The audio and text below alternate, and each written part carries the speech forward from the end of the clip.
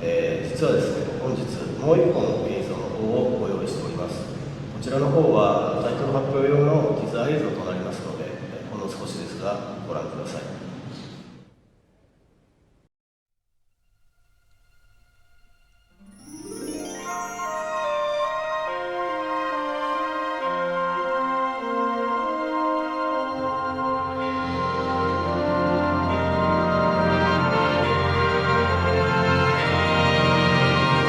This, right here.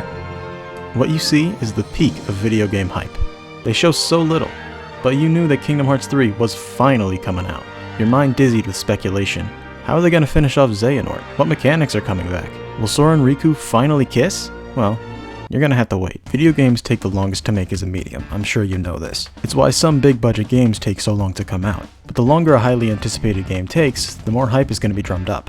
So it's inevitable that many people will be disappointed with the final product, even if it's literal perfection. You're wondering how I feel about it?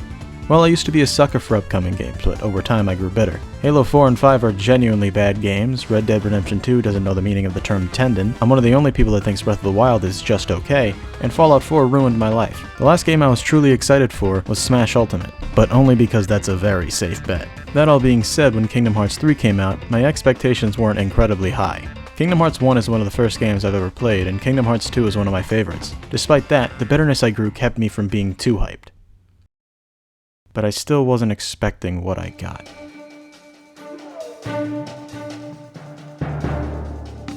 The last numbered entry in the series, Kingdom Hearts 2, came out all the way back in 2006 for a sneaky American like me. It's a game that many tout as the best in the series, especially the 2007 enhanced re-release, Final Mix. But what captured the attention of most was the secret ending in said re-release. It showed 3 armored figures wearing capes and holding Keyblades. Not only that, but they're surrounded by hundreds of other ownerless Keyblades. Then we see them get their asses kicked by an old man with the least human skin I've ever seen and a masked man, and they both have Keyblades as well. The old man freezes one of the armored fellas and his helmet shatters, revealing that he's the kid that we played as at the beginning of the game. And on top of that, there's another cutscene at the end that shows Sora getting a letter from Mickey. What's in the letter? Who knows? Guess we'll have to wait and see. If this is what Kingdom Hearts 3 is going to be like, it's going to be crazy. Okay, I'm typing this in the year of our Lord 2021. If you know anything about the series, you know that none of this actually led to Kingdom Hearts 3. Not directly anyway. No, it actually led to quote-unquote spin-off games, and quite a few of them at that. On the off chance that you don't know the plot of these games, I actually made 2 videos on the subject. Give them a watch if you aren't in the know, or just for the hell of it, I think it's pretty good. But just to quickly answer the mysteries I just spoke of, those 3 armored guys are Keyblade wielders named Terra, Aqua, and Ventus. Yes, that isn't Roxas. Also, the 2 other guys are Vanitas, who is the dark half of Ventus's heart after being extracted by the other one, Master Xehanort, who is the main antagonist of the series. And as for that letter, it was an invitation to Sora and Riku's Mark of Mastery exam, which is a test to see if you're a Keyblade Master. It's just a label, but they treat it like it isn't sometimes. And that's all I'll give you. Again, the other videos I make can fill you in completely. So getting back on track, the game we've been waiting for 7 years at this point was finally formally announced. E3 2013. This trailer was huge. Again, it was minimal, barely showed anything, but what it showed was really cool to say the least. Sora's being chased by a literal wave of Heartless, riding on it all the while jumping off walls and shit? Come on, how are you not drooling? The amount of trailer analysis videos and speculations and all that jazz was through the roof. This trailer, and everything after, made these content creators go crazy, justifiably. And because of that, every drop of development with the game was torn apart to find as much as they could, as we could. After that first trailer, we didn't have to wait long before another update. 4 months later, at the Japan D23 Expo, or is it D23, I don't know, they showed off another gameplay trailer. It's clearly unfinished, the animations are rough and everything looks kinda weird in general, so we knew this game wasn't coming anytime soon. Some really cool stuff was shown off though, mainly the fact that Sora split his Keyblade into 2 guns and shot fire everywhere, and the figurative and literal bigger one, Disney rides. Sora spawns a pirate ship that rocks back and forth just like the real thing. It looks really good. Next they show Sora and gang on the Big Magic Mountain ride fighting against the Rock Titan. So Olympus was our first Disney World confirmation. Who would have guessed? This trailer built upon what we already knew from the first trailer by putting it on a much grander scale. But at the same time, they didn't show off too much. Another banger of a trailer from Square. But then things went quiet for a while. It wasn't until June of next year, 2014, where we got a trailer for the 2.5 collection, which featured a mini Kingdom Hearts 3 trailer at the end. No gameplay, no cutscenes, just drawings of 2 kids talking to each other about the Keyblade War, and that's all we got that year. E3 2015, the next big trailer finally came. It shows a finished cutscene of those 2 boys from the last trailer, and I just cannot tell who they're supposed to be. They have basically the same conversation that they did in the last trailer. After that though, we're given a nice long look at the game we'll be getting. A huge world, nothing the last games even come close to matching. It had it all: action, heartless, parkour, running up walls, jumping, more heartless, team attacks, teacups, rocks, grass physics, water physics, jiggle physics. Then we see the gang in the Tangled world, along with finally seeing Sora's new outfit. It's not bad, but I prefer the last one. And finally, a look at a new mechanic: Keyblade forms. Not much is known about it at this point, but we'll get to that. Moving on to 3 months later, we get a trailer for the 2.8 collection. The trailer starts off with a 30-second version of the trailer we just saw before moving on to the collection itself. It had Dream Drop Distance as its only full game, but also featured an hour-long movie about the phone game Union Cross. But that's irrelevant. What we're really after is the Prologue demo, 0.2. All it showed was one shot of Aqua walking along the Realm of Darkness before looking back. And that's all for that one. Moving on. The next trailer sucks. It premiered at Jump Festa in December 2015. It feels like it's the same as the last one with a few differences. Main one being that you could focus to leap to certain places through flow motion. A neat combination. Okay, they really gotta stop showing this same exact fight in Twilight Town. Weirdest part was when they were fighting at the mysterious tower. You never go there in the final game. And that's it. Well, that was probably the worst it gets. The next trailer was shown off in June of 2017, quite a while after the last one, a year and 7 months. Luckily though, it's much better than the last one. It starts with Sora diving from the sky and slamming his Keyblade on the ground. It goes on to show a little more of the Keyblade form we saw years ago. More team attacks, and the best part, Pete baby! Oh, and Hades and Maleficent. Finally, it shows Sora talking to 2 big boys, Ansem and Xemnas. Xemnas says that the only way to bring Roxas back is to call upon the darkness, which I'm pretty sure is a blatant lie. These guys love to say that every problem is solved with darkness, but instead of backing it up, they just go into murder mode. And with that, the trailer's over. The next trailer, aside from the first trailer, made people go crazy the most. Not because it showed off new cool mechanics or anything, but because they brought in Pixar. After showing more Hercules with some very obnoxious text scrolling across the screen, we go to Toy Story. It's mainly cutscene, which I'll be going over when we actually play the game, so talking about it here would be redundant. Let's move on to the next one. February 2018. Oh, okay, more Pixar. Monsters, Inc. Again, not much to talk about here. It shows off the environment, cutscenes, spoilers. Oh yeah. Here's an issue. This trailer, and all of them after, show story-relevant cutscenes. Who thought that was a good idea? This is a problem a lot of AAA games have. The best recent example I can think of is the Phantom Pain. It shows some of the last cutscenes in the trailers. Sure, you don't have context, but then the surprise is ruined once you actually play the thing. You'll hit some story beats and think, oh, this is going to lead to that part from the trailer, isn't it? And most of the time you're right. This suffers that exact problem. And the rest of the trailers kinda suck too, so I'm going to give you a quick summary of the last 20. The next one shows off the game's main theme, Don't Think Twice. At first, I thought it was kinda lame compared to Sanctuary from Kingdom Hearts 2, but it grew on me over time, and I kinda like it now. Side note, but did Sanctuary ever give off Linkin Park vibes to anyone? I don't know why, but that's what I'm reminded of when I hear it. Maybe it's because I stumbled upon a Kingdom Hearts 2 AMV when I was like 7.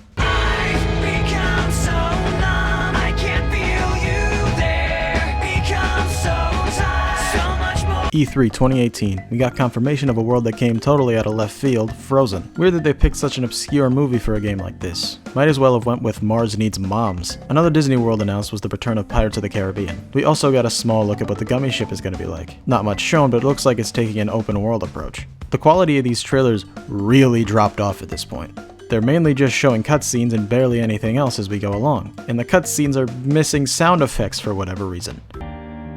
Look out! That's amazing. Sometimes we don't get audio at all, and instead, we just see a montage over Don't Think Twice. Later that year, we got Big Hero 6, a pick I genuinely like. It's not obscure or anything, but compared to the likes of Frozen and Tangled, I'm glad it got some representation. For some reason, we got a trailer dedicated to the Tangled world, even though we've known about this world being in the game for 3 years at this point. We also got confirmation that 100 Acre Wood is returning. There was one trailer that felt like a parody of trailers.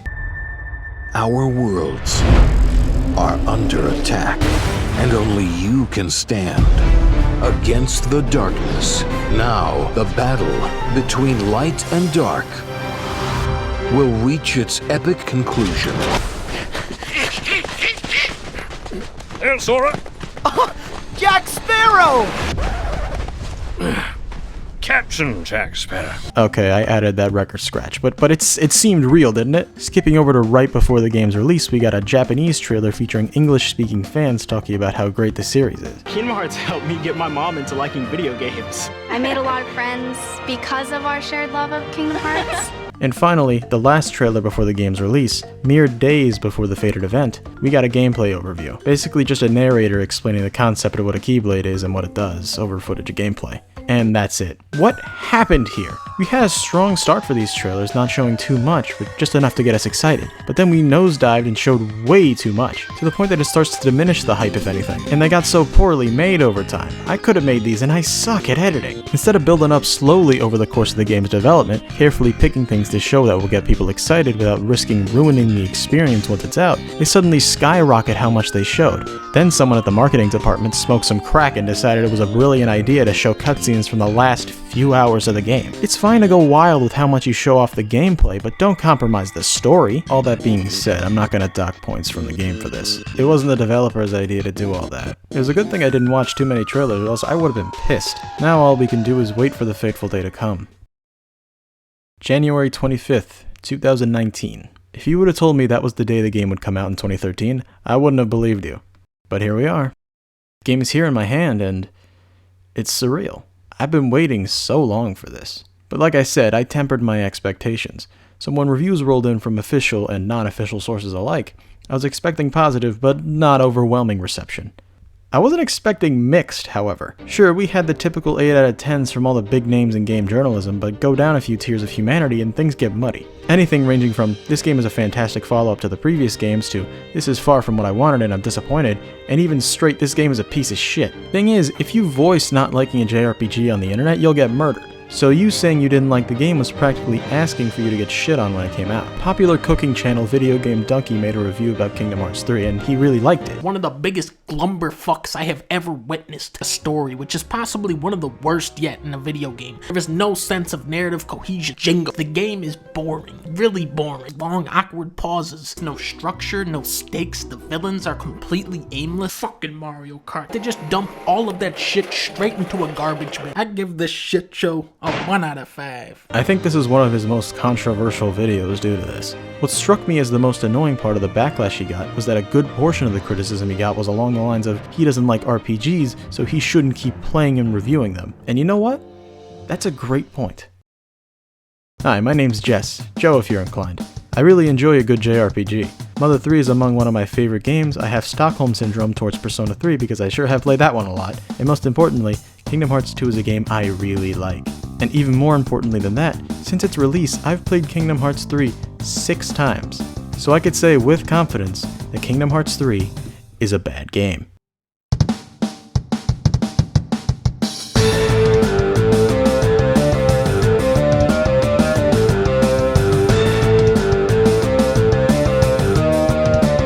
Sorry, Mommy. Your poopsies are toast. I smell you, Ansem.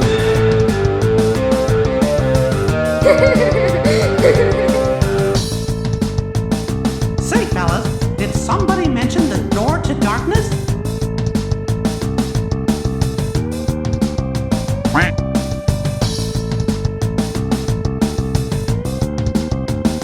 I'll fucking do it again. If I have to, I'll end those fucking Heartless myself. You meddlesome king! You're already on the path to fucking my wife.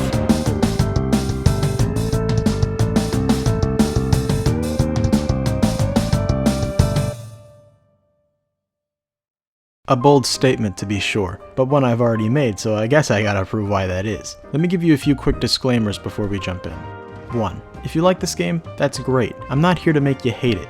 I'd love for you to stick around and hear me out though. Just like there might be things you see in the game that I don't, that works both ways. 2.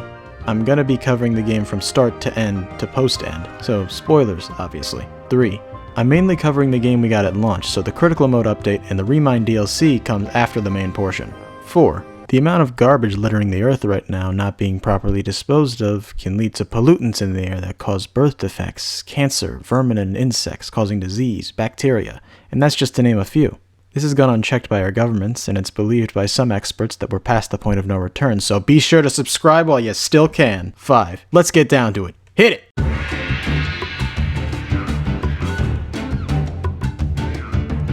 Once we get started, we get the opening movie. It's a clip show, giving a little chronological look through the series. Yeah, that'll help newcomers understand what's going on. Okay, that's not fair. There is an option on the main menu to get a little narration on everything. It's not perfect, but it's not good either. So, here we are.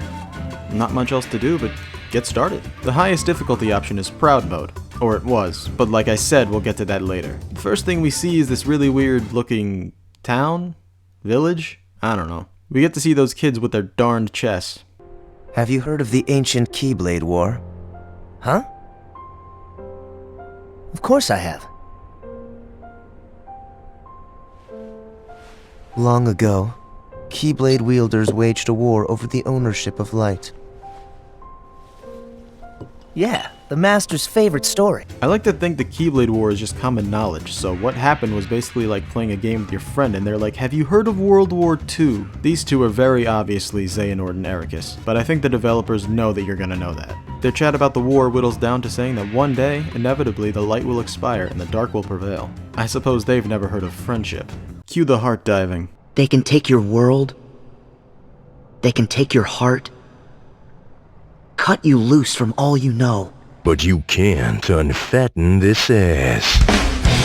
We start with Kingdom Hearts 1 Sora, who we play as for 3 seconds before looking in a mirror and switching over to current day Sora. The fact that they made a model with animations and jumping and stuff all for you to switch over to a different model really shows their dedication. So that's a great first impression. As usual, you pick if you want defense, magic, or strength. Now we pick up where 0.2 left off, with the End Cid telling Sora he's a worthless piece of shit and to go to Olympus so he can see how worthless he really is. Problem with that is all the space highways are closed off, so they're essentially driving blind. Their one saving grace is that the power of waking that we've heard so much about can help lead the way to where they need to go. May your heart be your guiding key. Huh? What's that? Master Yen Sid always said that, right before we went off on any of our real important adventures. What a slogan. I hope they use it more. Sora's not very good with that power, but with a little bit of coaxing, he manages to get them there. Or more so, into a ditch close to that area. But that's definitely not a bad thing. We're finally outside the perimeters of the Colosseum. No fanfare? Burp. Spoilers, but one of the things I like most about the game is that it's definitely more self-aware than the others, to the point where the game can be genuinely, unironically, kind of funny. It's not like the previous games were devoid of humor, but I would rarely ever chuckle at the jokes they made. So let me add this counter to show the parts of the writing I appreciate. What with them being a bit off course, the 3 half-pints are gonna have to go find Hercules themselves, and maybe make some friends along the way. A few steps later, they're ambushed by Heartless. Now we finally get a feel for the combat. On a baseline level, it's what you've come to expect from the series. An RPG-style hack and slash. Donald's the mage, Goofy's the bruiser, and you're the all-around. Not much you could do at the moment because your magic abilities are very low, so it's a mash X-fest for now. After dealing with them, you're greeted with a wall and told to run on it to get up. If you've played Dream Drop Distance, then you're familiar with flow motion. This game brings that back and both limits and expands on it, meaning when it comes to the aspects of flow motion returning from Dream Drop, like jumping off walls or spinning on poles, it's been limited, and expands by adding a bunch of new features like we see here. After looking around for approximately 10 seconds, Sora starts calling out to Hercules. Hades hears that, and there he is. He tosses out a threat despite the fact that we've beaten him twice now. Wait, if Hades is here, then where's her? What is everyone's infatuation with that stone? Goofy was so calm. He didn't even flinch. Not a muscle in his face moved. Why do we even need a Keyblade? Maybe Hades is right to be cocky this time, because he's got all 4 Titans with him now. I mean, just the Ice Titan was a real pain in the rear, so we're probably all fucked. He uses them to blow the 3 away.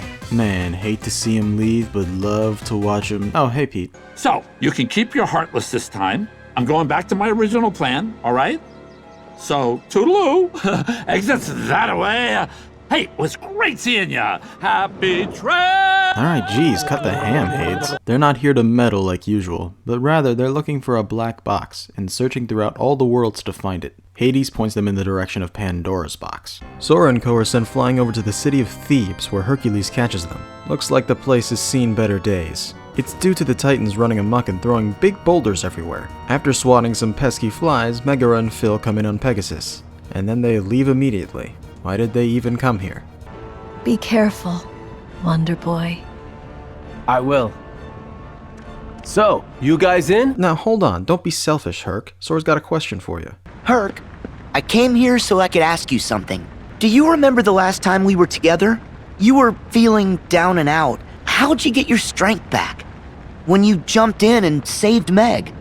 The best Hercules can say is that the power came when he needed to protect someone he cared about. Aside from that, Sora's on his own. They see a kid in trouble and Hercules throws them over there, splitting them up from him. After saving her, they're given a visit from the two demons.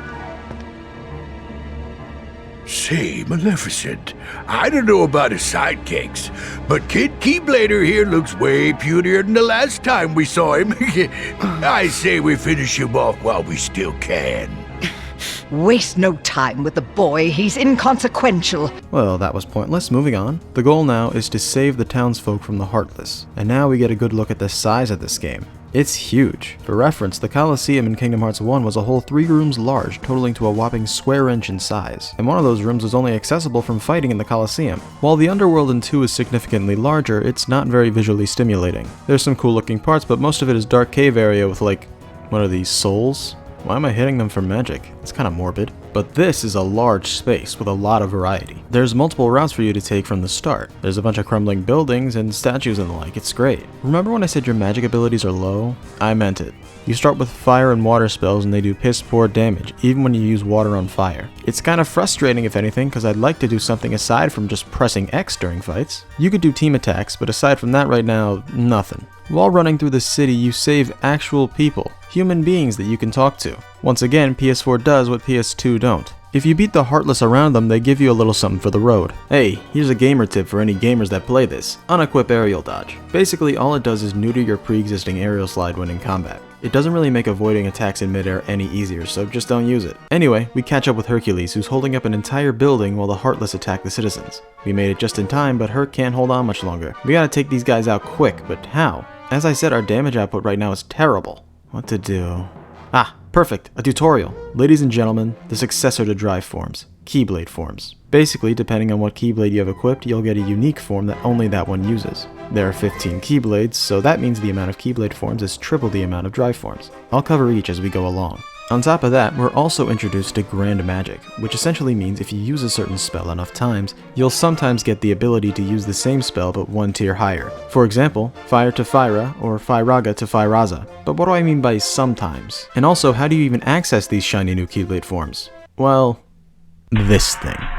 It doesn't have a name or an explanation as to why it's there. As far as I know, this thing slithered into the game without the devs noticing. Basically, the more hits you land, the higher this thing goes. Once you get above 3 arrows, you'll get something. Could be a Keyblade form, Grand Magic, or something else entirely. Or at least, that's the theory. This is a whole thing, so I'll talk about it at a more appropriate time. At least now we could speed combat up a little bit. The Kingdom Keys form is called Second Form. It's heavily reminiscent of the Limit form from 2 Final Mix, albeit now mixing in moves from 2 with moves from 1. Moves like Explosion or Magic Burst. Rather than using magic to use moves like Ars Arcanum or Sonic Blade, every time you fill up the meter, you get a better finisher ability. It starts with Stun Impact, which is really bad, and moves on to Sonic Blade, which is significantly better, and finally, the best of all, Ars Arcanum. After dealing with that, Sigbar comes in. Oh wow, very nice. Full marks. No organization! That's the first thing they say to an organization member in this whole game. Remember in the old games when they would show up to basically say nothing and then leave? Well, I am glad to say that nothing's changed. Moving on. You know, I'm just noticing this is the first time Hercules is a party member out of all the games he was in. Also that you can have 3 party members without needing to switch out Donald or Goofy. We're encountered by a boss battle. This is where the Disney rides come in, aka the attractions. Every once in a while, a target will have a green reticle, which means if you hit them, you get to use an attraction. First one we see here is the pirate ship. It rocks back and forth, shooting balls of water out for those who aren't close by. You can turn it around as well, so you don't miss out on those sweet side enemies. It's quite the spectacle, and if used sparingly, could be a cool finisher or move to use when desperate. Due to this being the introduction to the system, it helps a lot to take care of the boss. With that, the town's been saved. Next on the list is to take care of those titans, so it's time to go up the mountain.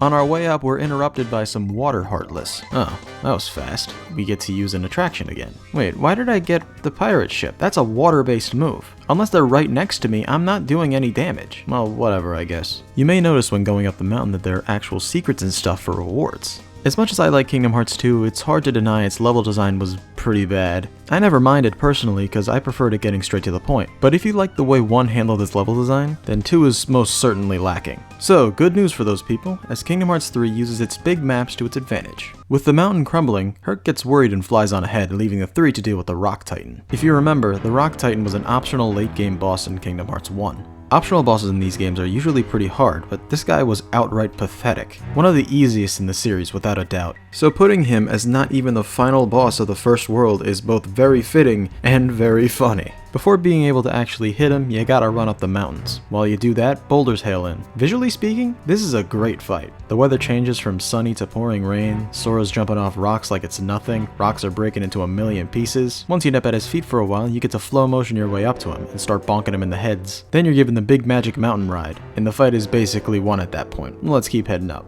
Apparently the entrance to what is basically heaven is a few pebbles. Now we just gotta make our way to Hades and help out Hercules. I am impressed, I must say. As much as I was expecting much bigger worlds, I wasn't expecting them to be this varied. We go from town under attack to mountain climbing to evading attacks on said mountain in the rain, and now we're here. Great work on the people who build the maps. Dealing with these boys grants you the ability to use focus and shot lock commands. It works a bit differently here than it did in Birth by Sleep. You don't get to use whatever one you select like before. Instead, there's a different one for each Keyblade as it ties into your Keyblade form. Like before, you get bigger results for hitting the max amount of targets you can. But now, instead of just getting a better version of what you had, you get a new move. In the Kingdom Keys case, if you hit less than max, you get King of Hearts, which fires a bunch of homing hearts. But if you get the max, you use Ragnarok.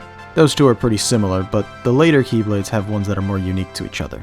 We're also given a new attraction, Blaster Blaze. The game real quick turns into a first-person shooter and you don't do much outside of holding R2. You can boost yourself into the air, but there's very little reason to ever do that. Its finisher is a big AoE blast. Now that we're high enough, all we have left to do is jump to the gate. Like the trailer showed, you can use focus to air step onto enemies or select objects. This is one of the most useful things in the game, so don't take it for granted. As fast as your running speed is, it can still feel like it takes too long to get to certain places. So this is a neat trick you should show your friends. It appears Hades has Zeus in his infamous crust pyramid. Somehow, Hercules took just as long as us to get here, so we're just in time for the fight. This fight is pretty basic, not much going on. Tornado Boys hanging out in the back while the Ice and Flame Titan do their stuff. They shoot beams of their respective elements at you, toss fire and ice balls, throw a headbutt, etc. But they're nothing compared to us. They can give you the magic carousel attraction. It's basically a rhythm minigame. Line up the beams to the yellow and do big damage. We beat them and it's just down to the Tornado Titan.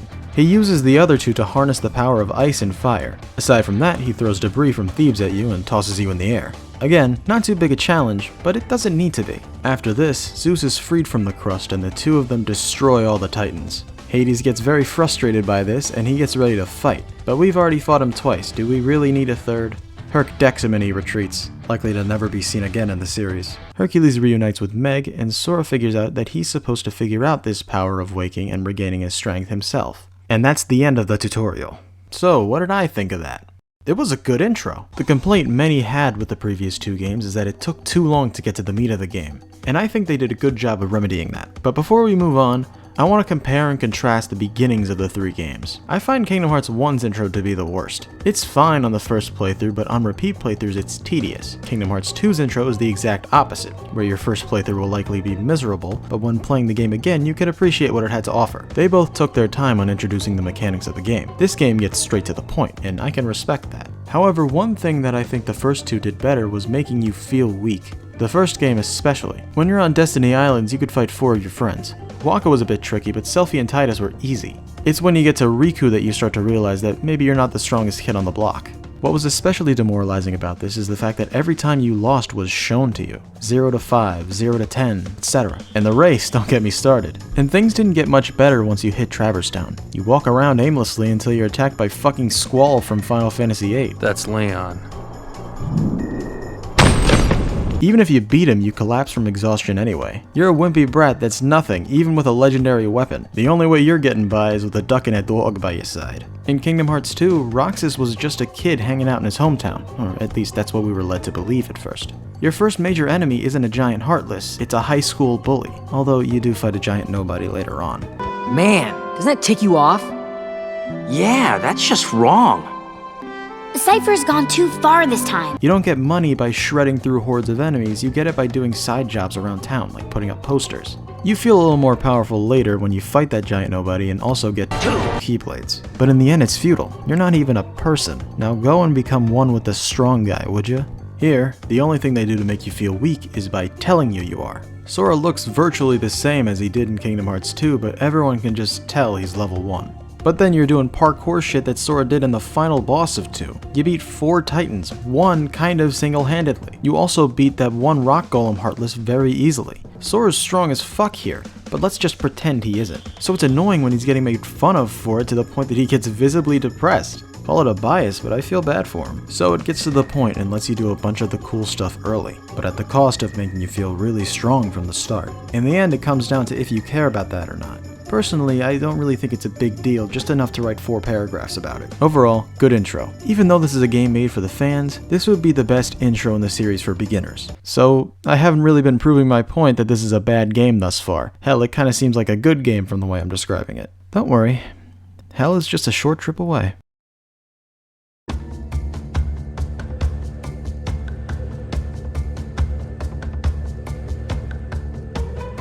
After we've left Olympus, we see that Pete and Maleficent haven't. Pete says something about how the box they're looking for contains the Book of Prophecies. Now, I'm gonna need you to pay close attention to this line because it's very important. And by important, I mean it's a huge red flag. That movie I mentioned in the 2.8 collection, it had Dream Drop Distance as its only full game, but also featured an hour-long movie about the phone game Union Cross. But that's irrelevant. What we're really after is the Prologue demo. I was a big fat stinky liar. That movie is extremely important. I have my gripes with that, but that would be a long rant, so later. All I'll say is that the video I made talks about back cover I'm the king of plugs. But again, I'll give you a quick explanation as to what's going on here. So this dweeb named the Master of Masters had this box, right? And he put some crazy shit in there. Or at least he fucking better have, because we don't know what's in it and it's been teased for quite a while now. He gave it to one of his apprentices, Lushu, and told him to keep watch over it for like a few thousand years. Maleficent thinks the box contains the Book of Prophecies, which the Master of Masters made all that time ago, that basically spoils the entirety of this series. Even what we don't know yet.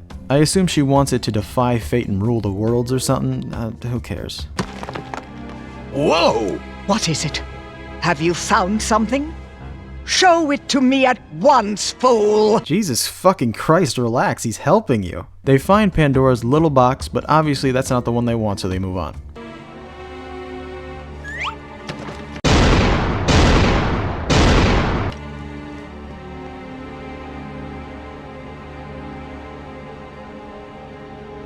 May your heart... Okay. Meanwhile, in the realm of darkness... Oh, we're going here this early?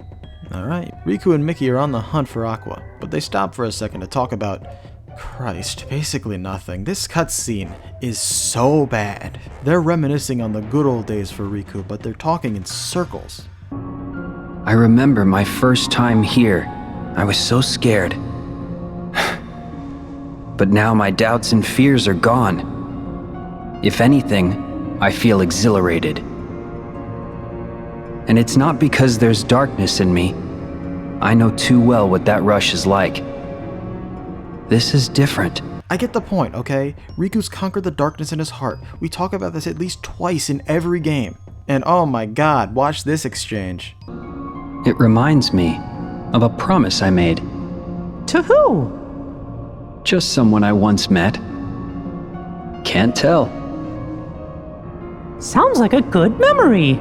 Any defenders of the game's writing, I want you to look me dead in the eye and tell me that was excellent dialogue. Me, Riku, me have memory. Tell me memory. No. Must be good memory. Yeah. Why did you even bring it up out loud if you're not going to tell Mickey about it, you attention seeker? Whatever, just get your asses kicked by a demon tower. We play as Riku here, and it's as if he's level 50 at least. I can appreciate that detail. Whenever you block, Mickey blocks with you too. They even have a team attack. Again, I really like that they added so much detail for a character you're only going to play as for 10 seconds.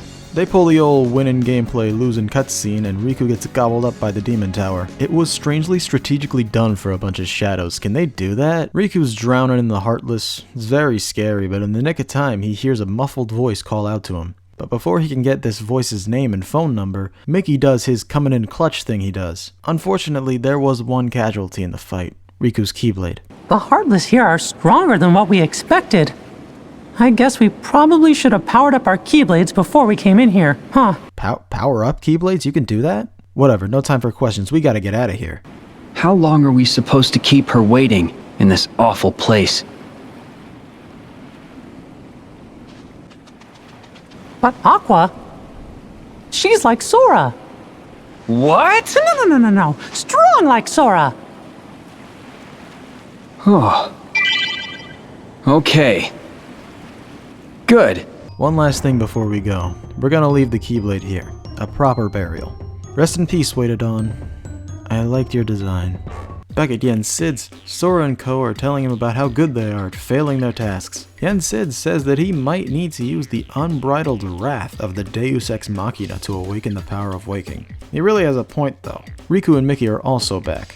Riku theorizes that it's gonna take someone really close to Aqua to take the dive and save her, like Riku did for Sora in Dream Drop. But just as Mickey says, no one's left that's close to her. Ericus got shot, Terra got super Norded, Zack never got that date and fucking died, and who knows what happened to Peter Pan. And of course, Ventus's heart is sleeping within wait a minute.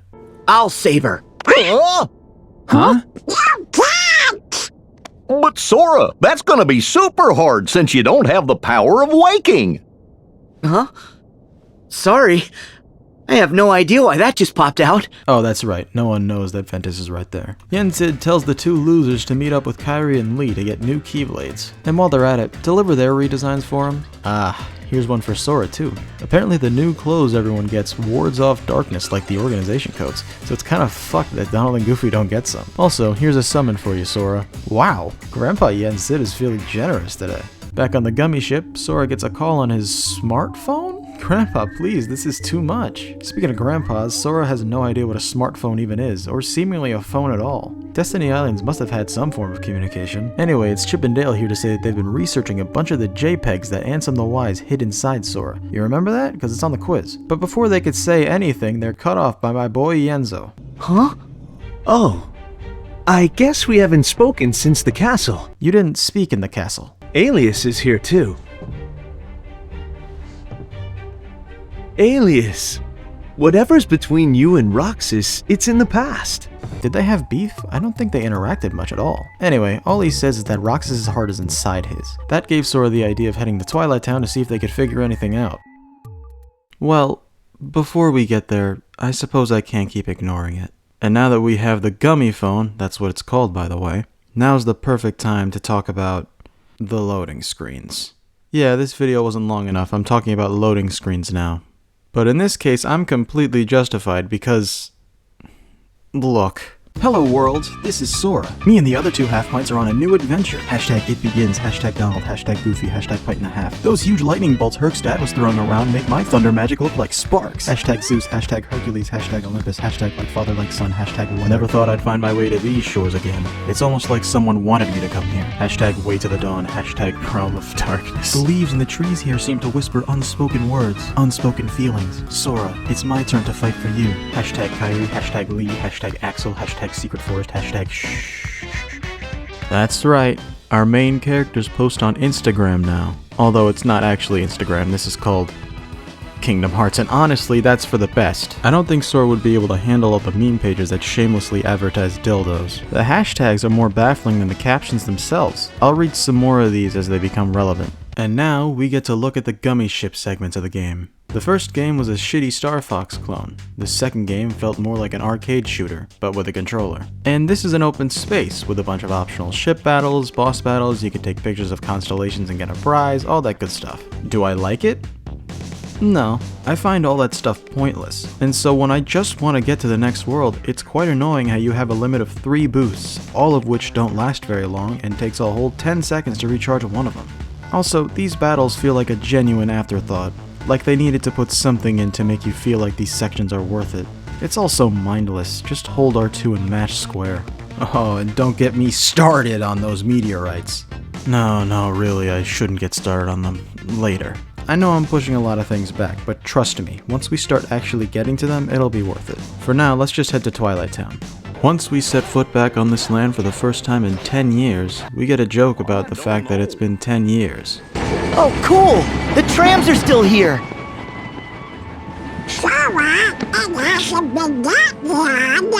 Feels like it. This was apparently the perfect time to recap the events of Coded. It's really very irrelevant, but they're trying a good bit to make it so. Suddenly, nobody's attacked. Good thing, cause now we can look at Hero's Origin, our new Keyblade. The design is awful, but is it any good in the field? Well, yes and no. Its incomplete shotlock siphons health from your enemy and gives it to you, while its complete shotlock spawns a meteor that you block with a big shield that makes sparks fly everywhere. Its Keyblade form, Counter Shield, turns it into a shield. You can throw it and bash people with it, and its combo finisher throws out a circle of lightning, but the main event is that you can block while moving. And if you successfully block something, your counter is fucking massive. The problem is the finisher. It's pathetic. You summon a chariot and go around smiting people, but you have no control on where you're going. Often, I have not been able to hit anything due to this. Once you've dealt with them, you see that Hayner, Pence, and Olette are being chased by a demon tide? Isn't it a bit early for this? This was the final boss of 0.2 and it ended up looking like this. And that's a super boss amount of health. Well, you only have to take down 3 of its health bars, and they dumbed down its moves for your low-level ass. Nice fighting. Thanks, Sora. Hayner, Pence, Olette, it's been ages! What? It hasn't been that long. Long enough for all your voice actors to change. Anyway, they tell the 3 that they're looking for Roxas, and being the nice people they are, they say they'll help them out. Actually, he might have been friends with another version of you. This photograph. Yeah, we've got the same one. Oh yeah, the other Twilight Town. It's like one of those spot the differences puzzles, except really easy. I guess in that town, we're friends with this Roxas person. Sora shows the others his new magical screen touchy device and they take a picture with it.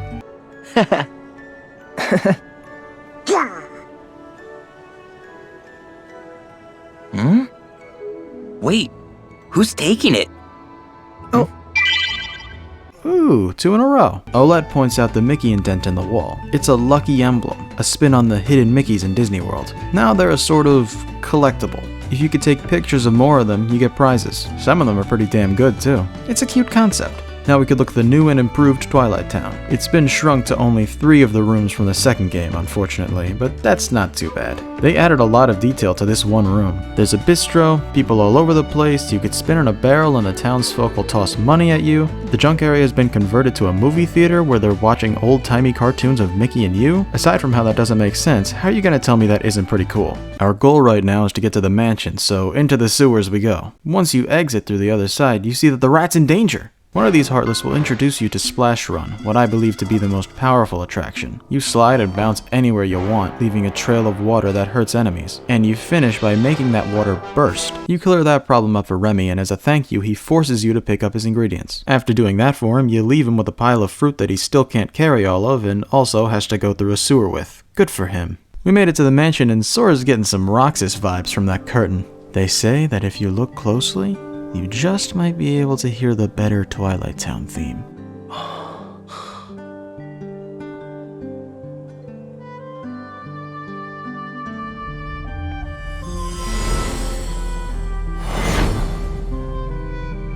While Sora's busy with that, Hayner jump scares them. Thanks for the heart attack! Yo, if William Afton was in this game, do you think he'd resign his heart to darkness? It seems that the transporter to the data Twilight Town isn't working anymore, so that was a wash. Unless we get a phone call from someone who can help. Anyone? No? Okay. Huh? Hello, Sora.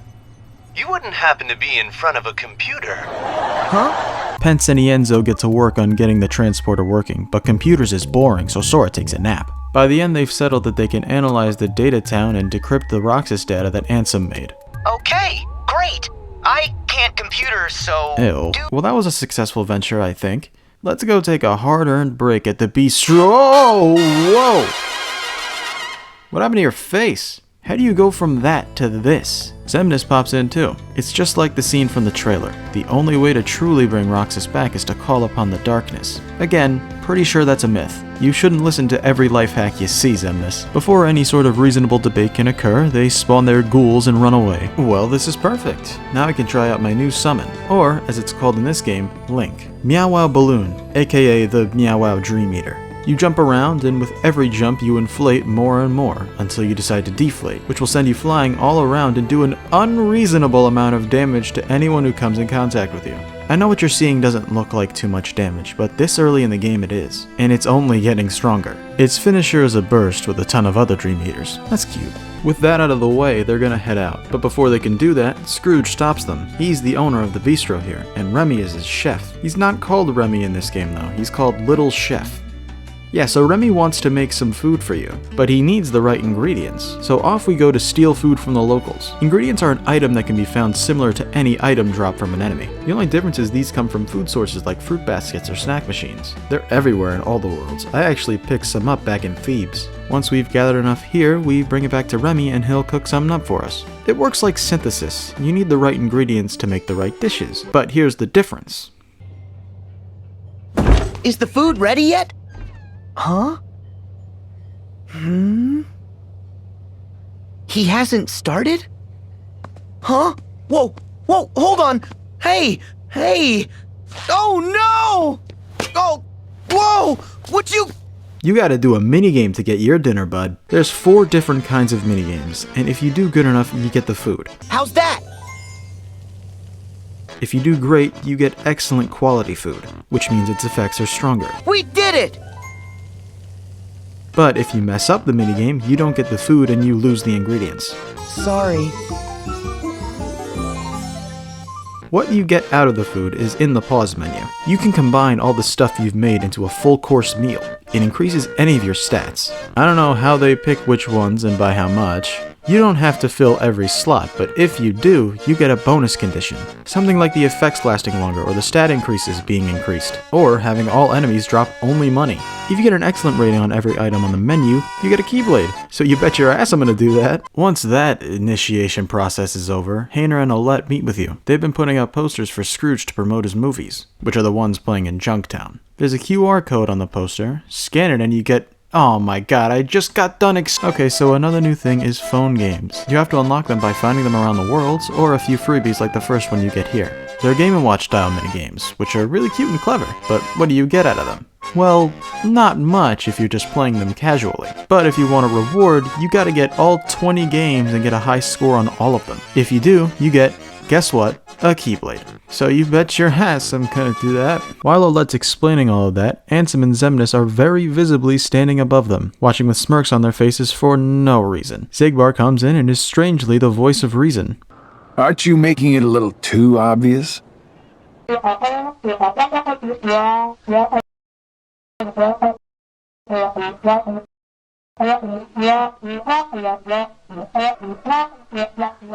Huh. Fair enough. But let's not forget how many times Sora still managed to rain on our parade. If he wavers from the path we lay, we destroy him. Bitch, did you not hear what he just said? He's beaten you before, like 3 times. You aren't on a high enough level to be this cocky, except in a literal sense because you're on the roof. And with that, we're done with Twilight. Right.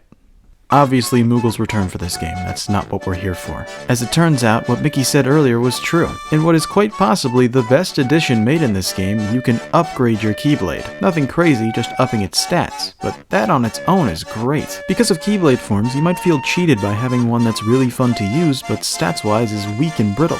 So this is a great remedy for that. Now, if you fully upgrade all the Keyblades, there's still a bunch of stat differences. But I find that to be kind of a moot point, because unless you're a completionist, you're not going to be upgrading all of them. Alright, fuck me, let's get out of here.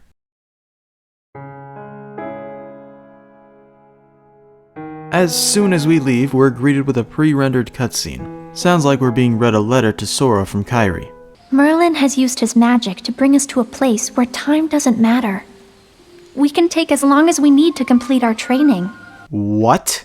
We've been going on for like 3 hours about how Sora's so weak and lost all his power when you had a hyperbolic time chamber? Whatever, never mind. Also, let's not forget Lee's here too. Every now and then, I catch him staring at me. When I ask what's wrong, he says, "I'm not sure. I think I'm forgetting something. Don't know what." Man, if this wasn't Kingdom Hearts, I wouldn't buy that excuse for 1 second. Yeah, not at all. There's something about this cutscene that really rubs me the wrong way. Something about Lee, but I can't put my finger on it. A letter?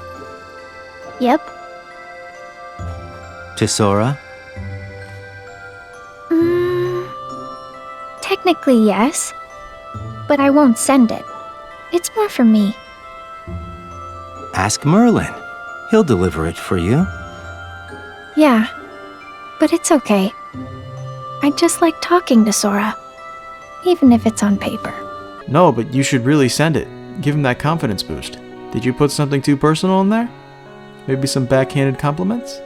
Something more sinister? Lee's got some sea salt ice cream for him and Kairi. You're sweet, Lee. Yet salty. So the reason he keeps staring at her is because of Xion. They look very similar after all. One thing that actually took me a long time to pick up about this scene is this line here. So tomorrow, you and me in the ring. You ready? Of course. Don't hold back, Lee. Promise?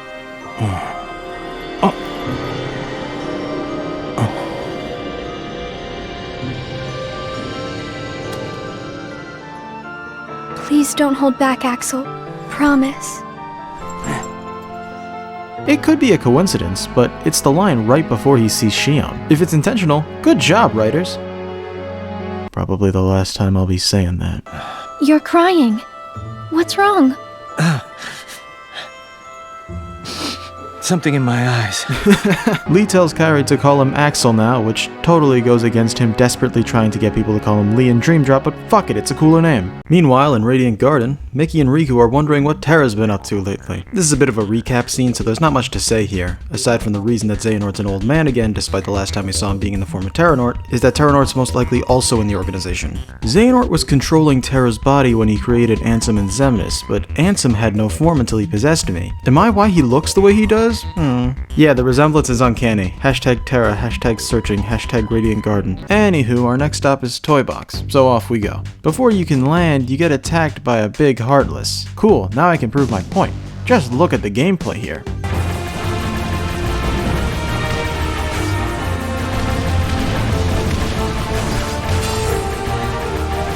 Doesn't this look scrumptious? Hold R2 and you win. In 3 minutes. Fun! But with that dealt with, we can land.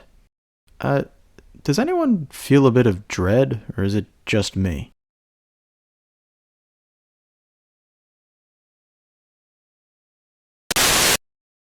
It's the moment many have been waiting for. We finally have Toy Story in Kingdom Hearts.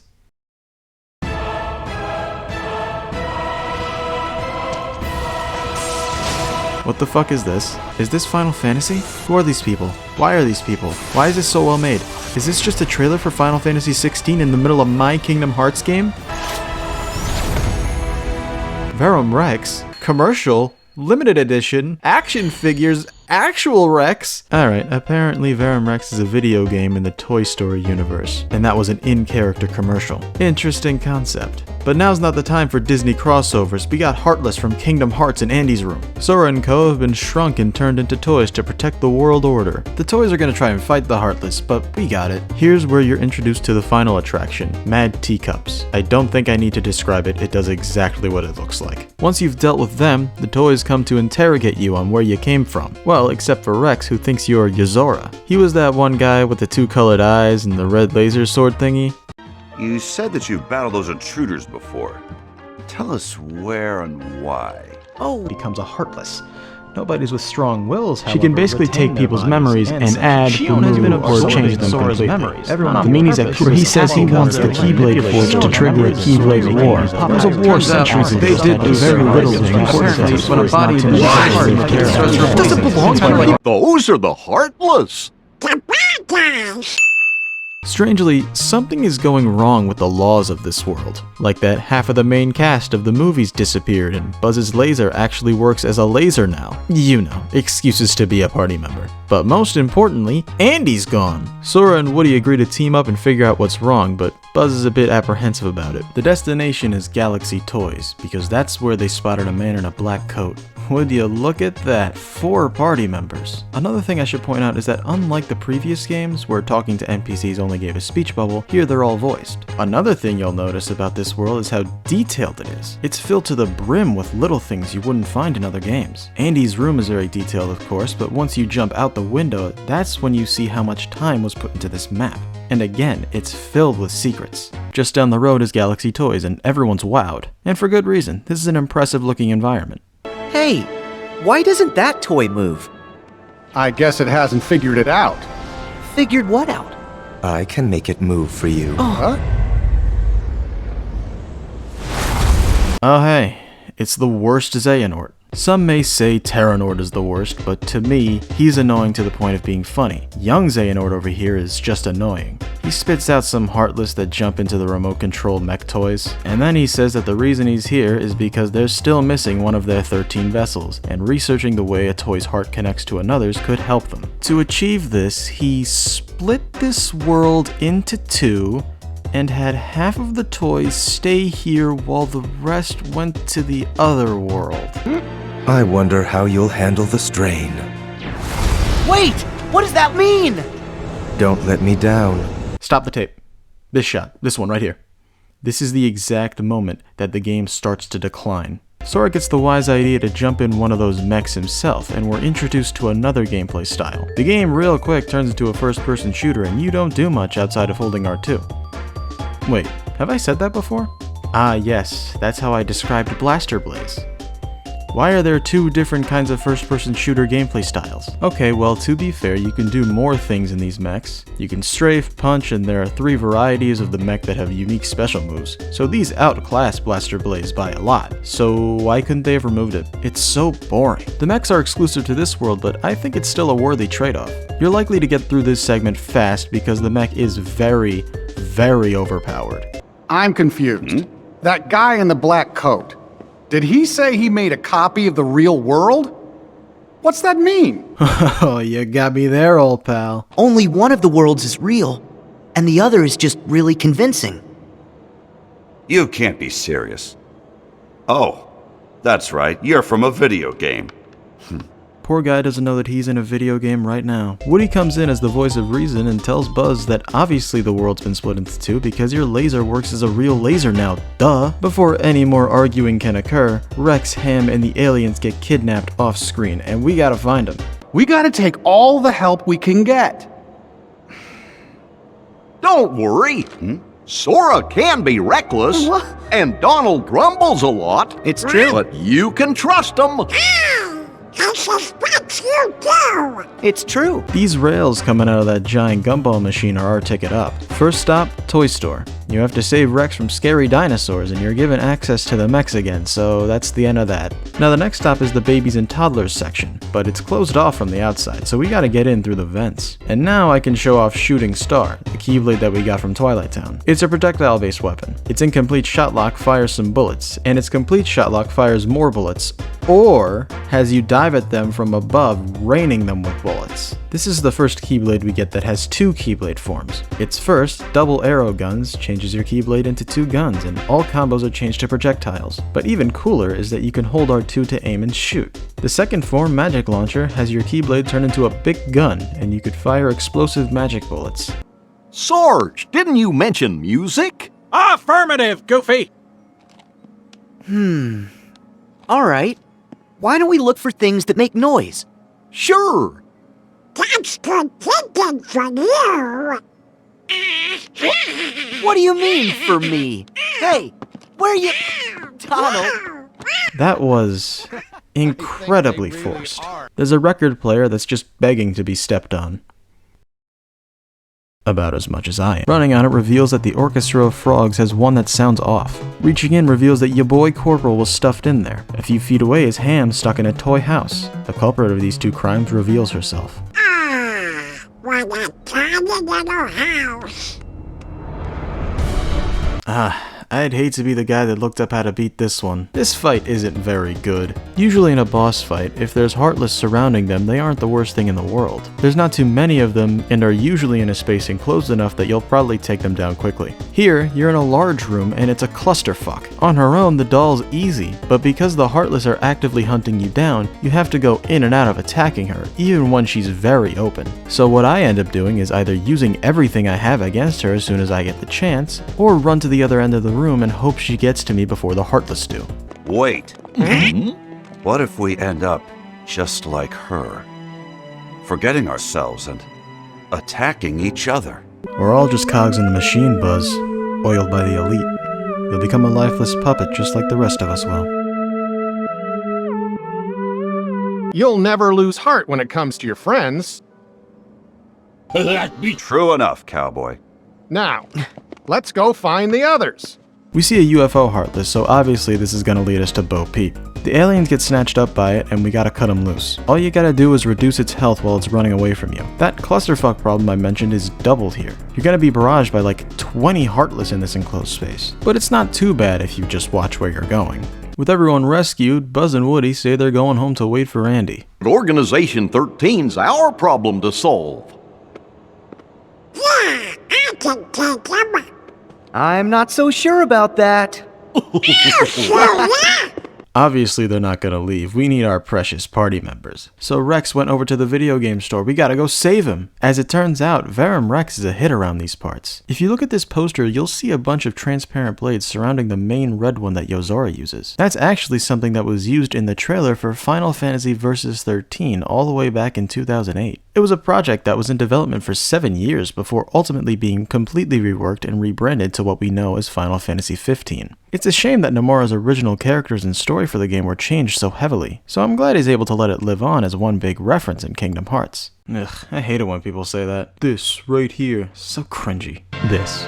Right here. This shot. This one right here. Even though Rex thinks Sora looks like Yozora, it's pointed out that Riku would be a better match for his appearance. You know who wouldn't be a good match? Oh, but you needn't rush off. Xehanort! I have more to observe. I can't let you leave yet. You know, I'm just realizing that he had to shrink himself down to the size of the toys just so he could keep being a pretentious douchebag. Oh damn, is he using the old teleport, say nothing and leave tactic to his advantage by distracting them? Buzz gets taken over by a puppet Heartless and now he's evil Buzz. My appreciation for this use of an old trope is immediately diminished, however, by him again explaining that he's testing the bonds of the toys to help with creating a new vessel. But he's just elongating it so he could look cool dodging all of level 13 Sora's attacks. Kinda punching down, aren't you? Then he blasts Sora into Verum Rex. Where am I? Haven't you heard? In this world, you come from a video game. So now you can watch my experiment from inside that screen. Is he just standing there talking to the TV screen or what? Oh, he is. It's more mech gameplay. Shoot guys, shoot stronger guys, shoot strongest guy. This is getting kind of boring. But hey, you got a link out of it. You make it out, but Buzz is gone. Oh, wait. Where's Buzz? He disappeared into a dark corridor. Sir, did I hear you say dark corridor? Apparently they spotted a dark portal in the vents of babies and toddlers. The link we just got, 8-Bit Blast, gives us Wreck-It Ralph. Basically, you can build blocks with lights on them. Anything that gets caught in the light's beams gets stunned. You have a finite amount of them and a few different types. Think of it like tower defense, but really stupid. Your finisher is wrecking it, breaking all the blocks, and, again, doing an unreasonable amount of damage. After hopping through the window, you're given even more awesome mech gameplay. The vents can't be reached unless you have something to boost you up, so you gotta use the electromagnetic feature to build blocks, and hey, wasn't I just doing that? You gotta find more blocks to get high enough, but beware, hijinks will ensue every time you find some. It's nothing worth talking about. Just know that it'll take another 20 minutes. Skipping over to when you finish building it, it becomes a cactar and opens up the vent. Well, no going back now. In we go.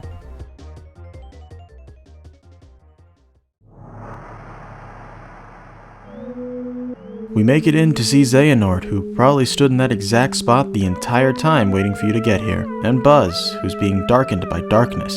That meaning the loneliness from being taken away from Andy. Distance doesn't matter. Andy's part of their hearts, just like my friends are part of mine. What? Your friends are your power? How very true.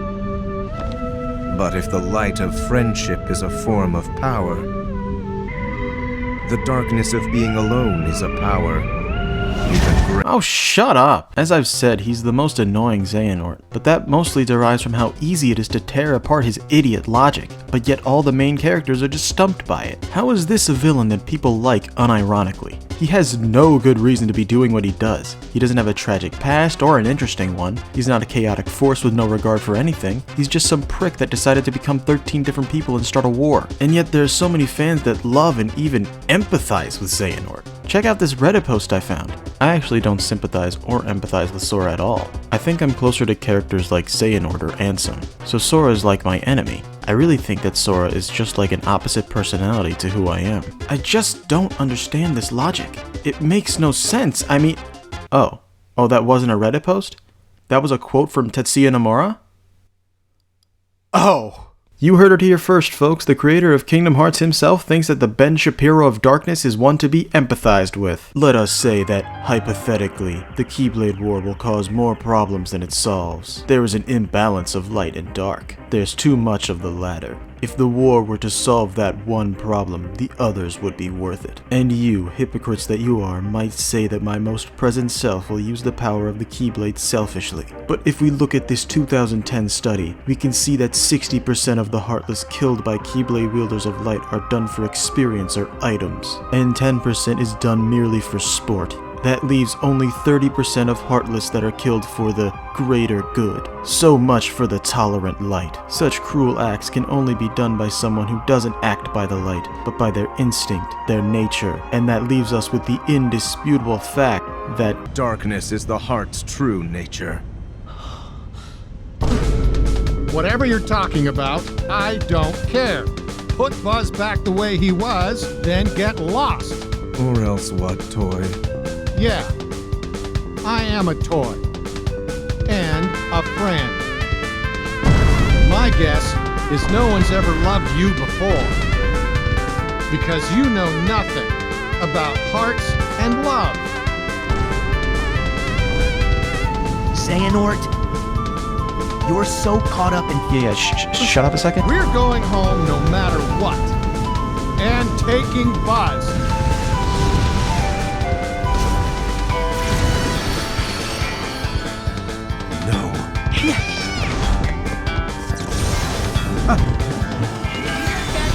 Back off! Back at you! Back off!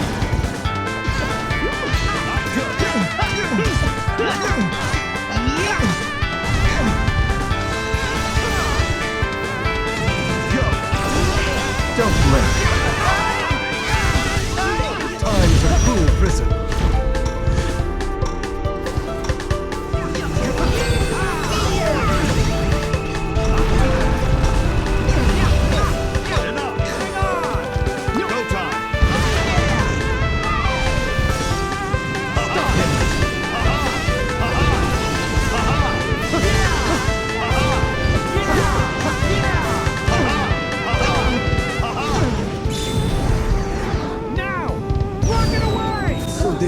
my rule ends.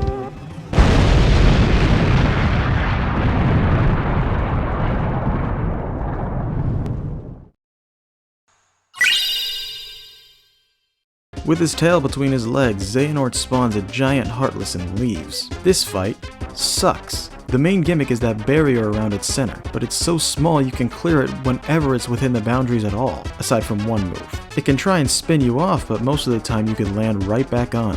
And besides, shooting star is a Keyblade you're scripted to have before you get to Toy Box, and its shot lock will spawn you right on top. And double arrow guns can deal damage when it's out of bounds. It has a desperation move where it makes it easier to hit it because it's not moving? I know it attacks you here, but I don't think I've ever gotten hit by it because air stepping is instantaneous. It's easy and sad. Unfortunately, you weren't able to get them back to the real world, but it's okay, because they've got their new best friends to keep them company in the meantime.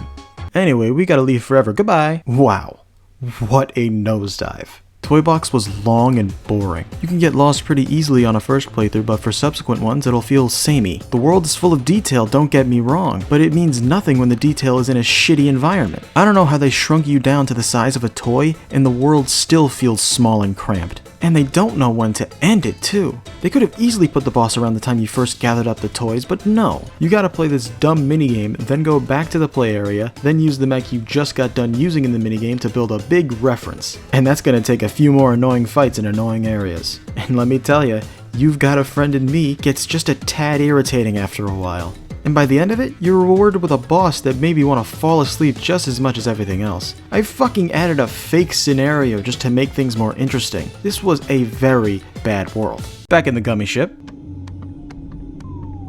Sora, what about the power awakened? What? They call up Ienzo to check on the status of Roxas's new body. Oh! Man, these redesigns are getting weird. These two are a bit stumped on where they're gonna get a body from. Replicas. That's right. Because Sora went night-night back in Castle Oblivion, Riku's got to explain it all over again. A replica can be the perfect home for a heart. And with hearts, the replicas will become people. Cool. But if we... These two are gonna go talk to Ienzo to see if that'll work. P.S. Look out for Terranor. Bye-bye.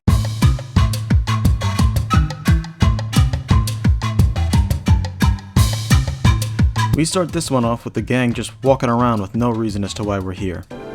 Why do you think we came here? Got me, Donald.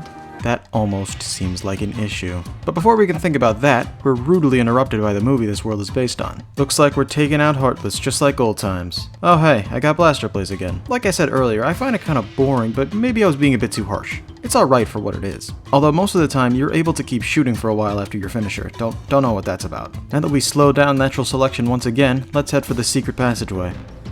Well, at least he got away safe, right? Whoa. Hey, now Sora's gone too! Okay guys, you're dumb, but you're not blind.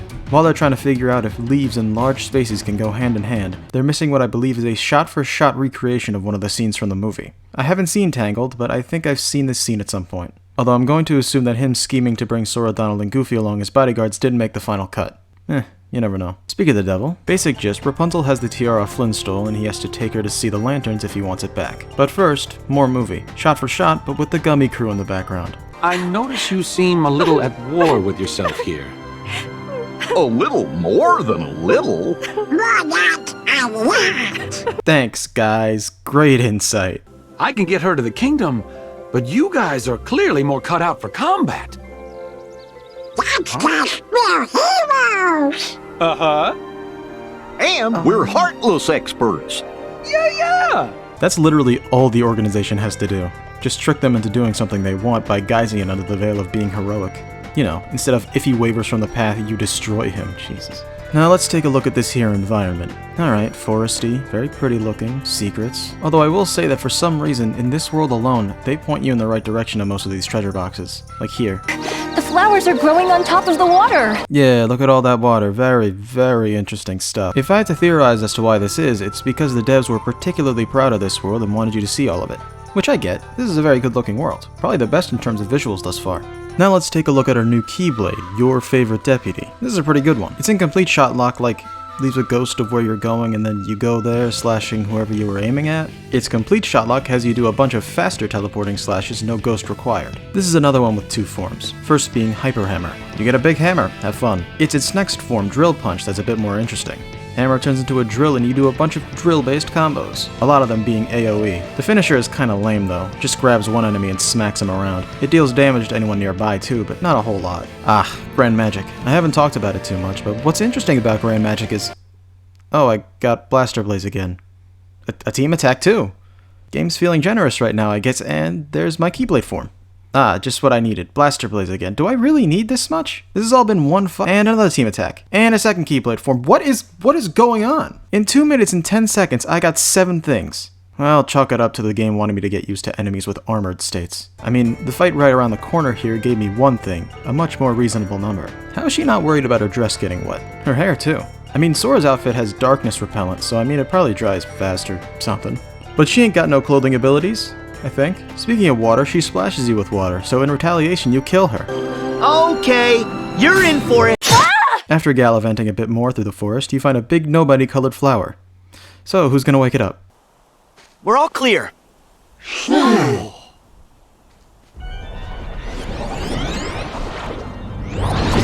Oh man, it's a nobody! Now these variants are interesting. They have some weird moves like turning into a vine machine and going invincible completely for a little bit, tossing out some flower petals that do damage upon contact. Good stuff. Marluxia shows up to say nothing, but to be fair this time, Sora did call out to him. The three have no memory of him because of the memory pods, but Marluxia sure does remember them, so he says that Rapunzel is the very light of this world and wants you to continue protecting her for the time being. It feels like they were going for a mini version of the whole revelation in 2 where killing Heartless was exactly what they wanted, but I mean, come on, they gained nothing from this. They went on ahead, so let's go catch up. Getting to the swampy dark area, we see Mother Gothel, who basically just says, "Hi, I'm evil, bye." Let's fast forward a bit to when we find them. They got a horse with them now. How'd they find him? Well, if you take a look here, ooh, that's a very competitive rate. $7.99? Come on, you could afford that. Would you look at this?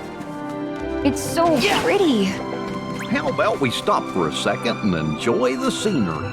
See, this is what I was talking about. But again, I don't mind, it is very pretty. A few very low frame rate swings later, we're encountered by a little tower. It looks like the Heartless are going to use it as a weapon against us, and we gotta avoid them from doing that. As soon as the fight started, I was treated to Splash Run. As I've said, it's the most powerful. I mean, look at how much ground it's covering. And after that... Well, after we've dealt with them, the tower collapses, turning into a horse Heartless. It dashes around a lot, spinning and stuff, and we're in a pretty small space. I'd be hesitant to call this an easy boss. Even then, it's not over yet, because each of the 3 pieces of the tower is a horse of its own. And I probably would have said that this is a bit of a tricky one if I didn't get 6 things on the command menu. Walking a bit further and, wow, impressive. They must have spent a few months on this part alone. Yeah, this is definitely the best looking world at this point. And then you slide down all of it real fast. Good stuff. This is amazing! Yeah, I agree, Rapunzel. This is amazing! You already said that. And now, finally, we've made it to the kingdom itself. Rapunzel sure looks happy. She does.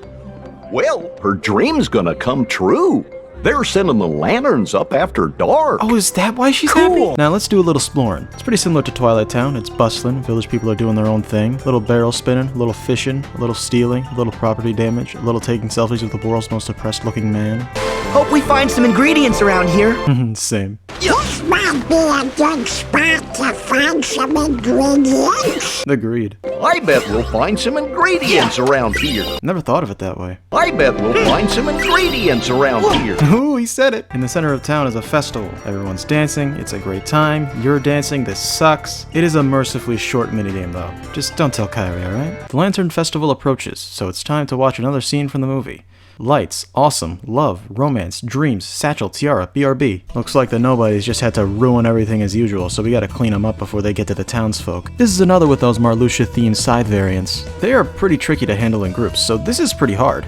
Is what I would say if I didn't get... Okay, have you ever played Arkham Knight? You get access to the Batmobile and the Bat Tank and you think, oh, this is a pretty cool mechanic, I'm glad they brought this in, but then they use it again and again and again and again until, hey, this is kind of fucking annoying. Yeah, that.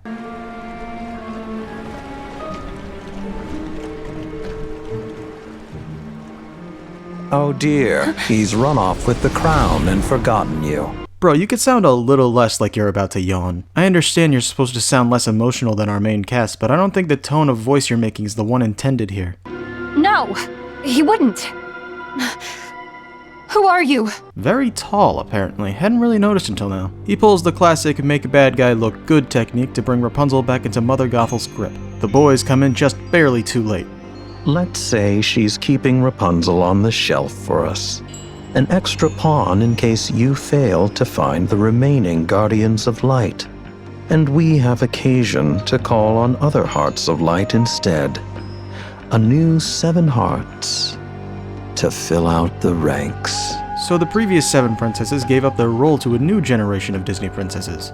Like Rapunzel, definitely Elsa, Moana probably? If they do a Wreck-It Ralph world, then maybe Vanellope. Marluxia hits Sora with the sleep spell that he should have used if he wanted to kill him a year ago, but better late than never.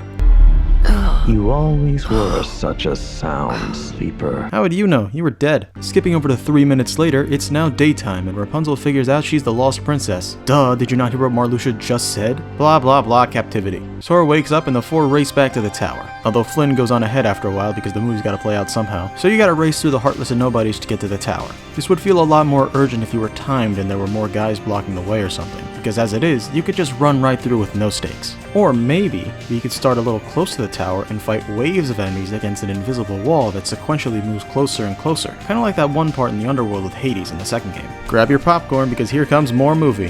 Flynn gets stabbed. Oh no! He cuts off Rapunzel's hair. Oh no! Mother Gothel falls out of the tower. Oh yeah! Marluxia decides that it would be really funny if he turned her into a giant Heartless, so that she is now. It's a neat design, but as a fight, it's not very neat. It's definitely better than the UFO from Toy Box, but whoever thought that the tower room was a great place for a boss battle was wrong. For how much it moves around in an environment with so many steep inclines and rocks, you'll get tripped up very frequently, especially if you're targeting it, which is the only way you'll know where it is 100% of the time. If your boss is this big and you still have a hard time finding it, maybe pick a different area. On top of that, one of its moves plants flowers in the ground that can grab you and leave you open for attack. And again, if you're targeting the boss, it's unlikely that you'll even notice the flowers are there. Its desperation move has it go on top of the tower while showering you with bombs and placing gates up. This move is fine, I don't have a problem with it. It also lets you slam it when it falls. It's like a 4 out of 10 boss. But once that's over, we're treated to yet another scene from the movie, with the 3 in the background with their thumbs up their asses. Adding so much to the scene as usual. Hey, so, I don't mean to be that guy, but her hair had magical healing powers that could heal him until it was cut off, right? You know what else has magical healing powers? Sora and Donald. They've shown to be capable of it during cutscenes, so you could perk them up right now. I don't recall there being anything in the World Order about not helping people when they're dying. Is this some kind of new World Order? Whatever, her tears work too. Rapunzel? Eugene. Did I ever tell you I've got a thing for brunettes? Eugene!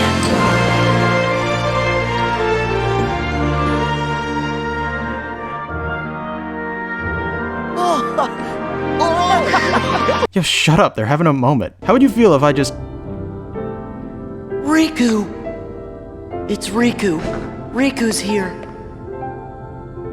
I looked for you! Woo! Yeah! Woo, he did! Come on, Sora. Yes! So that's the end of that world.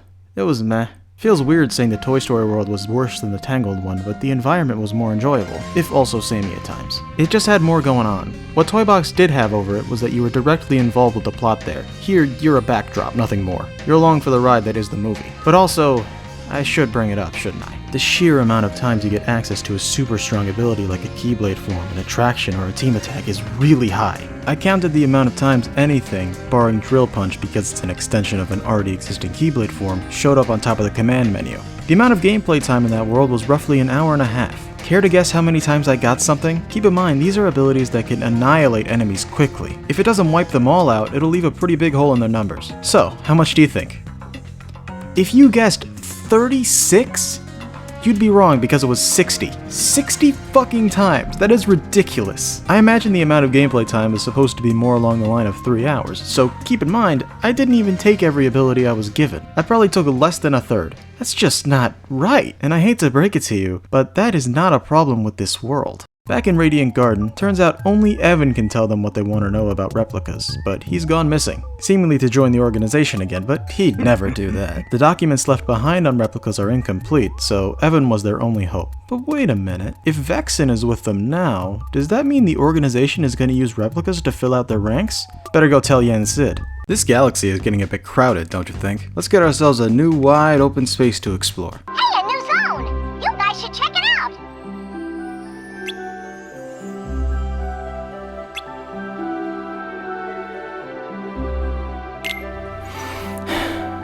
Let's go.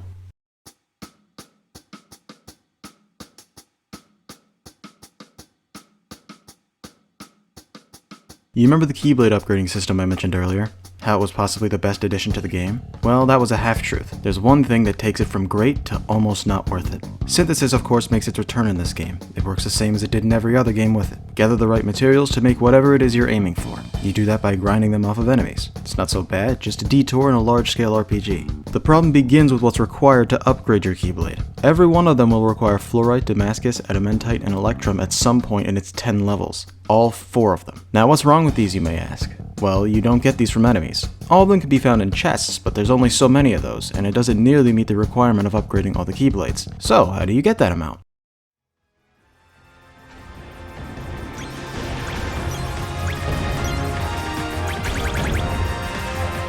You shoot rocks.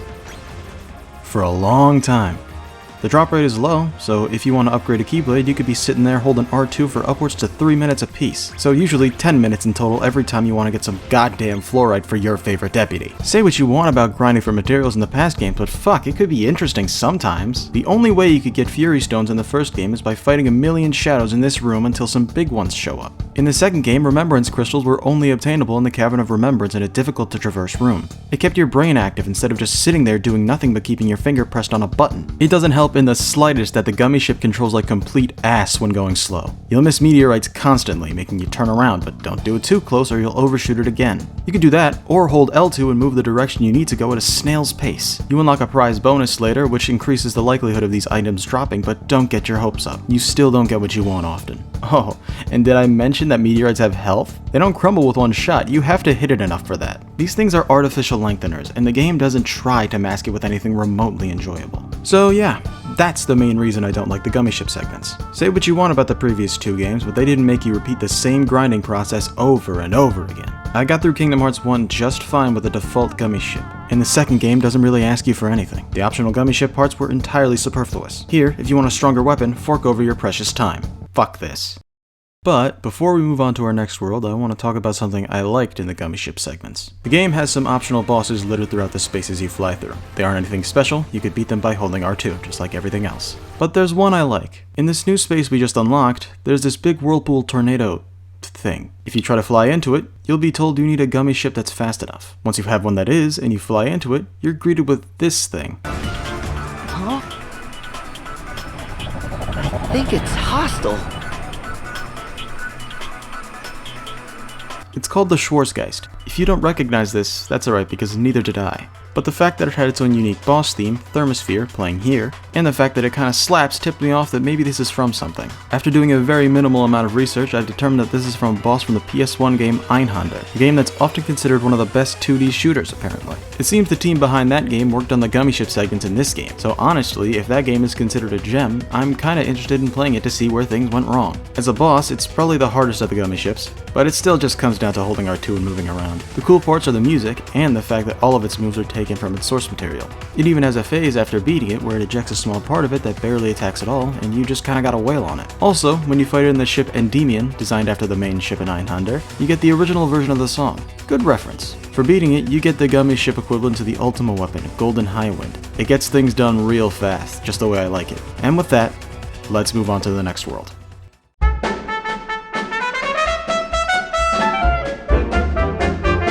While not as wanted as Toy Story was, Monsters Inc. was a pretty big addition to the lineup of worlds simply because it's Pixar. Toy Box was not very good, so let's hope they can make it up here. We start outside the main building in our new fantastic redesigns. I'm mainly weirded out by the fact that they removed Sora and Goofy's pants. Wonder what kind of weirdos live here. Who'da thunk he'd get so creeped out? Yeah, and who'da thunk he'd be so shallow? If they look like us, then they could be trouble.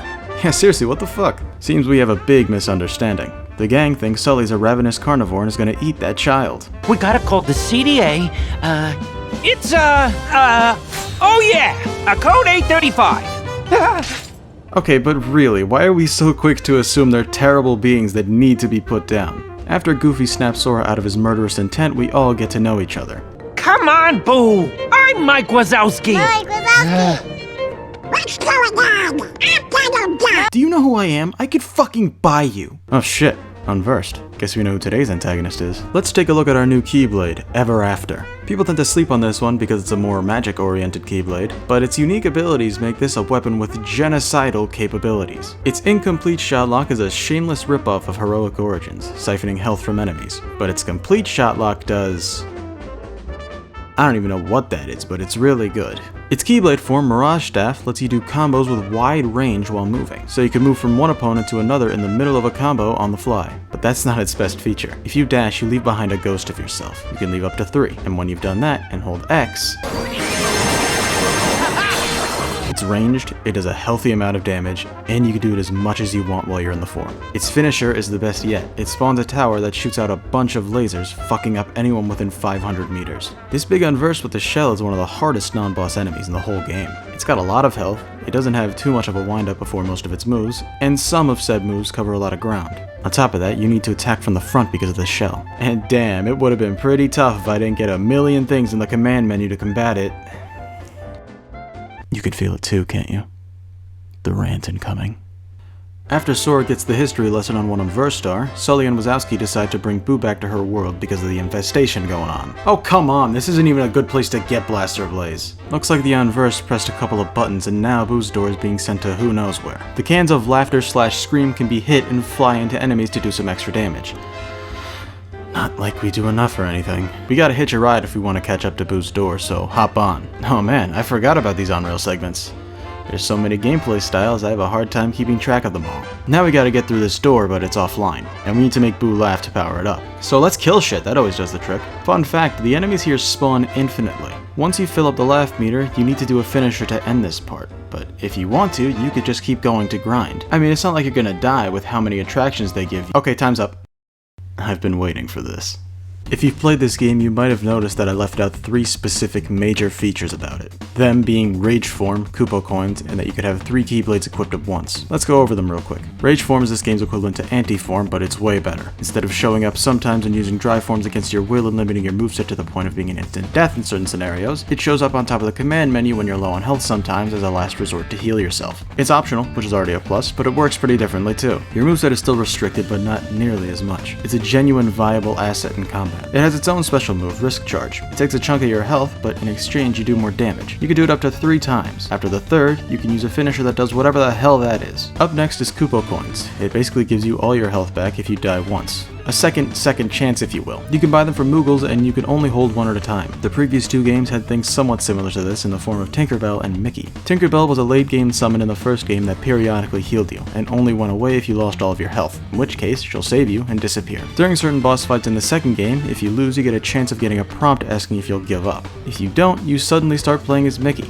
Your goal as the mouse is to heal Sora back to full health so you can carry on with the fight. The problem with this I find is that you could do damage to the bosses as Mickey, and a lot of it at that. Sora needs to deal the final blow, but you could get it down to 1 HP. Mickey has a health bar as well, but losing all of it just instantly wakes Sora up. There's no real stakes here. You're essentially rewarded for losing certain fights. Tinkerbell is fine by me due to the fact that you get her right before Hollow Bastion. Mickey, on the other hand, feels kind of forced. When I said certain boss fights, I meant it. One of them is the first phase of the final boss, which makes no sense due to the fact that at that part of the story, they were separated. And so it felt like it was mainly done so that people playing the game for the first time would get all excited that they're playing as Mickey. But then you'll realize pretty fast that he controls like shit, so you're stuck with the rat until you gain all of your health or lose all of your health. Kupo Coins feel a bit more natural. You have the option to use them from the start for any fight, and it costs a fair bit to buy one, or at least if you buy them frequently. So you didn't just get them for free sometimes, you needed to earn them at any time. And instead of making you go through a whole sequence to get back up, a little animation plays and you're right back into it. And lastly, you can have 3 Keyblades at once. This one kind of speaks for itself. You can switch off between the 3 on the fly with the D-pad. What's important to note here is that you retain your Keyblade form if you switch off while using it. So when you go back to that Keyblade, you can continue using that form. So,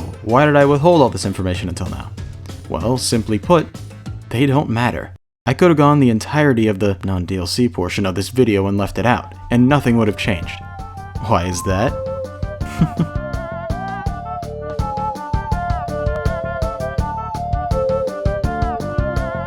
This game's combat is fundamentally broken, and let me tell you why. Look at this screen. What do you see? Well, I spy with my little eye a little too much. Attractions, Keyblade forms, attractions, team attacks, Keyblade forms, attractions, team attacks, it never stops. And would you believe that this game has the gall to give you abilities that make these things show up more frequently? There's only so many times I could see mad teacups and blaster blades before it gets old. I take back what I said about blaster blades, this shit is awful. And so are all of the other attractions. No exception, they all suck. They do way too much damage and make me feel like I'm not even playing the game. With how monotonous the gameplay is, you'd think maybe they'd make attractions a bit more attractive, but nope, they made it somehow more boring. Oh, and that's right, the game's fucking boring. The amount of times they give you a hand is outright insulting, but it's not like that's the only problem with the combat. Grand Magic is a flawed concept as it rewards you for being cheap. If you spam fire to the point of completely draining your MP, it doesn't matter because here's a stronger spell, no magic required. And on top of that, Grand Magic is used automatically when spamming spells. And on top of that, some Keyblades have Grand Magic as an inherent ability. Like Ever After, the one we just got. You're given access to Arrowza when using it. Keep in mind, the world we just got that Keyblade from is where we unlocked Arrow,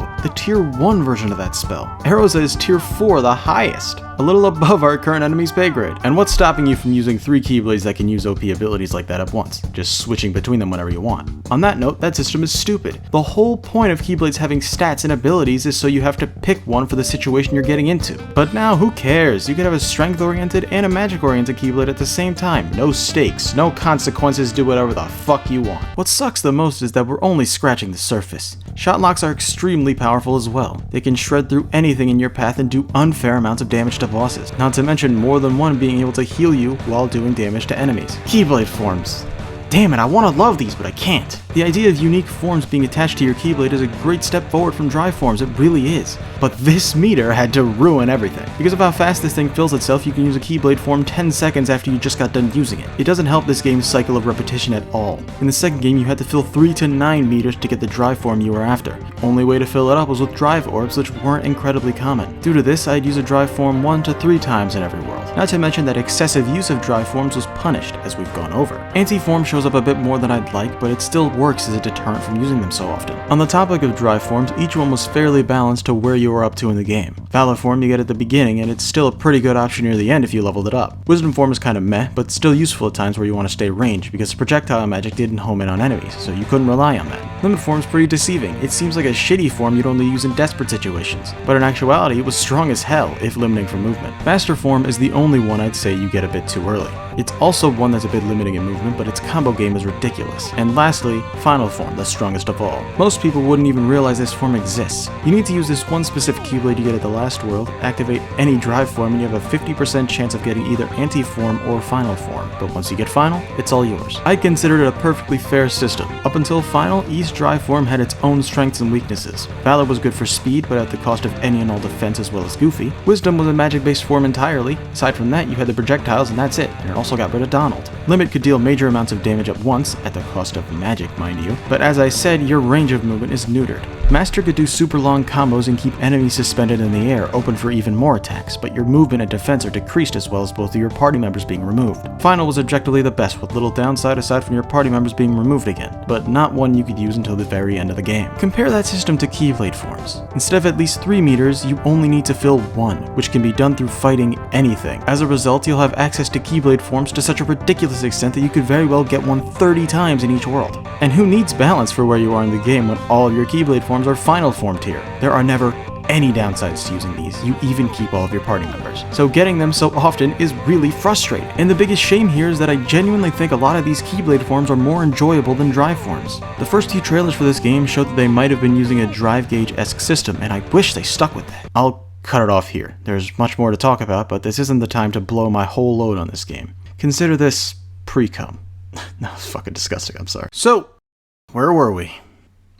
Right, the door is powered up and open. On the other side is more of the same shit. Rail segment, Heartless, another door, why was this part here? Now we've finally made it to Boo's door, so the entire group walks through instead of just letting Boo in like they should. What if her parents walk in and see all 5 of you freaks? Doesn't matter, it's not Boo's door. It's Randall, back at it with his old tricks. Turns out someone pieced his door back together and he's back to become the big boy around town again. He's not getting laughs, however, he's going for screams, and the unversed are getting them for him, because they thrive off negative emotions. Admittedly, this is a clever way to tie in the main plot to the Disney World. Laughter's just not sustainable. Once Junior chorts his last chortle, you've gotta start over. But negative energy, especially sadness, give them something that really breaks their little hearts, and they'll stay sad forever. That doesn't make sense. People laugh after childhood and continue to until death. Unless of course you have some mental deficiency that makes you unable to emote, which would also apply to sadness anyway. They're both basic human emotions. He's taken control of the facility and he's gonna make being here a living hell now. Doing things like turning the totally not already dangerous laser machines on them. You're supposed to duck under these things and slide around to avoid getting hit, but you could also just dodge roll through. The Heartless are here too? What the fuck do you mean? We were just fighting them a second ago. They electrify this fence. Don't worry, I have the perfect solution for this tiny little room we have to fight in. A giant pirate ship! That killed all but one of them. A little later on, we get to the door that'll take us out of here, but the terminal doesn't seem to be working. We can't get out. Maybe it would be faster to just break it. Oh, that's brilliant!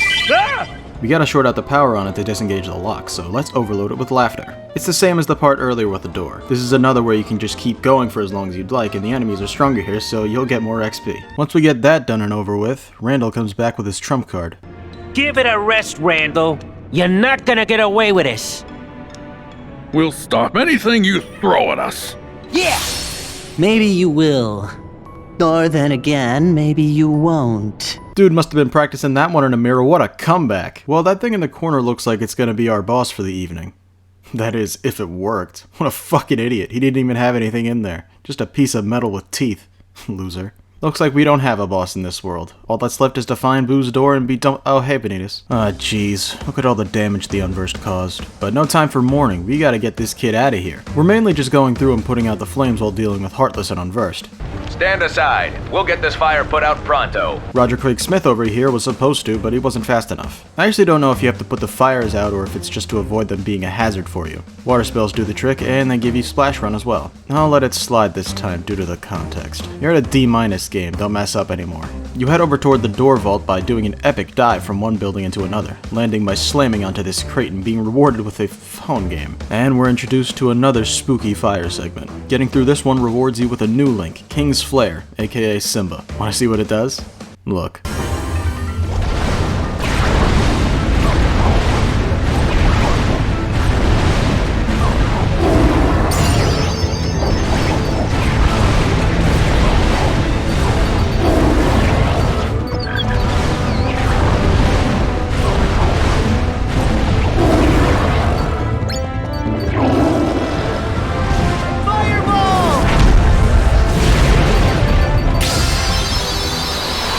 It doesn't get any less effective for the rest of the game. So we've made it to the door vault at last, but there's a bunch of black goop on the floor.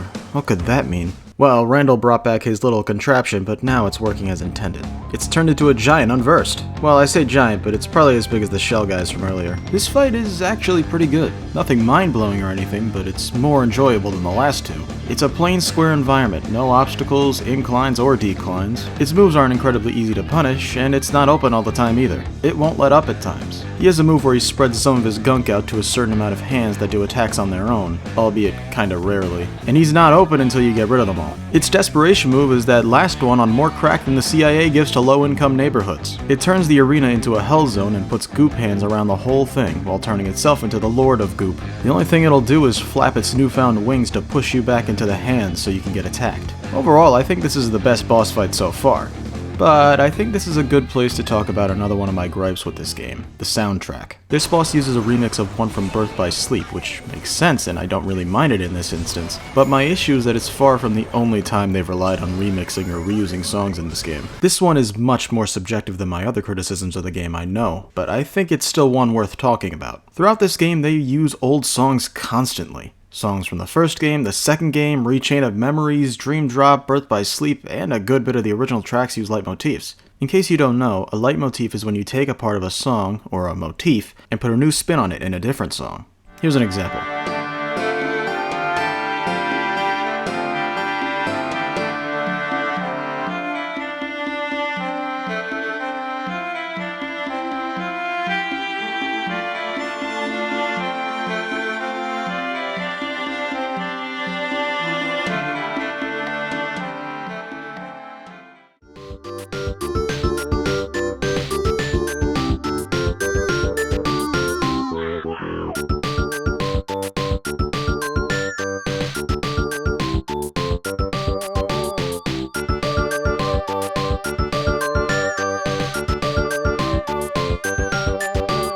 There are some games which soundtracks are famous for doing this a lot, like Super Mario World or Undertale. The difference between those games and this is that leitmotifs have more of a reason to be there. Super Mario World's entire soundtrack is composed mostly of spins on the same motif. Undertale uses leitmotifs to signify a connection between two things in the story. While this game had a tactic similar to the latter, it feels diluted by all the remixes and reuses they do already. Minus the first, all of the previous games did use songs from each other, but this game feels like the foundation of the soundtrack was built on that. Let's take, for instance, Dream Drop's rendition of Traverse Town's theme.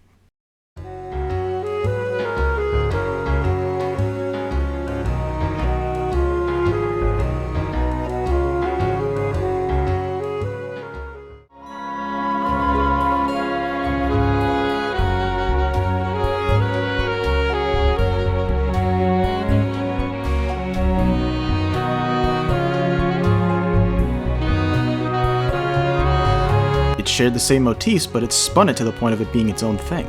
But now let's take Twilight Town's theme in this game, again being a revisit to an old world. It's reorchestrated, but you'd be forgiven if you thought otherwise because they sound nearly identical.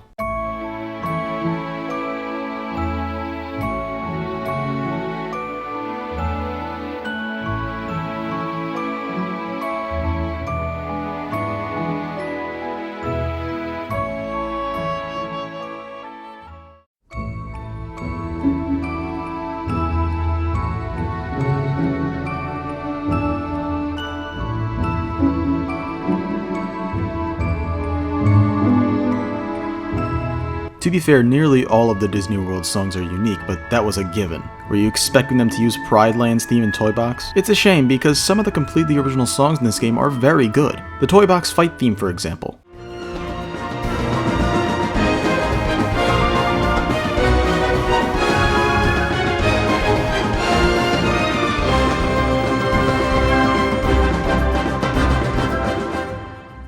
Or this one boss theme.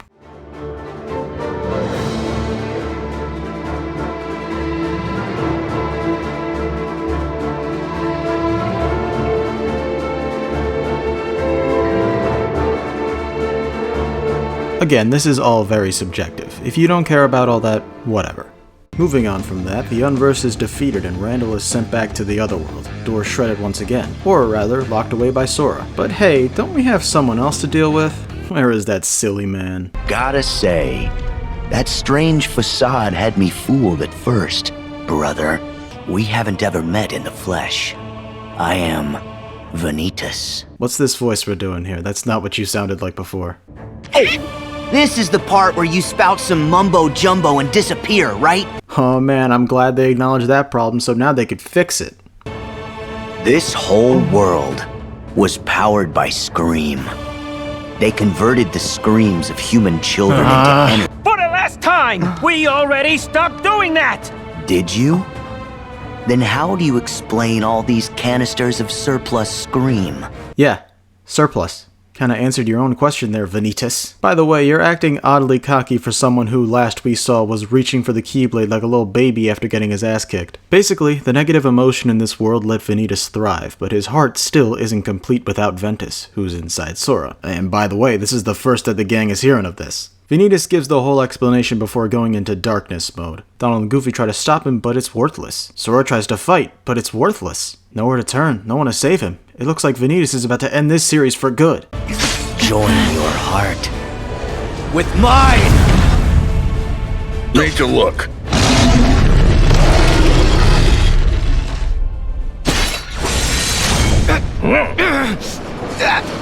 Let me go! Over here, Sully! Close it, quick!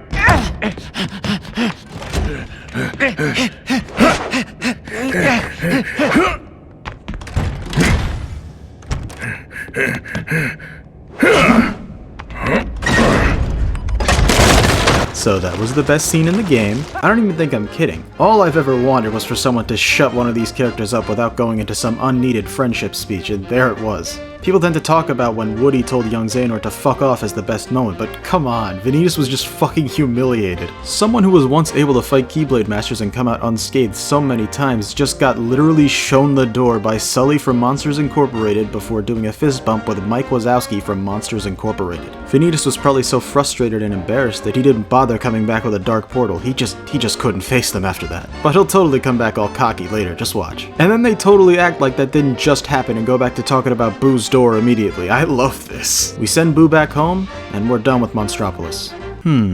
What did I think? Honestly, it's a bit tricky to pin down. I don't think I like or disliked it. But then I also don't know how I feel about just okay. That rant at the beginning holds as much weight as when I said it, but just like Tangled, that's not a problem with the world, but rather the game. So judging it on its own merits, I'd say it was alright, like a 6 out of 10. The environment was kinda bland, but then again it's a factory, so they probably made it as interesting as they could've. Like Toy Box, it could've ended sooner than it did, but it wasn't to the point of being draining like the former. It was certainly better than Toy Box, but I don't know about Tangled. In case you're wondering why I haven't been comparing any of these worlds to Olympus, it was a tutorial world, so it wouldn't feel right. Overall, it's on the higher end of the ones we've played thus far. Back on the gummy ship, Sora begs the others to take him to the realm of darkness, but they don't even know how to get there, and even if they did, they wouldn't tell him. And neither would Riku or Mickey, so just put that phone down. But hey, they're getting a call. Must be from one of them. Riku? Is this a bad time?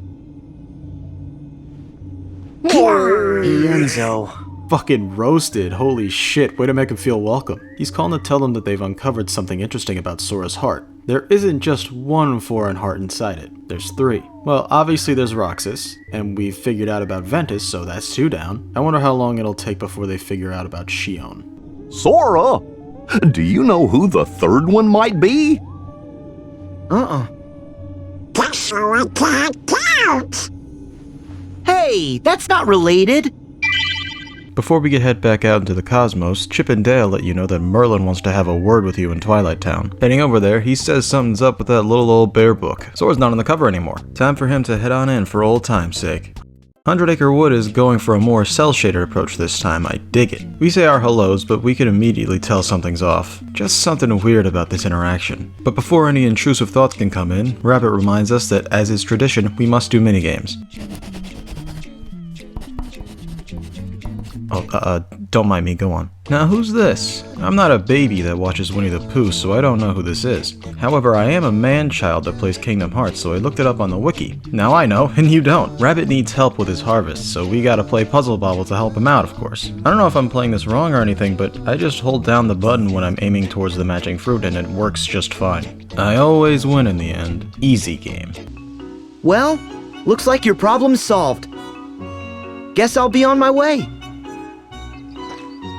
Solved? Oh, it's far from solved. We still need to harvest the fruit. But, unlike previous games, we only come here once, rather than multiple times. This, of course, means more minigames. Always a bit of a debate amongst fans if these are any good, so hopefully they refine the selection of okay, it's just Puzzle Bobble again. But it's a bit different this time. Now we have to prevent the fruit from falling into the water, which will never happen unless you fall asleep while playing, which could very well happen. Honestly, this is better than the minigames in the first game, but the second games were highly inoffensive. Most are really easy and done in less than a minute. And then there's this one, which is awesome. This just feels unrefined. With all the fruit in the universe harvested, Rabbit wants to get some honey from the flower patch to surprise Pooh with. Okay, so a flower-based minigame, that's different.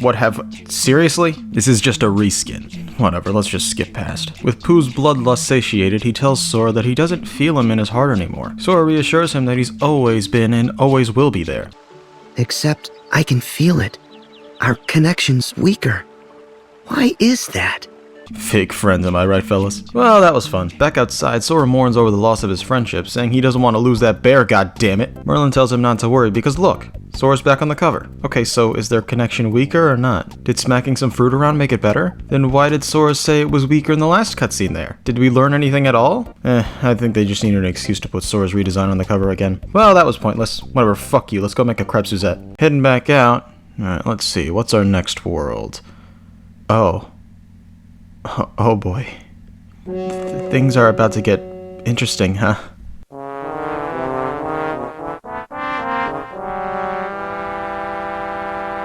This one starts with our gang in the cold.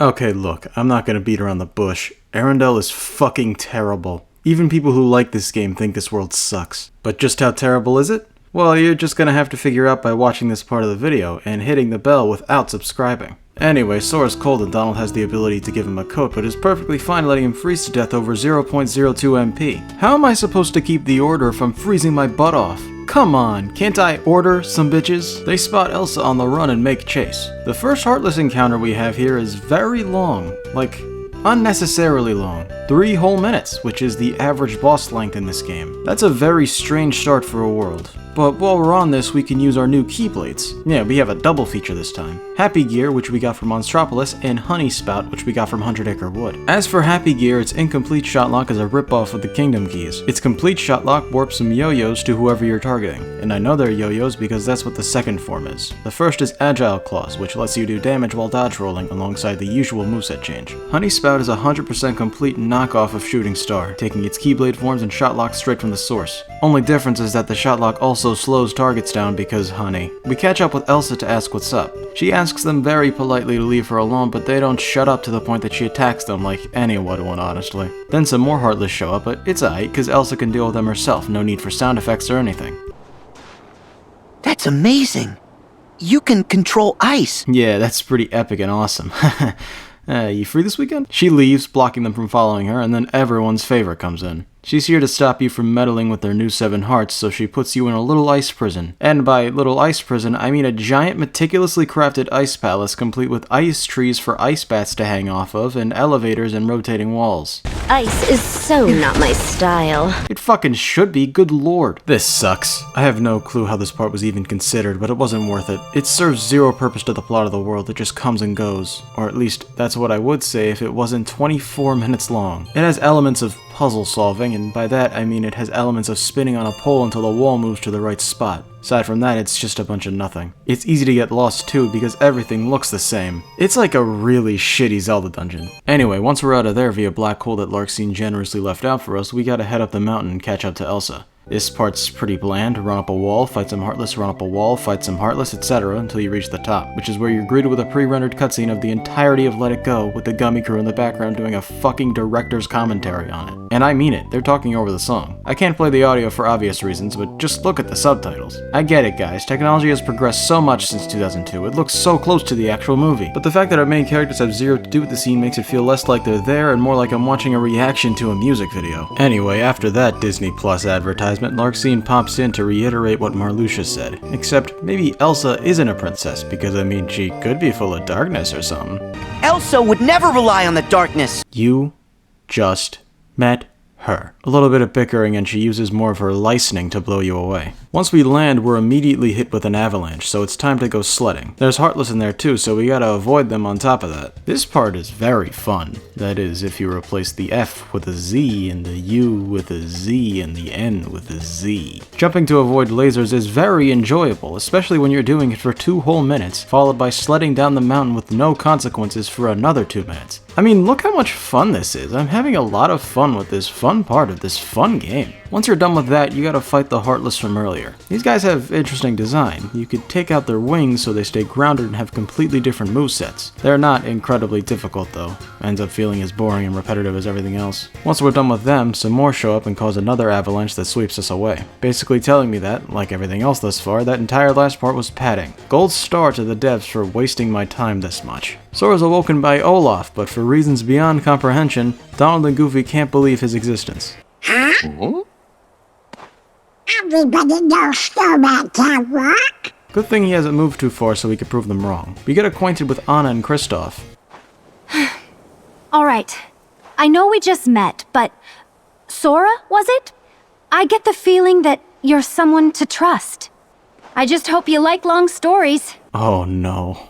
Considering we're in a bit of a weather emergency that needs to be handled ASAP, Anna sits Sora down and describes what Elsa was like when she was little. This, of course, means another song from the movie with nothing added. Well, except for Anna describing things that happened later on in the movie over herself singing during an event that came before. Narratively, this is brilliant. Because by design, the human brain can withhold 2 pieces of information at once, so covering 2 things that happen during 2 different periods of time makes for a good time saver. And this goes to show how smart the writers for this game really are. People tend to say that they're dumb and can't write to save their lives, but based on this scene, I beg to differ. Please, I know you're in there. People are asking where you've been. They say have courage, and I'm trying to. I'm right out here for you. Just let me in. After drawing an unnecessary parallel between Elsa and Riku, Kristoff comes back to say Olaf fell apart and went missing. This leads to a mini-game where we gotta find the different parts of him to put it together.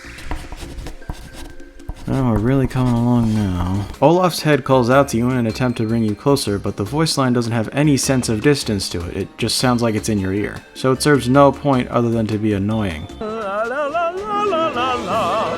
It's quiet, but I can definitely hear his voice. It's not quiet, I could smell the studio that was recorded in. His head can be found inside a giant snowball, and you gotta roll it around and crash into a wall to break him out. Okay, that's 1 of 3. His legs are spawned on the ice after finding his head. It skates around to avoid getting caught, even though Olaf wants to be put back together, but it's not too hard to catch him. Lastly, his torso, which can be found on the top of a frozen waterfall. Although it looks a little misshapen from it rolling around in the snow or something. Think that's all of him?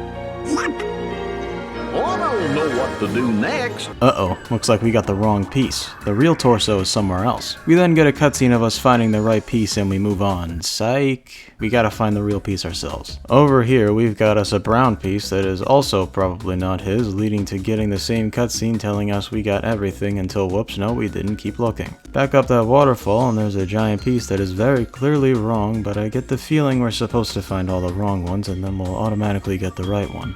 Think that's all of him? Well, I don't know what to do next. Thanks, the third time was way cooler than the first 2. Uh-oh, he's very big and spooky. Now let's be done. I hate you. I feel like I've searched everywhere. I don't know where else to look. We already searched the back, we already searched the ice, we already searched above the waterfall, we already searched the crevice, we already searched humane ways to self-induce a coma, we already searched the sides, we've already searched the... Behold the endless abyss. Within it lies the heart of all boredom. Kingdom Hearts 3. Look as hard as you are able. You'll not find even the smallest glimmer of fun. From those dark depths lie thousands of disappointed hearts. Even yours. This shit is fucking boring! Please let me leave. Yes, we can. He's a liability. Let me progress. Are there any sequence breaks I could do? Any cool speedrun strats so I don't have to keep looking? Anything? Please? I've been circling this place for so long now. I don't know where it could... Are you fucking... Moving on. Think that's all of him? Scan with the one level. The carrot's still missing, but don't worry, that's a cutscene retrieval. Sven...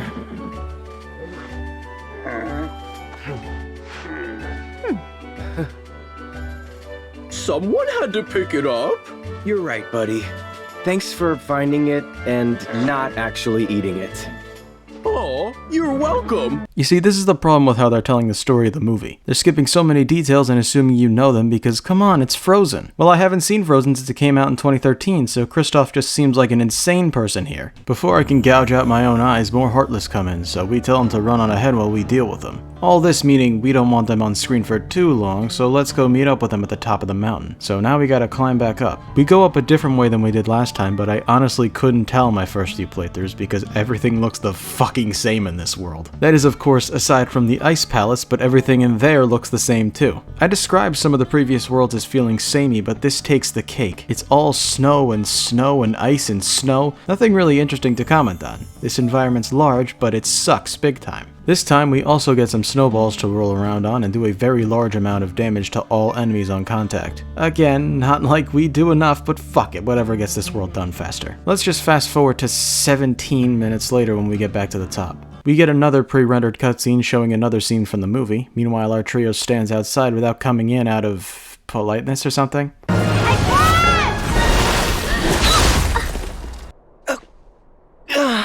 Damn, Sora's such a good boy that he feels any lawful good person getting hurt. Marshmallow tosses the others out and gets provoked, so we use ourselves as bait to distract him. Now that we've got him in a secluded area, we can begin our battle. I'd like to point out that this is the first time since the tutorial that we're actually in a boss battle with a Disney character. The giant Heartless just don't have the same charm, I'm sorry to say. But anyway, this fight is mediocre. If you couldn't guess, fire is his weakness, and with how much you can use it, you're bound to demolish his health pretty quickly. He has an armored state which just leaves him to using one move where he swipes at you pretty fast. Aside from that, he's baby mode. But of course, cutscenes beg to differ because he's easily able to push you right off the cliff. Good thing snow's so soft. We could do this 100 times. Now we gotta get back to the other three to regroup, so off we go again. But before that, we see Hans has Elsa. Fun fact, not even a single speaking line comes out of him. He was clearly very thought out for this world. Pushing through a couple more obnoxiously long Heartless fights, and we see that Marshmallow's chasing after Elsa too. We squash our beef and he becomes a party member? Oh? Oh. Oh. He sucks. We gotta get through this blizzard segment where we gotta duck behind rocks to avoid getting swept back to the beginning, which is most certainly even more padding and not fun in the slightest. Now the end is finally in sight. Just like the legend said, Hans swings at Elsa before Anna blocks it, freezing solid in the process. But remember, we're playing Kingdom Hearts, so something else has to happen. So darkness surrounds Hans, transporting the gang to blackmap_bossarena03.map, and we've got ourselves a giant Heartless once again. How fun and interesting. I understand Hans himself wouldn't have made for a very interesting battle, but couldn't you have done something like what they did with Clayton and Barbossa, giving him a pairing with a big Heartless instead of him just becoming one? The fight itself is bad. There's a whole lot of him darting around the place with the lock-on camera not being able to keep up, as well as him swiping at you from 20 yards away. What with his paws being Rayman, it's hard to tell how big the hitbox in some of his moves are. He'll also spawn some minions that do nothing other than make it difficult to lock onto him. One thing I will give this boss is that his desperation move is visually very cool. He makes a big black hole that spits out more of his minions, and you gotta take out enough of them in time to get a special team attack from Marshmallow, where you and him grab the black hole and fucking freeze it. That's the best part of the world, which is very sad. Aside from that, it's more the same until you beat him. Once you do, Marshmallow pulls a Piccolo and stands in front of the Heartless's big suicide blast, but that doesn't work out very well. Doesn't matter though, we still made it out alright. Everything's worked out as planned and Anna is alright. Before we could ruin yet another moment, Larxene stops us to say, you guessed it, nothing. Well, except that both Elsa and Anna are princesses of light, so congratulations to them. Leave innocent people out of it! Oh, look at this tough guy, such a big boy now. I'm not even gonna touch that one. Anyway, bye-bye. We finish with yet another pre-rendered cutscene of one of the scenes from the movie. Can you tell this movie is one Disney is especially proud of? The developers, however, shouldn't be proud of this world because it's a giant fucking stinker. What a disaster. And that's putting it lightly. Padding, minigames, repetition, and exhaustion are the main ingredients to this shit heap of a world. I'm gonna say something controversial now, so put on your helmets. Arendelle is the worst Disney world in the entire series. Now, there are worlds that play worse, like both trips to Atlantica or all the worlds in Birth by Sleep, but the difference here is that all those are mercifully short or optional. Arendelle's required by law and painfully long. On the topic of Atlantica, people rag on the rhythm minigames in the second game, and rightfully so, they're awful and unnecessary, but at the very least they're funny bad. Like, the minigames are easy enough, so I have room to bust a gut at sorry mommy, your poopsies are toast every time. Walking around on those, what do you call them? Oh. Pause. Here we have the songs straight from the source with people talking over them like assholes. There's nothing funny here, it's just annoying as hell. And this world offers nothing else other than misery. F- fuck you. Over at the Keyblade graveyard, Larxene and Marluxia are having a chat, wondering why they were even taken back into the organization when they betrayed them last time. It's most likely due to Xehanort not giving a single shit about anyone else, only his plans. Man's got so many backup plans that he compromises himself just to use some of them. You up for another coup? Oh, please, you couldn't do it last time. You gotta play it smart, like me. My man Demix is back. You're not smart. Well, you heard what Marley said. I don't have to be smart. Or capable, or likable, or attractive. A cereal bowl would make a better vessel. Yeah, it's not like I like you or anything, Jesus fucking Christ. Unfortunately though, Demix was kicked out of the organization in favor of someone else who was brought in because of Vexen. So a replica most likely. Or more specifically, the next replica, the one crafted from Sora's memories, was real enough to join our ranks. Oh, what? I thought everyone forgot about her when she died. Let them believe as much. Ugh, Xemnas. I must admit, I like the dynamic here that everyone hates Xehanort even though they're working for him. You have been brought together for another purpose. What? So that we can rot away on the bottom rung? My man Luxord is back too. Among everyone's bickering, we hear that Xigbar wants to find the same box that Pete and Maleficent are looking for. I guess the Book of Prophecies is more well known than I thought, if that's even what's inside. Xemnas reveals that the true reason these four were brought back onto the team wasn't because we don't have any good ideas for new characters, I swear. You four are going to reveal your greatest secret. The ancient Keyblade legacy that slumbers within you. Huh? I mean, we knew that Larxene and Marluxia used to be Keyblade wielders, but Luxord and Demyx? Can everyone wield a fucking Keyblade now? Oh yeah, before we move on, when I went back to this world later on to get all the lucky emblems and went past this area... Bad news, Sora. It happened again. No, you can't make me do this again. No, no! Think that's all of him? Yep. No!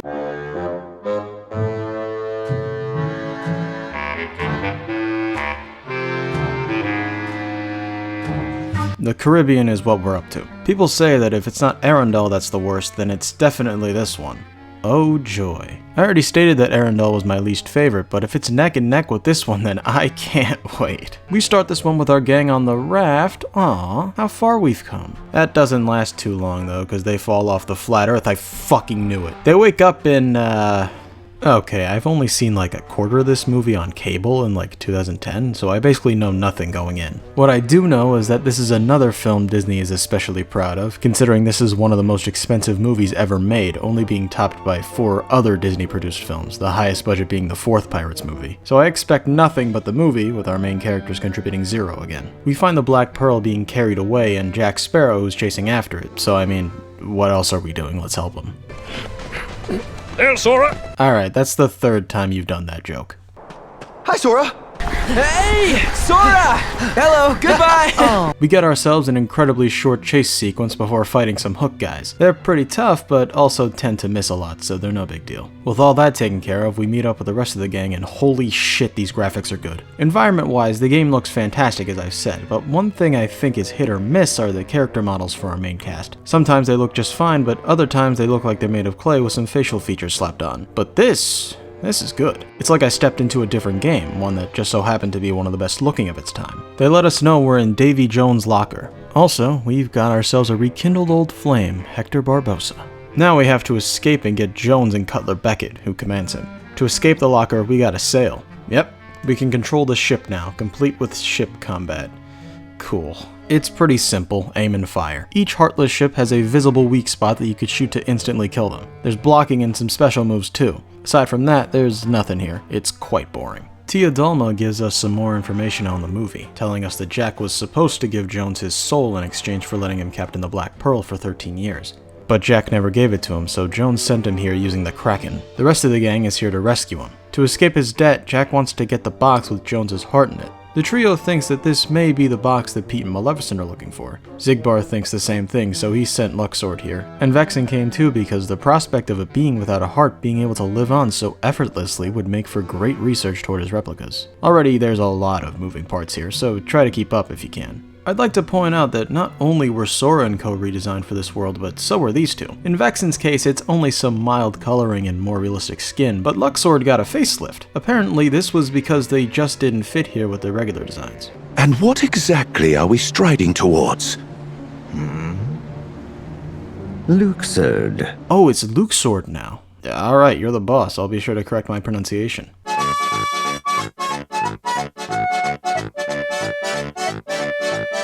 He tells Vexen to stay out of the way so he can do his job because he's been here before, so he knows what he's doing more than him. Off screen, the gang finds a way out of the locker, but the victory needs to be put on hold because we've got a roast chicken Heartless to deal with. The only way to get up to its level is to hop onto a flying guy, so off we go for yet another gameplay style. Just like the ship part, very straightforward, aim and shoot. You could also dodge and shoot torpedoes to do a little bonus damage. Do enough damage and you could hop onto its back and wail on its head while blocking its fire breath. Once we're done with that, a small gust of wind blows us Alice as well as Jack over to a deserted island away from the others. But maybe that isn't Jack, because meanwhile, we've got a pre-murdered cutscene that looks incredible, minus Jack's eyes looking like glass, while he talks to Cutler Beckett. Beckett offers a deal to give him his freedom from Jones in exchange for information on where the others are so they can be eliminated. But anyway, fake Jack wants to find a new ship while the pearl isn't in his possession, and he suspects there's one on this island, so we gotta go swimming to find it. Yes, swimming.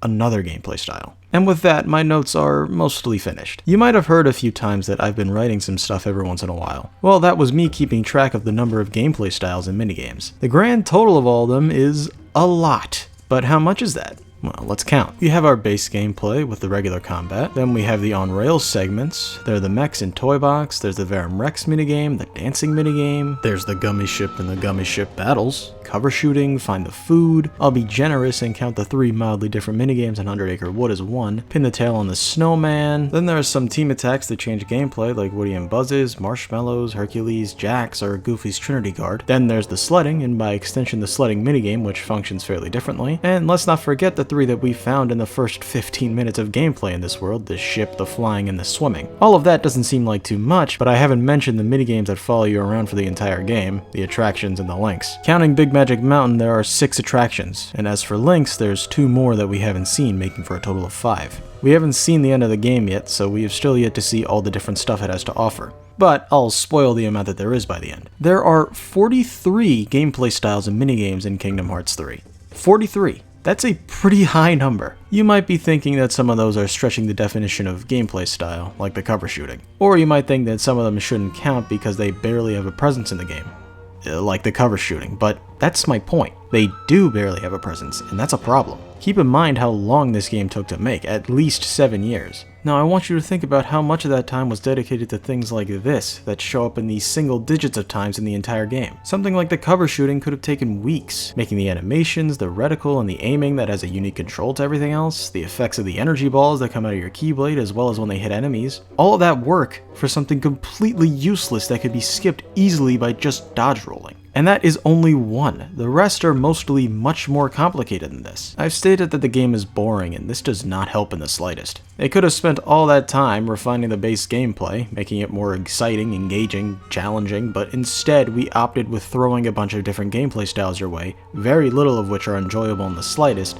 and minigames every 10 seconds. The goal for a game like this should be to make sure the player is satisfied consistently throughout the whole thing, but the devs just put a bunch of things on screen and hoped you'll like the pretty colors. I'm sorry, but my dopamine receptors have burnt out at this point. I just want to fight Heartless and enjoy doing it, but they were so caught up in giving you different ways to do it that the main way isn't fun. It's the sheer definition of style over substance. Alright, let's get back to Earth. Regarding the swimming, it doesn't control good.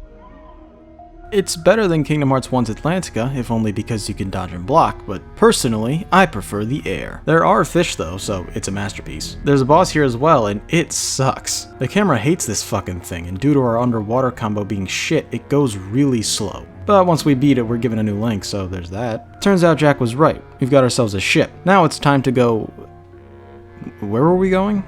Catching back up with the rest of the gang? Sure, let's go with that. But hold that thought, it's Card Man. He's on the prowl for the box, and Jack knows where it is, so it's time for a little competition. Luxord decides to challenge you and Jack to a race back to Port Royal, but being the mischievous man that he is, he uses Heartless to impede your progress. Not much to talk about here, aside from the fact that I lost once because they gave me a special move that made my ship basically stop moving for a good few seconds. Don't know why that was one you could get here. But once you've won, Luxord goes for plan B, murder. Another ship battle later, and we board his. Now that we're finally doing ground combat for more than 3 seconds, I can go over our new Keyblade, Crystal Snow. Its incomplete shotlock is just a bunch of projectiles, and its complete shotlock slices up whoever you're targeting. Its first Keyblade form, Blizzard Claws, is once again a knockoff of another, in this case Happy Gears.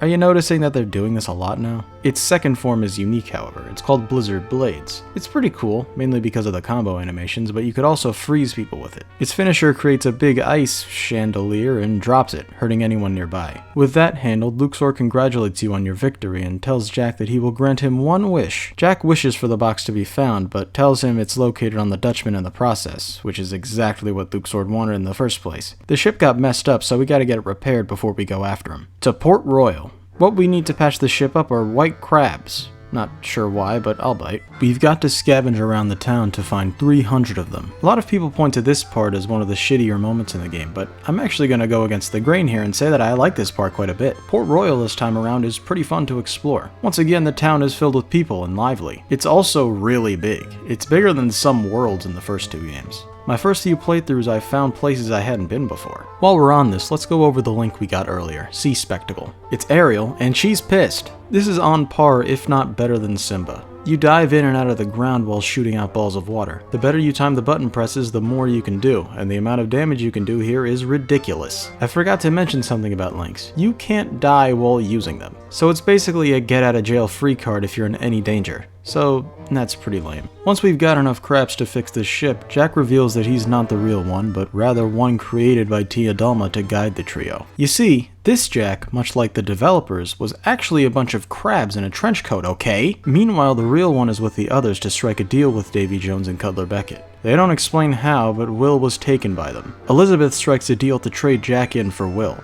But you see, this was all part of their plan.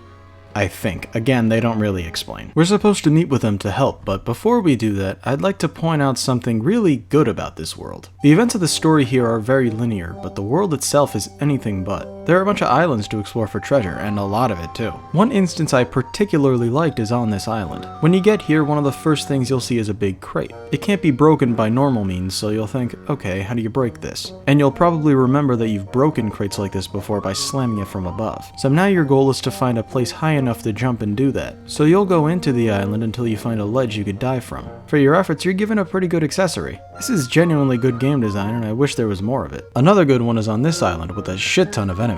It's a tough fight, but I mean, look at all that treasure, matey. Don't you want that loot? A good incentive to fight these guys. Or how about this island that's completely empty? It has just one chest with a mere phone game inside, but after you get it, you're ambushed and gotta fight your way out. Overall, it's a good time and very rewarding and fun to explore. I don't know why there aren't many people that talk about this part of the world, because it's good. It's likely because barely anyone actually did explore. Anywho, we make it to the Black Pearl, but things aren't looking too good. They were planning on using Tealgamemaster, who was actually the sea goddess Calypso. They freed her from her human form, but that doesn't seem to be doing anything for him. There's nothing else to do but fight to our last breath, so let's take on Davy Jones. The battle begins, but almost immediately the Kraken takes the Black Pearl and now it's just us. Fantastic.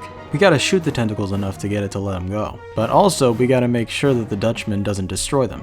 It'll keep going under and popping back up, so you gotta pay attention to your surroundings. Meanwhile, on the Dutchman, Jack escaped the brig and got the box. But too bad Luke's sword wants it, so he's gonna hand it over. Cousin? You must be mistaken, mate. I'll not be giving you anything. Then I invoke the right of parley. No parley. Look around. We're a little busy. And besides, I've already got all that I want, mate.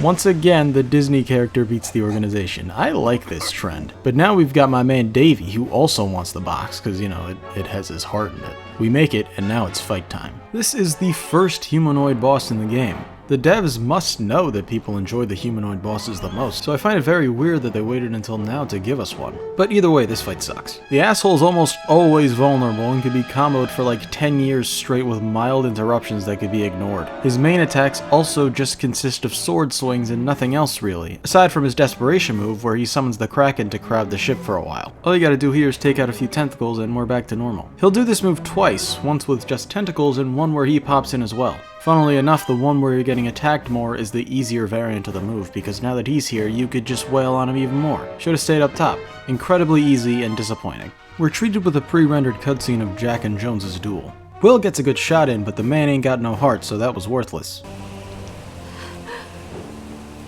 Ah, love. A dreadful bond. And yet, so easily severed. That's not true. I may still have a lot to learn about love, but I know what it means to share God, my heart shut with up. others. This is not the time to get on a soapbox, Sora. Vexen was here the whole time, by the way. Turns out he wasn't expecting the box to literally just have his heart in it, so there's no real research to be done here.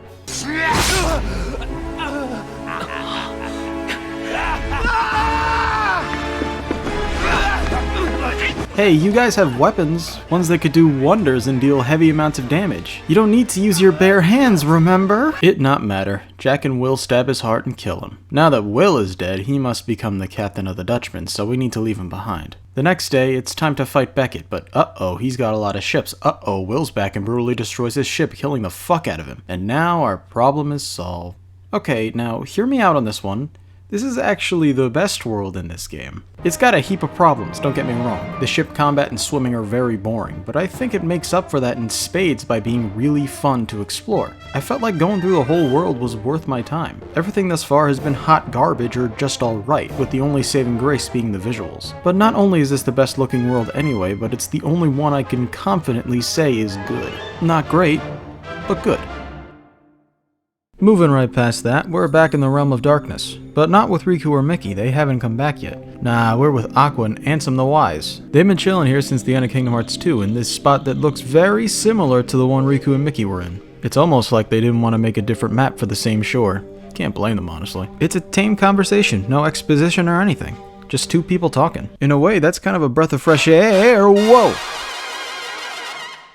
What happened to your face? Yeah, scratch what I just said. As usual, Xehanort has to ruin everything, even for the player. Apparently back when he was an apprentice and doing a bunch of forbidden heart experiments, one of the test subjects was a girl that had amnesia. There's something that Ansem SOD over here wants from her that he doesn't say. In order to do this, her memory needs to be reconstructed, and Ansem's the guy that can do it, as he did with Sora. But first and foremost, he needs to know where she is. Ansem says he doesn't know who he's talking about, but he's clearly lying, so SOD is going to take him by force. Not on Aqua's watch. If you remember, she lost her Keyblade, so she's stuck with punches and kicks. As futile as it is, it's kind of funny to see the Guardian get kicked in the face. No more. I'll go. You are wise. Get it? Also, I like his little finger gun that he did. He leaves Aqua with a parting gift of a discount Nording. Only Master Xehanort can do it full time though, I think. If that wasn't the case, then Riku would have gotten fully Norded in the first game. Personally, the darkness would be the least of my concerns. I'd be more focused on the fact that I'm drowning. Now we're back at the super secret pre-rendered only hyperbolic time forest. Kairi and Axel's redesigns were delivered to them. Did it come with a hairdresser or what? Axel's too cool to change clothes. He'd rather be wearing the same coat that his mortal enemies wear. If it ain't broke, don't fix it. This is how you pick me out of a crowd. Everyone in the fucking series wears that. How thoughtful. Huh?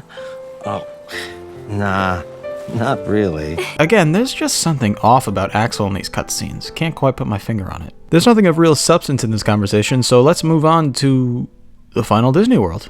Oh. Well, let's get it done.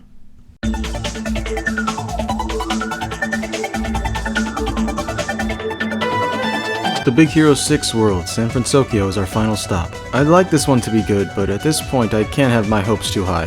Bottoms up. We start immediately with the Heartless attacking the city, or this bridge, with Big Hero 6 not doing such a great job at taking care of them. Oh, cool! That's a robot! Hello, I am Baymax, your personal healthcare companion. Oh! Wow! Cool! This rules! Baymax is our party member for this world. He can heal you, so you will never die. Our new Keyblade, Wheel of Fate, is probably one of the better ones in the game. Its incomplete shotlock is the same bunch of projectiles as Crystal Snow's, and its complete shotlock is also kind of a reskin of Crystal Snow's, just not exactly this time. We got two forms on this one. The first is called High Wind. It turns into a staff that you could really go ham with. This on its own is pretty powerful, but the next form, Storm Flag, is even better. The pole turns into a flagpole and you fucking rock that shit. Look at him go. It's really fast and the animations are cool to look at. The finisher is kinda meh though. It summons the Kraken to deal damage to anyone in a fairly short radius. You have a team attack with Baymax that kinda sucks, but on the plus side you could do this.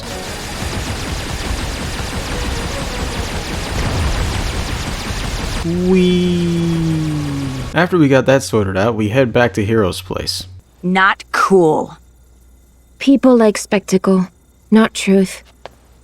Yeah, who needs quality reporting when you can just make stuff up? Yeah, let's not get too in-depth on that one, huh? We give them the explanation on what Heartless are, and they pretend to understand. Hero decides that maybe a little AR training could help the rest of the team not eat shit against them again. So he gives Sora a device to augment that reality. Heartless!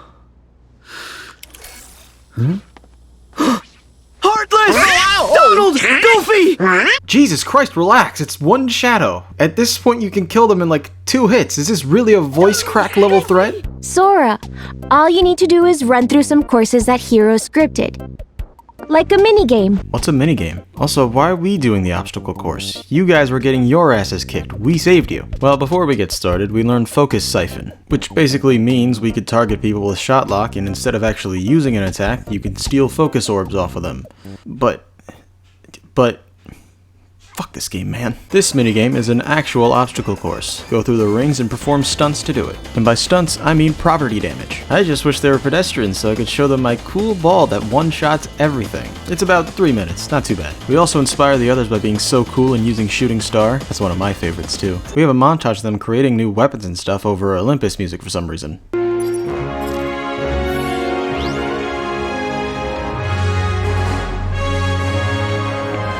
Conveniently, right when we're done with that, the city is attacked again. We gotta head to the top of the tower to deal with the threat, which a quick air step will do. We've got your basic Heartless fight up here with these new variants of the armored ones from Olympus. But I have Horsies, so they stand no chance. But we ain't done yet.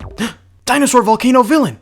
I knew you'd come. This fight is alright, it's not an insult. It has multiple phases, including his regular stomping around state, an armored fire state, a state where the head takes a nap while the volcano does the fighting, and lastly, one where it leaps to the top of another building and the tail does the work by striking you with lightning. So you gotta get up to the top to stop it, because it's being very annoying. After a long day's work, we all take a load off with some Nazi salt ice cream on the top of the Knock Clock Tower. But he always wanted to make a difference. He cared about people.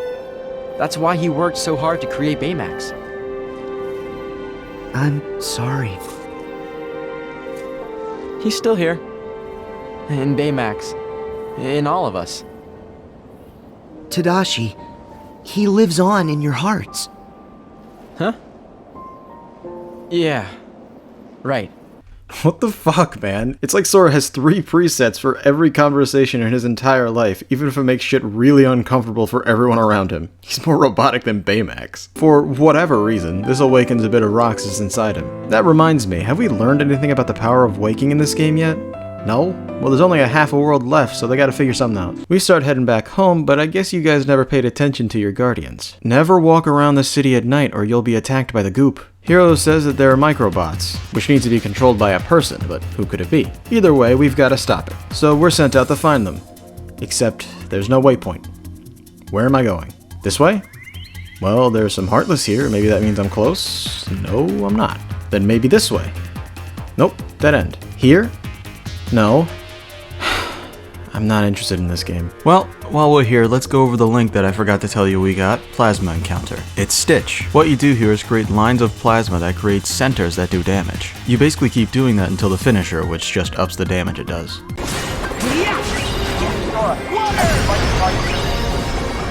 Well, why the fuck didn't we catch up to it and it traps us, so we've got to fight. Only problem is that it can't be damaged. Try as you might, there's no touching it. It gets bored and fucks off. Hero figures out that they are in fact not microbots, but something else entirely. But on the bright side, he's also found that there's a core that can be hit to do actual damage. But before we can try that out, it seems that it's trapping the others, and we gotta free them. In Wasabi's case, he's on top of a tall building with powerful fans conveniently placed so we can get above and smash him out. Go-Go's rolling around the city, so we gotta use that property damage ball to crash into it. Fred's wrapped around some poles, so we've gotta use flow motion. And Honey Lemon left some of her science shit on the cubes, so we've gotta melt them by using magic of its corresponding color to free her. Now the stuff went to the top of that tower, and Hero's figured out the weak spot so we can fight it for realsies now. Oh, but wait a minute. Almost forgot this is Kingdom Hearts. Sup, Riku? He's got the original chip that was made for Baymax. That's the first chip I made for Baymax. It's full of combat programs.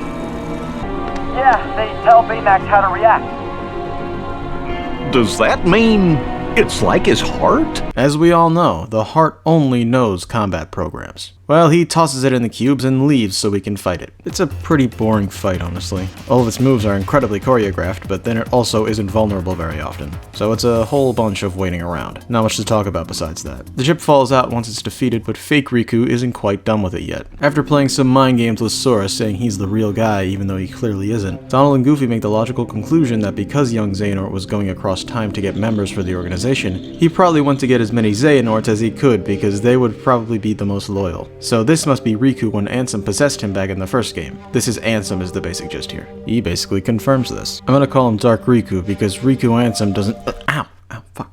because Riku Ansem doesn't roll off the tongue well. I literally just bit my tongue saying that. The replica program was a success, and Xehanort got as many vessels as he needed for his hearts to go inside. Dark Riku was one of them. The reason he's here is to figure out if they can recreate a heart from data, and this Baymax ship will help them with that, I guess. Everyone's tired, so we head back to Heroes to rest for the night. Remember Pete and Maleficent? Well, here they are looking for the box in this world. Dark Riku comes in and says hi, and that's all he really does. Just thought I'd bring up this scene to remind you that these two are still alive. The next day, we have a long chat about Dark Riku and the chip. We don't know why they even want to create a heart from data if they already have all 13 members. And as for the chip, it had originally went over to a different dimension, so the fact that it's back could mean that the original Baymax the chip was made for is here too. Guess we'll get our answers soon because the cubes are back. Our probability of success is... You don't have to crunch the numbers, Baymax. It's not the sum of our parts. It's the sum of our hearts. This time we're refreshed, we're hydrated, and ready to demolish these Okay. It collected all the data he needed. The chip is now a complete data heart. He converts the cubes into a vessel. This vessel being the original Baymax, but he's evil now that the chip is full of hate. Now he wants Sora to kill Baymax right in front of Hero because... Hero gives Sora the okay to wreck this one's ship because that ship just isn't who he is. This looks like it could be fun. It's humanoidish, not giant. Maybe this could be interesting. You know, unless Sora hitches a ride on their Baymax and the entire fight is on top of him, but not before a chase sequence that takes 20 years and only has you hold one button, but it doesn't really matter because once the fight portion begins, punching isn't really worth it, so you might as well just keep shooting from a distance until you win. Oh no, that's exactly what happened. And because of that, this is one of the worst fights in the game. Honestly, I don't know what else to say. It's a boss fight that's used entirely on a shitty team attack. I don't know how much harder I can go down on this. And I don't go down lightly. After we stress it out to the point of it going into rest mode, like a possum, Hero balances on the idea of destroying the chip because it's basically turned Baymax into a weapon of mass destruction. Maybe there's another way, but I mean, it's literally oozing with darkness. It's the right thing to do. Tadashi would have done the same. I should be the one. Ow? Hello, I am Baymax, your personal healthcare companion. Wait, what? How did you do that? No, really. That entire last cutscene was about how it's not possible. You can't just backpedal without explaining it. What the fuck? This is so stupid. I hate this fuck. Can't say I liked that one. San Fransokyo wasn't the worst, but it felt like it had no focus. 1 minute Heartless, touching bridge ice cream scene, and then BAM! Before you know it, Dark Cubes. What are they? Who knows? Let's fight them. Oh, I guess we can't, so let's go save our friends. Okay, now we can fight them. But before that, hey Riku, bye Riku, beat it. Hey Riku, see what I mean? The map is really detailed, and while I can't say it's necessarily fun to explore for a long time, finding the lucky emblems in phone games was kinda neat. All around, I'd say it was low tier, but not bottom tier. And now that we've finished every Disney World, I can tell you how I truly think of them. Of the 3 games, this is by far the weakest lineup. There are 2 worlds I can say are good, and one of them is the tutorial world. Everything ranges from weak as hell to soul-crushingly boring. The bosses are mostly shit. Again, Big Heartless are not the series' bread and butter. And more importantly, it's the most flaccid. This is the most corporate that this has ever been, following the plots to their most beloved movies to a T. And when they didn't, good lord was it still very annoying. I don't know how the writers never figured this out, but the organization is filled with annoying assholes that I don't want to watch. They aren't entertaining or even funny bad, they're just irritating. When the best parts of the entire game are when the bad guys shut the fuck up, we've got an issue on our hands. The previous games, even the non-numerical ones, made some out-of-the-box choices for Disney Worlds. Movies that aren't universally recognized or liked, like Tron, Hunchback of Notre Dame, Lilo and Stitch, or even Nightmare Before Christmas. They're not completely unrecognized, but definitely less so than their big boys. And those worlds tended to be the better ones of their respective games. My favorite world in the series is Tron for a few reasons. One of them being the aesthetics. Another being that I think Tron himself is actually a pretty decent party member as a character. You see him actually grow from program to person, and by the end he roasts Sark and then kills him. Like straight up kills him. He came back, but that's only because the god of that world willed it. He still died. Here it feels so lifeless. It's either pretending to serve the plot of the game or just actually being the plot of the movie. But oh well, we're done with them now.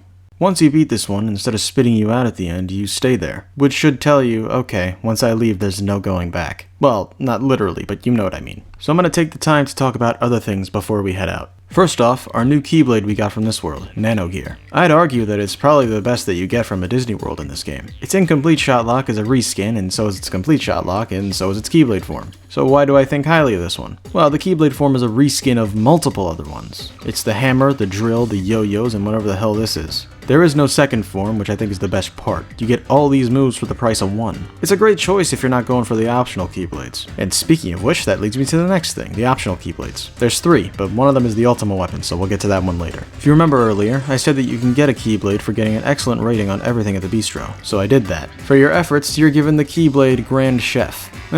It's okay. It should come as no surprise that it's a ripoff. But would you guess that it's a ripoff of Heroic Origins, the Olympus one? Instead of thunder, it's fire related. The incomplete Shotlock is more projectile shit, but the complete one is like the one with the meteor on the shield, but instead it's fruit being cut up everywhere. And the Keyblade form is like Counter Shield, except it's a frying pan. The finisher is unique, however. You grow the frying pan and slam it on the ground. So it's better than Heroic Origins finisher, but it's still not great. Now, as for the phone games, I had to collect and play all of them. The requirement is that you get a high score on all of them, but that essentially means that you have to get a score, because that'll be your personal best right off the bat. Once you've done that, you're rewarded with Classic Tone. Now this one's good. Like, really good. Still a ripoff, but good. In this case, it's taken from Favorite Deputy. Both Shotlocks are taken from the source, although it now has an old-timey cartoon filter. The Keyblade forms are also the same, but reskinned to be more cartoony. And also having a very annoying sound effect upon hitting anything.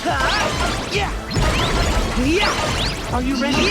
The finisher is unique. You use the drill to spin a clock gear thing, and as usual, it does AoE damage. Now, as for the lucky emblems, there are 90 in total, and getting them all rewards you with, well, a cool accessory. Kinda lame, but it does have 2 other uses. We'll get to them later. And that's all for the optional mumbo jumbo.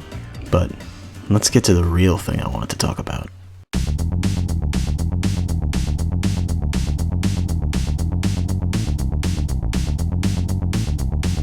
I've brought up a number of problems with the combat system. The amount of diversions, how easy it makes the game, how little emphasis was put on the combat and development due to the diversions, basically the diversions and their consequences. And if you like this game and watched this far, first of all, thank you. I appreciate you hearing me out for this long, but you probably thought, just handicap yourself, don't use some stuff and the combat will be harder. It's a reasonable argument and I thought of it too. So let's put it to the test. What do I think is the worst aspect of the combat? The attractions. They're not a diversion, they're a disruption. A big, dumb, stupid disruption that stops the pace of the game entirely in favor of free damage. So let's stop using them. To be honest, outside of for the sake of gathering footage, I haven't really been using it. Without it, is the game a little better? Yes. And I recommend anyone playing the game to rarely, if ever, use them. But that's not the question that's on the table. The real question is, does it make the game harder? And the answer is a resounding no. While the attractions can do a ridiculous amount of damage, it's far from the only thing. Links. Some are better than others, but they all have explosive capabilities. So I guess I should get rid of those too. Unfortunately, while it does slow down the flow of damage, they don't show up as much as attractions, so it doesn't make much difference. I'm still racking up big damage. Keyblade forms, that's a big damage dealer, so let's get rid of that. Yeah, I mean, I'm definitely doing less damage, but that doesn't make it harder, just longer. I guess maybe Shotlocks? Honestly, they are probably the least frequent thing you can use, so I don't see much use in getting rid of them. But I will anyway. Well, now what's even left? Right, we have Grand Magic, and we could easily get rid of that. But simply using regular magic in strings is more effective, especially because a string ends with Grand Magic, albeit with an MP cost. So, should we get rid of magic? I guess. Well, at this point, all we have left is our basic attack, and we can't get rid of that. We've stripped ourselves down to the bare essentials, and is the game harder? I'm sorry, but no. I've hinted at this for a while now, but this is my biggest problem with the combat. Everything you have at your disposal is overpowered, that much is obvious. But no matter how much you get rid of these things, completely clear the screen of every form of attack, you still have All Reliable, the X button, or A. Mashing X as your only attack and nothing else is a perfectly viable strategy that will get things done every time. So to that extent, every strategy you take in combat, no matter how mindless, is always the right strategy. Anything you do will get you results, fast. You can do a lot of things, but everything works in any situation. Don't get me wrong, I'm not saying it's bad to have options, but it certainly is bad when you never have to think before using one. And before you say that 1 and 2 were just like that, let me cut you off right there. Of course, there are a good number of times where you could deal with a situation with just the basic attacks, but the bosses, which the series is most well known for, were absolutely not all like that. Dragon Maleficent, Demix, Zaldin, Sayax, Ursula, Parasite Cage, Thresholder, Oogie Boogie, Zigbar, Riku Ansem, Ice Titan. Hell, even Waka, Riku, and Leon at the beginning of the first game all teach you that maybe running in and mashing X isn't the best idea. And that's just to name a few, but maybe that's unfair. A lot of those bosses are late game. Well, I hate to break it to you, but the late game bosses here can all be won with the X button alone. In the main game, there's only one boss that I can consider genuinely challenging, and we'll get to that one when it comes. This is one of the big reasons I don't understand it when people say that this game is just as good as 2. Kingdom Hearts 2 was such a good game because it did mainly focus on the base gameplay. It had different gameplay styles, and some of them did suck, but the majority of the game is dedicated to whacking Heartless with your Keyblade and finding ways to keep that fresh. You gotta mix up combos to make sure you don't get hit by enemies, like smacking them into the air. The really fun stuff like drive forms are basically just remixed versions of the base gameplay, which again keeps things interesting without completely changing it. Most team attacks function similarly and are done in seconds. The summons are kinda lame, I never use them. And more importantly, there were much more humanoid bosses in the game, which were 10 times more interesting than the stock Big Heartless. The main rebuttal I see towards most critiques of this game is you just wanted it to be the second game again, and that is a load of bullshit. If this game was a departure from 2 but was still enjoyable, that would be just fine by me. But it's not enjoyable. It's a piss-easy romp through the boring retellings of Disney movies. Look. Is Kingdom Hearts 2 or even 2 Final Mix this perfect game with no flaws that every game after should aspire to be? Fuck no, it's got issues, a good amount of them. The summons, as I said, are kinda lame. There's some Keyblades that are blatantly awful. Not every boss is a winner, the one on your second trip to Pride Lands is really bad, and so is Pride Lands as a whole on that note. The level design is terrible. Tiny empty rooms or empty hallways are all over the place. This nobody that goes in the ground can suck my dick. Atlantica. Don't need to go into detail on that one. Reflect is super OP, it should not be able to do this amount of damage. And I could probably go on. It's not a masterpiece, which is why I would have preferred something that evolved and improved the formula. And as I've said, it does make steps in the right direction, like how Keyblade forms can be more fun to control than drive forms. Being able to block and dodge in midair is a good addition, and so is the ability to use lower tier magic if you're past it, so you can use less MP. But all of that is completely overshadowed by everything else.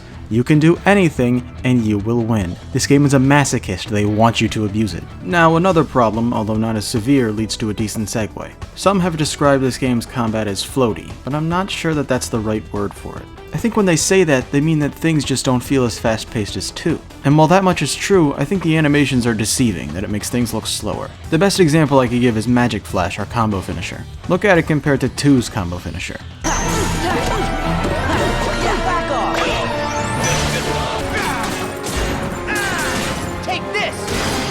It's only like a second or two longer, but it felt like it was much more, didn't it? Floaty was probably the word used because of this game's team. Story time. Once upon a time, there was this little indie game called Kingdom Hearts. It was universally praised, and the team behind the game, Tokyo Team, was eager to make another. So another they made. Kingdom Hearts 2 was some consider the best the series had to offer. Things were looking up. A new game was on the horizon. Or at least, that's what we thought. You see, Tetsuya Nomura, the man behind the slaughter, had a different project, a big one, Final Fantasy Versus 13. Tokyo Team diverted their attention from Kingdom Hearts to work on this, while a different group, Osaka Team, went to work on the side games, the word side being up for debate. They were responsible for Rechain of Memories, but the big one they worked on was Birth by Sleep, and it was this game that made the difference between Tokyo and Osaka Team clear. I think this is an unpopular opinion, but Birth by Sleep is awful. The combat is janky as hell, easily exploitable, and for whatever reason, Osaka Team must not have heard about hit stun and how important it is to give to most enemies, because most don't react to getting hit and swing back. On higher difficulties, this leads to dancing around enemies until you get a small window to attack, then you keep dancing. I used to love this game, thought it was tied with 2. What the fuck was I thinking? If you really like this game, please play 1, 2, or even 3 and then play this, it's not even close. Well, thankfully, Versus 13's development was going smoothly and Tokyo Team would return for Kingdom Hearts 3 soon. But, as we all know, Versus 13 was cancelled and reworked to Final Fantasy 15. Square quickly reassigned Tokyo Team to different projects, but they separated the group too. Tokyo Team was no more. So what was left but to give Kingdom Hearts 3 to Osaka Team? This was scary to some because their track record wasn't as good as Tokyo Team's, but fortunately they do listen to feedback. After 0.2's release, there was some constructive criticism thrown their way. They listened to most of these criticisms and worked to iron them out for the big one. This wasn't a remake of a GBA game with assets reused from the first 2. This wasn't a portable console game that could rely on a slew of gimmicks. This was the long-awaited Kingdom Hearts 3. I will say that this game is better than any of their previous games, but ironing out old problems gave way to new ones. And I've gone over them all.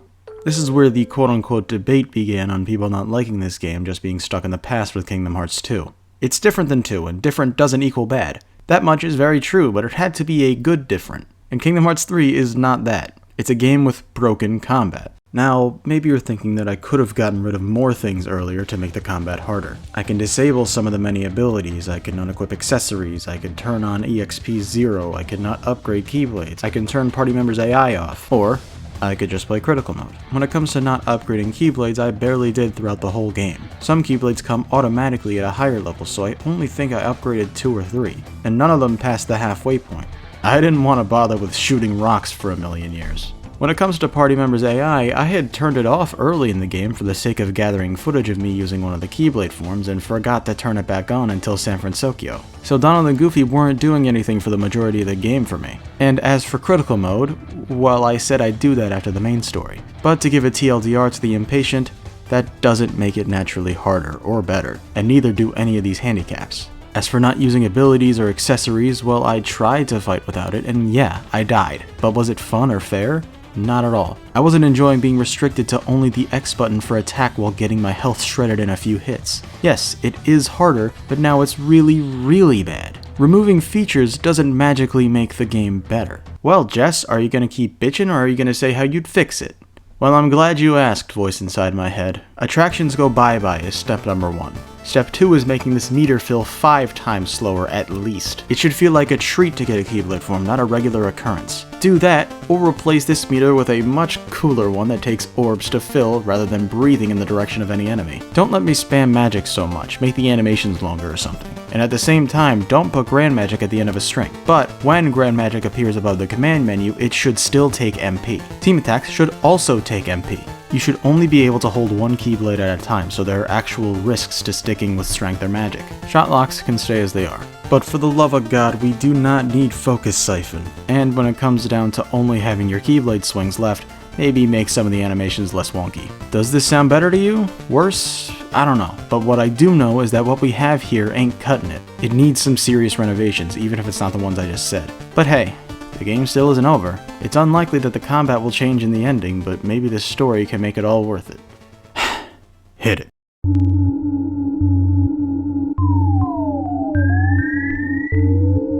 Back on the dummy ship, Sora gets a call from Chip and Dale saying that Riku and Mickey are back in the realm of darkness and Mickey aren't doing so well. Now the gang has no choice but to go there and help, power of waking or not. Problem is, we don't know how to get there. Only Riku and Mickey know the way, and they wouldn't tell Sora even if he asked. The only hope now is to do the thing we did at the beginning of the game. Sora uses his heart as his guiding key and opens a path to Twilight Town? Oh no, this is a different thing. Ansem took Ansem to the old mansion because that was his old base of operations. So SOD suspects that this will lead them to that test subject. But it seems the timing for Hayner, Pence, and Olette to search around was perfect because they saw them come in. Let's listen in on their conversation, shall we? Wise Ansem begs SOD to not make him do this, but it's Xehanort. Think that's gonna work? Either way, he stands firm that he doesn't know what happened to the girl. But you know, he's probably lying. SOD insists that they look at the data hidden here so that it may lead to her. He thinks something within her memories contains information on the Keyblade War, either the last one or this upcoming one. But enough talk, get in there. The Twilight gang hatch their plan on the spot. Step 1, Pence distracts him with some tall tale. Well, I'm looking for a friend who used to live here. No one lives here. Be gone. But, sir... No, not one more step.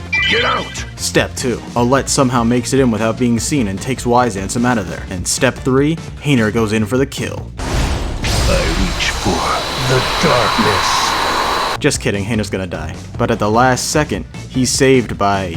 nobodies? They also surround SOD to preoccupy him while the others escape. This must be a betrayal from someone inside. Down in the poo-poo sewers, the rescue is a success. Ansem recognizes these three from Roxas's data world. It seems that finally some plot progression is about to be made with Roxas.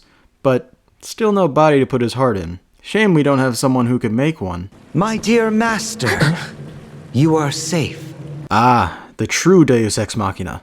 Vexen was the one behind the nobodies back there. He planted himself in the organization as a spy, waiting for him to hear about his master's whereabouts. And once he did, he saved him. Vexen, or I guess Evan now, wants to atone for his past misdeeds, and this was his first step in doing so. Back in the A plot, the Gateway took the Gummy crew to Destiny Islands. I guess this is where we access the Realm of Darkness. Sora sees Ericus's or Aqua's Keyblade just laying around. This would make for a great trailer shot one day. However it got there, it's just what we need to open the door. But wait, Sora needs to go it alone this time. In case Sora can't make it out, they still need someone to stay up there and fight Xehanort. And without Sora, Riku, or Mickey, we've still got a great team to do the job. They reluctantly agree, and Sora heads on in.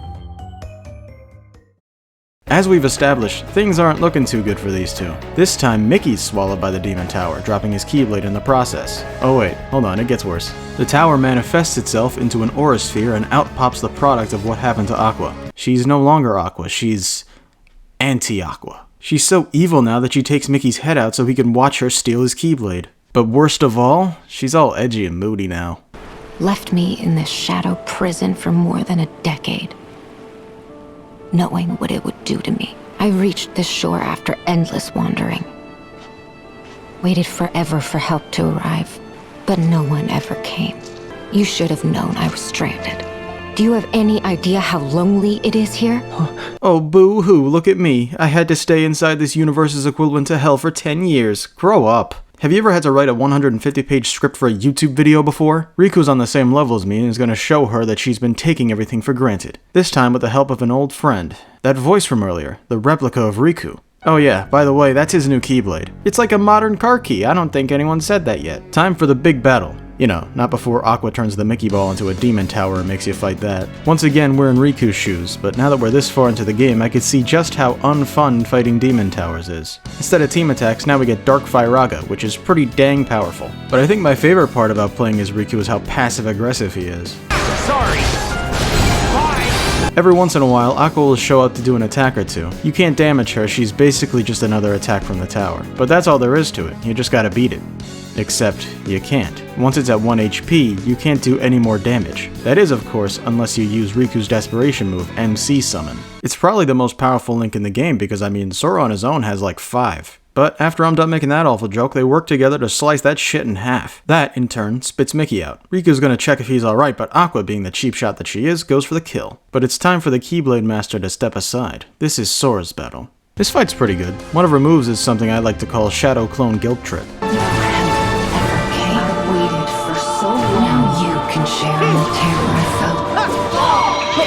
But Thunder will immediately reveal the real one. Aside from that, all of her moves, from what I can tell, are variants of what she uses in Birth by Sleep in 0.2. Although it's perhaps a bit too similar to Phantom Aqua. Whatever, as long as it's decent. It's a good fight and all, but you know what will make this more emotionally impactful? Yo ho, a pirate's life for me. Once it's over, Aqua regains her humanity, losing her Keyblade again even though this one was stolen, and once again falls into the depths. But not this time. Sora's here. Aqua! Aqua. Van... Terra... Close enough. She's back, ladies and gentlemen. This is a nice moment. Hopefully more like this to come. 1 down, 5 to go. Over in Radiant Garden, Evan got a hold of Demyx, something which I've heard is very difficult. He wants to use Demyx to help with his plans because he was kicked out of the organization, but he's still considered loyal to them so he wouldn't be suspected. Evan further elaborates that he wants to redeem himself of his past mistakes, like the Riku replica or, nothing else. Now he wants to help people. Demyx doesn't care at first, but Evan whispers to him that someone who isn't a loser and didn't get kicked out of their ranks also wants it on the plan. Who? My money's on Dark Riku. This somehow convinces Demyx, so he takes the job. What is the job? Well, deliver 2 things to Ienzo. 1, an empty vessel to use for Roxas. How's humanity treating ya? I rejoined the Nobodies. But like, I just can't shake the feeling I've been sweet-talked, you know? We have got to have a chat. Whoa, back up, what? Oh, sorry. I'm getting ahead of myself. I'm actually here on a top-secret mission. Apparently, I'm so off everyone's radar that I'm just the guy to handle a special delivery. I'm not sure I like how Demyx is becoming one of my favorite characters in the series. The second delivery is Ansem the Above Average. The first thing I think about when seeing this scene is when Ansem was ominously laughing while looking at baby Ienzo.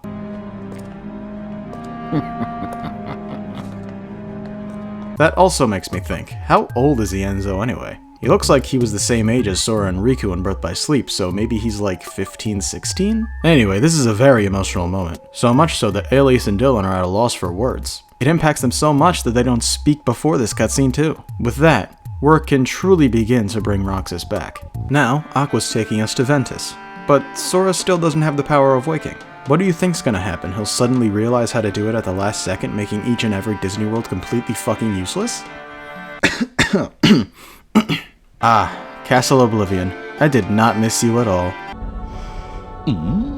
What the fuck was that? Keep it to yourself, man. Alright, time to bring this back to its former glory. Nice, the place got repaired too. I guess oblivionizing the land of departure has more than one benefit.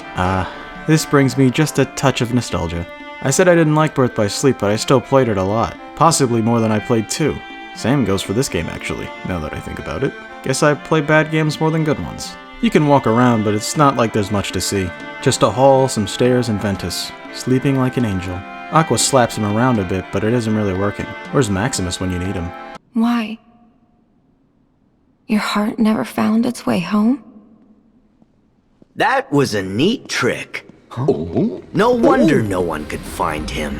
What did I tell you? Cocky as ever. I love how cutscene villains are at a much higher tier than gameplay villains. Sora can never even touch a single organization member without a controller guiding him.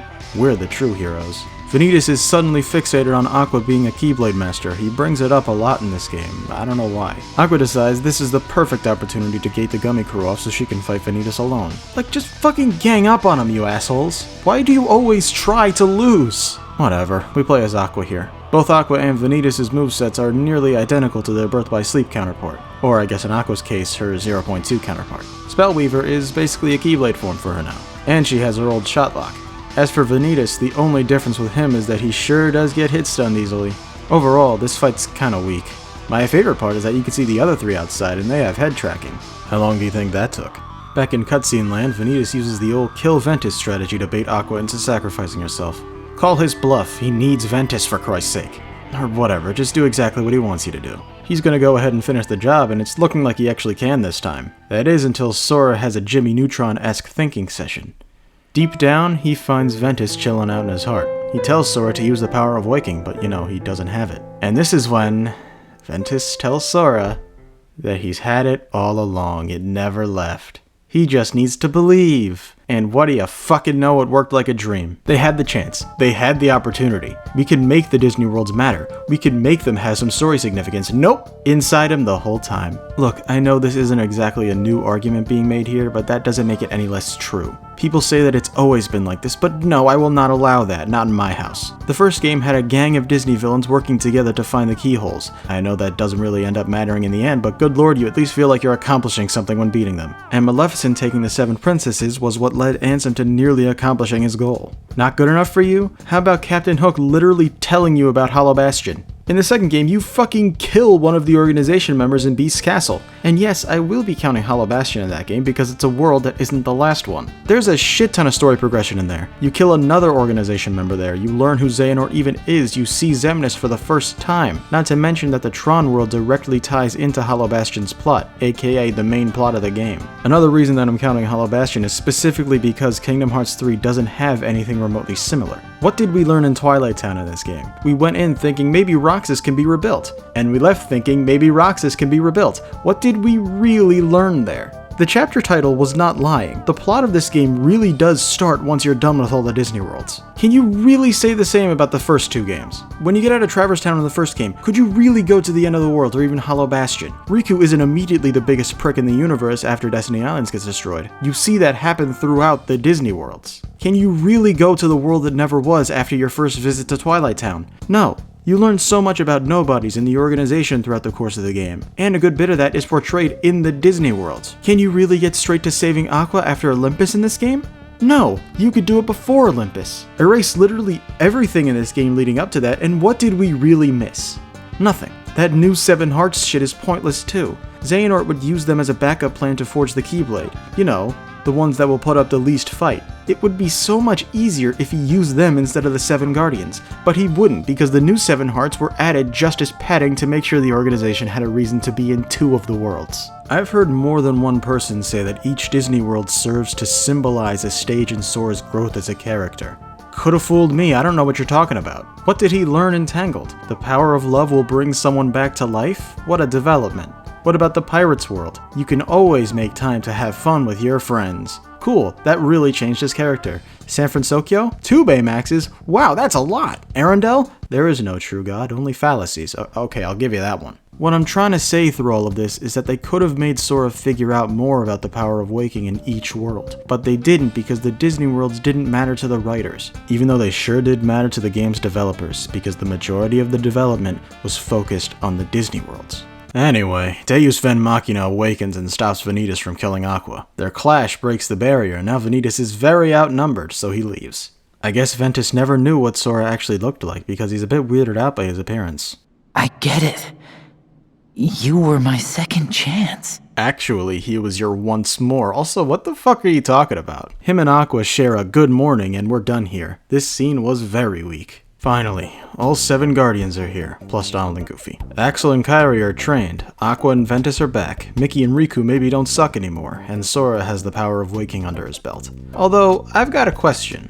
Even if you're sure you can win this fight, wouldn't it be better to keep training so you could really crush them? I mean, it's not like there's a place where time doesn't matter that you can train essentially forever in, where theoretically you could get Sora, Kairi, Axel, and Ventus to Master status and or level 99. Whatever, this game sucks. We all have a big, hey, I know you conversation. It's really dumb. Aqua's essentially Mrs. Worldwide. She knows everyone here except Axel, especially Kairi, who she's surprised to see became a Keyblade wielder. Anyone would forget. Hazy memory or not. Thank you, Axel. This is kind of cringe. Ven looks just like Roxas. Or is it Roxas looks just like Ven? And now I have to explain all of that to him, which is in itself a crazy long story. And apparently everybody already knows everyone, and this is an insane amount to get memorized. Uh-oh, are we getting self-aware? Reel it back, guys. Either way, Ventus remembers Axel anyway. Axel? Who's Axel? See? Major brain ache.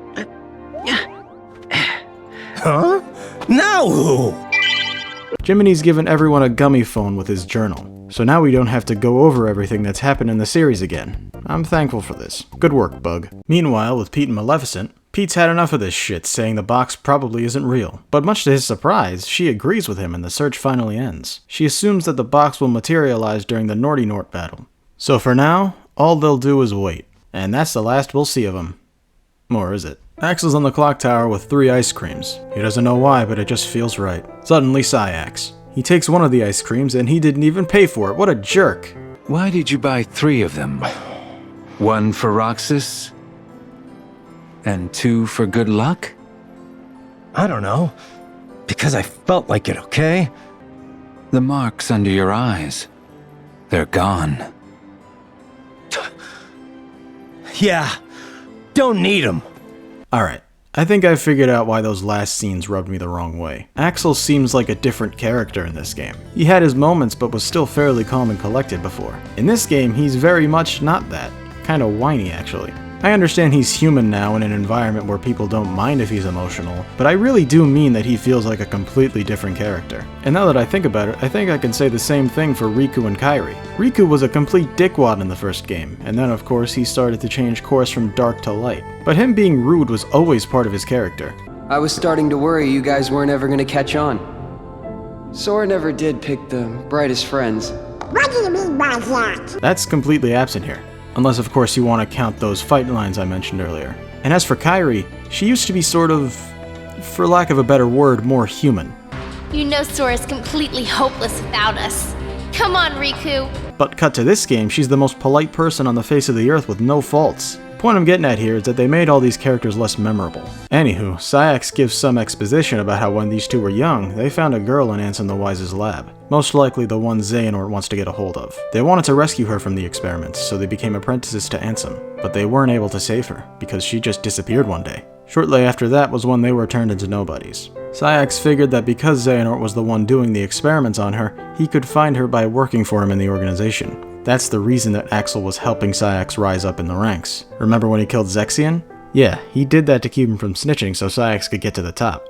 That obviously didn't work because Xehanort doesn't even know where she is. So now he's just nihilistic or something, working for Xehanort just because he's a prick. Bye-bye. Back on Destiny Islands, Sora and Kairi are having a moment while Riku's down at the shore having a moment with himself, as in his replica. Apparently back when he died in Chain of Memories, his heart went to the realm of darkness. So when Riku was in trouble down there, they linked up. And now they're together again. Although he's only visible in Riku's eyes. No one else can see the replica. He's here because he has one thing left that he wants to do before passing on fully. We can assume it's giving Naminé a body, like Roxas. He did basically live for her. But over to Sora and Kairi, oh, it's finally Paupu time. Allegedly, this is the most romantic shit you can do in this universe. That's my man. They vow to keep each other safe and have a bite. Wait, Kairi, you didn't take a bite. Sora took his, you gotta take yours. The intertwined fate thing doesn't work if you don't take a bite. Does it taste bad? You're the one that initiated this. Oh well, there's always next time.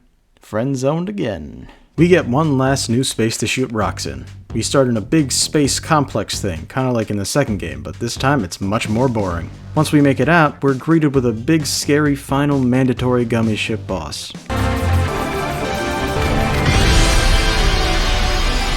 Once we're done with that, we're greeted with our final destination, the Keyblade Graveyard. There's most certainly no going back after this, so you need to be ready for the shitstorm brewing. Are you? Okay then. Here we go.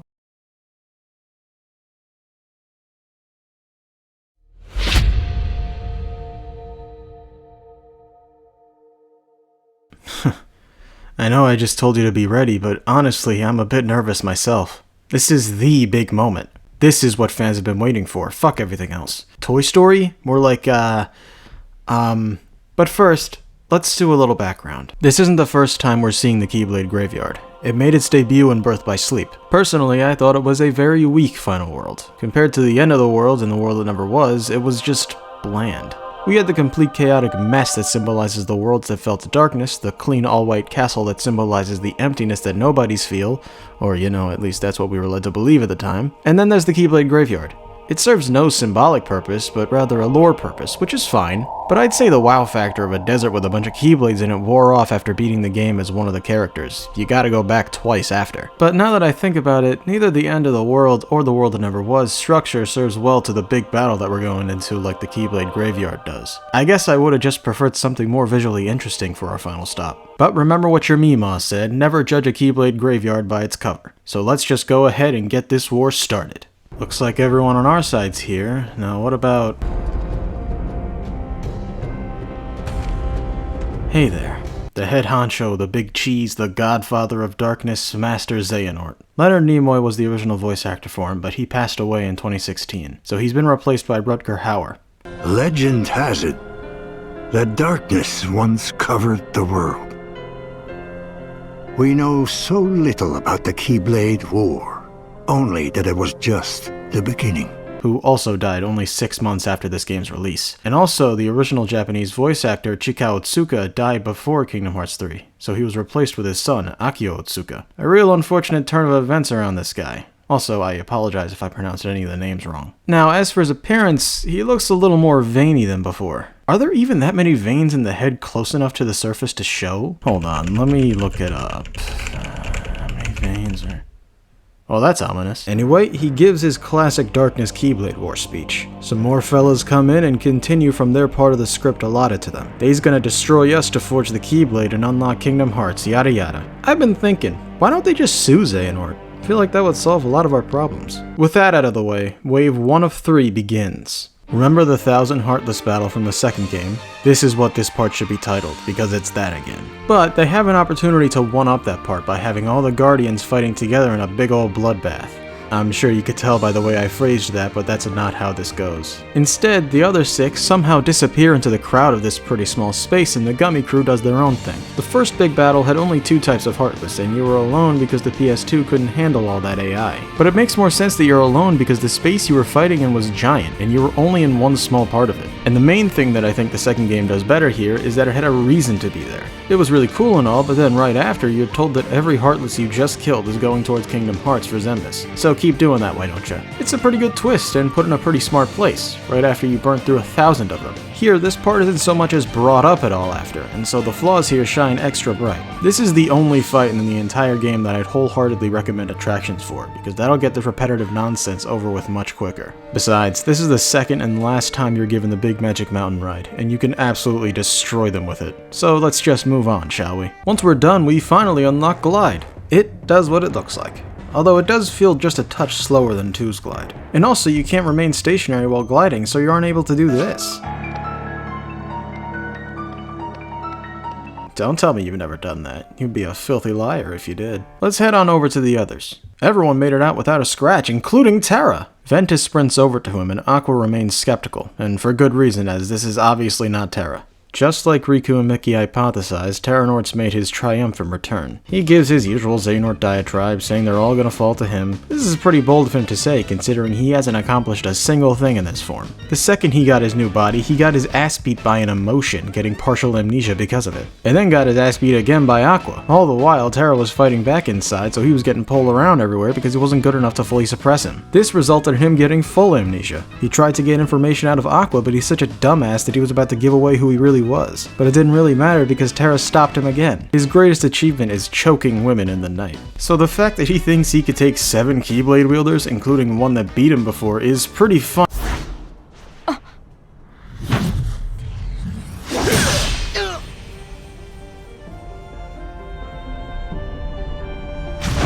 Right, cutscene villains. So he just straight up one-shot Ventus. I don't think he's dead, but he ain't fighting anytime soon. Sora's next up, and he should last a bit. Look, no, you can't do that. Why doesn't anyone fucking help him instead of standing there like a bunch of jackasses? Because now that he has the room to, he's gonna go ahead and one-shot Axel too. Okay, so I guess Terranort is just this all-powerful warrior, and no one can stop him.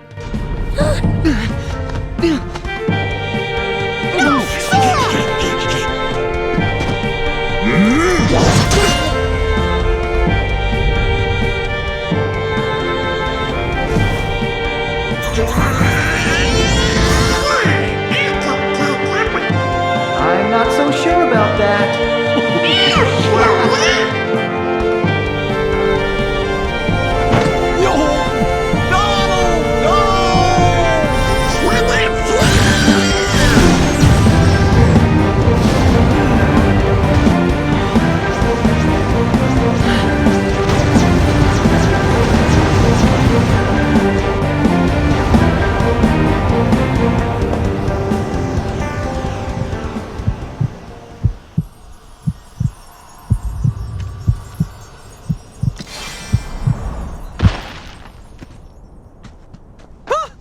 I hope you enjoyed my Donald fan cam. Remember when I said that the Vanitas door scene was the best?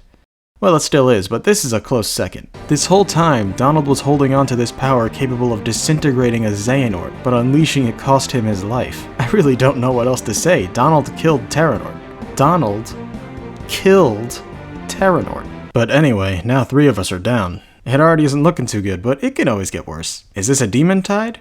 No, it's a demon tornado. Sora, Riku, and Aqua fight while the others tend to the wounded. But the tornado is getting even bigger. How the hell can you even approach that? Aqua starts feeling the pressure and just gives up, getting taken by one of the tides. The other tides aren't far behind, and they take Ventus, Axel, Mickey, Donald, Goofy, and Kairi, all to be swallowed into the tornado, shredded to pieces. Okay, so everyone's dead, but we've still got Riku. We could still do this. They're gone. Kairi, Donald, Goofy, the king. Gone forever. What do we do? Without them, all my strength came from them. They gave me all of it. Alone? I'm worthless. I kind of like to interpret this as Xehanort being very deliberate with the order of the people this thing took. He recognizes that Sora is probably the most powerful out of everyone because of how strong and plentiful his connections are. So he needed to be taken last because, well, just like he said, alone, he's worthless. And now, once that last light is snuffed out, he can be taken.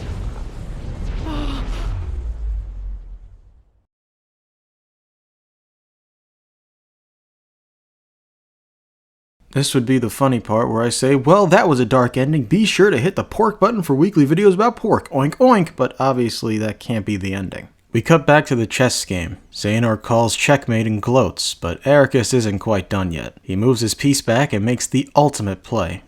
It's not over. Come on. That's not fair. I know I had you. Yes, you nearly did. But a game's no fun if you know where it's going. There's more to light than meets the eye. I told you.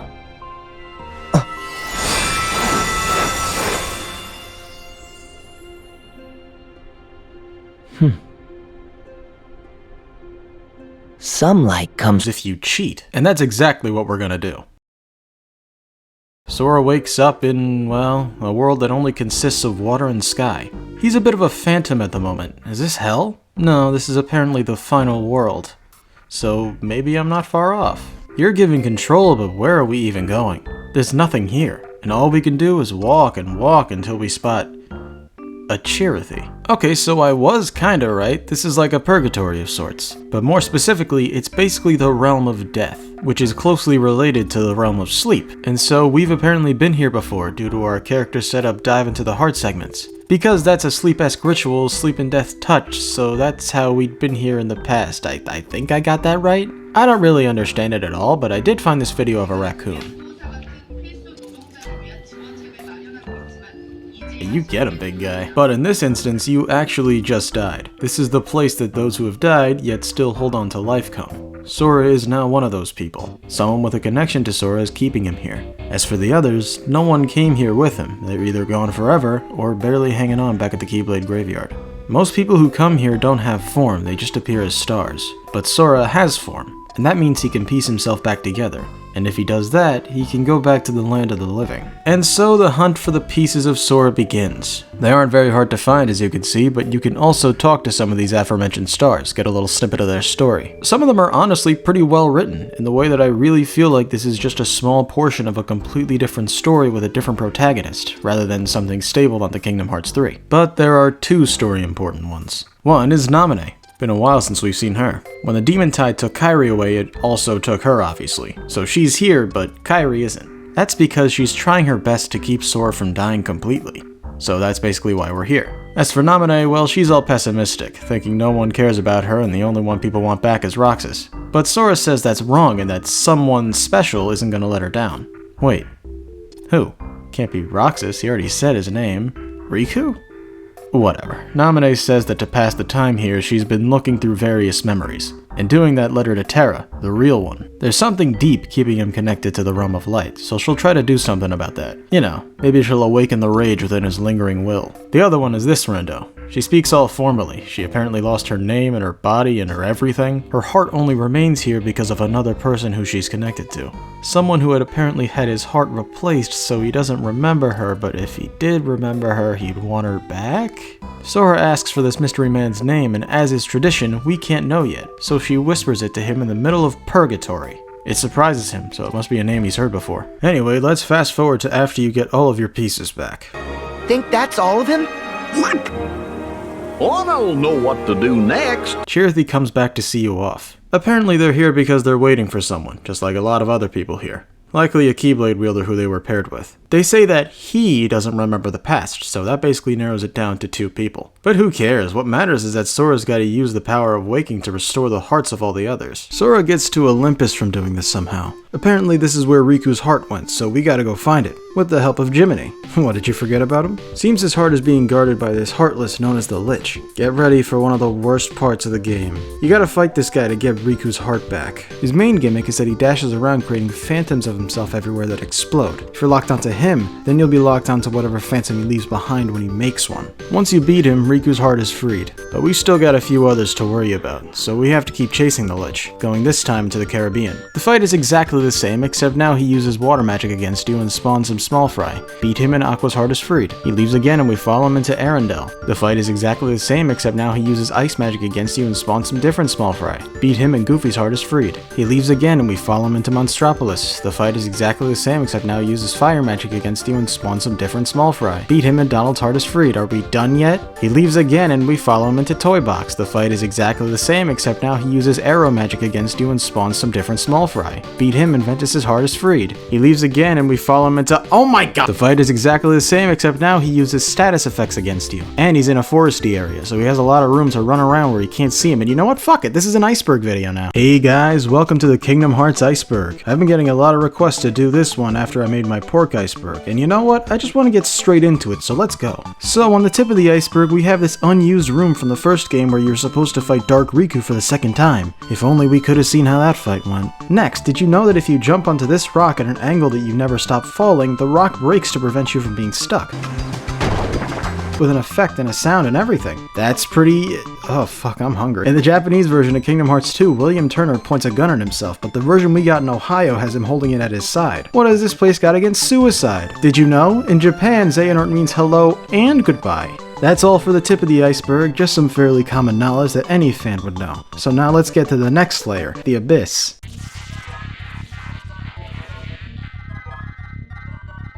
Up first on this layer is that this game can suck my two nuts. The final part is in San Fransokyo. It's the exact same fight, but blah blah blah beat him and he actually dies this time, freeing Axel's heart. So that's everyone, right? Nope. We never saw Kairi. Where else do we go? We've seen every Disney World. Where would her heart be? Ah, I've got an idea. Boy, am I glad to ally myself to the light. I sure do hope no one sets me on a path that I don't desire. Cool, maybe he can give us a hint. Well, not quite. You see, back in Dream Drop Distance, Sora fell into multiple layers of sleep, nearly banishing him to counting sheep forever. Using the power of waking like this can cause that to happen again, but for real this time. The power is meant to be used to traverse hearts to reach worlds, like in Dream Drop. Sora here is using it in the opposite way, traversing worlds to reach hearts. So going against the grain with the power of waking, well, you can do the math. Sora says nuh-uh, Xehanort says yah-huh, and then he leaves. Not the hint I was hoping for, but still useful information. Anyway, the real hint is given by Chip and Dale, saying her heart is in the Keyblade graveyard. Good thing we don't need to fight the fucking Lich anymore. Remember, her heart was keeping his tethered, so she was the most alive out of any of us here. And now we can get back to warring. Seems we've time traveled just a bit backwards, just before our encounter with Terranort. So let's go give that one another shot. We've already been through this much. It's Terra, it's not Terra, I'll fucking kill all of you, but maybe I'll go for Donald first. We're not gonna lose to you. Who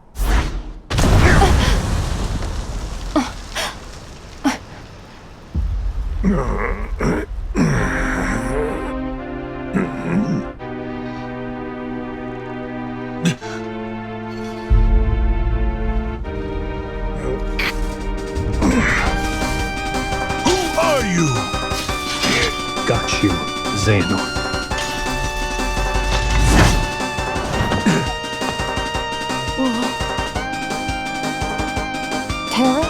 Naminé seems to have pulled through for us. Oh shit, he's doing the whip thing. I fucking hated that move. Show him who's boss. Yeah, mess with this command menu next. Ooh, this works too. It wasn't quite Zeta Flare power, but it did some damage. This is super fan servicey and I fucking love it. They go off and do their big battle, but we can't help because we've got our own problems. But now that we're all in good health, we can take on the tide before it becomes a tornado. Let wave 2 begin. Everyone, except us of course, goes to hold off the rest while we fight the tide. Now this fight isn't very good. I'm sure it was going for a look how far you've come feel to it, but like, the first fight wasn't really hard, it just had a lot of health. We didn't even need to take all of it away. Its moveset here is mildly expanded for the majority of the fight, but it has a second phase halfway through, where it turns into a mini tornado. It doesn't really get harder, it's about on par to how it was before. Its moves in this phase include, but are not limited to, throwing in the air and then shooting dark balls at you, shooting dark balls at you without throwing you in the air, tossing out some heartless, and a bunch of other heartless nonsense. It's boring, and it takes a very long time. Let's move on. Looks like that was completely useless, it went big tornado mode anyway. So now what? How do we even get close enough to attack? Don't worry, Sora has a terrible idea. He's just gonna go up to it and hit it, that might work. But before he can die in a split second, something stops him.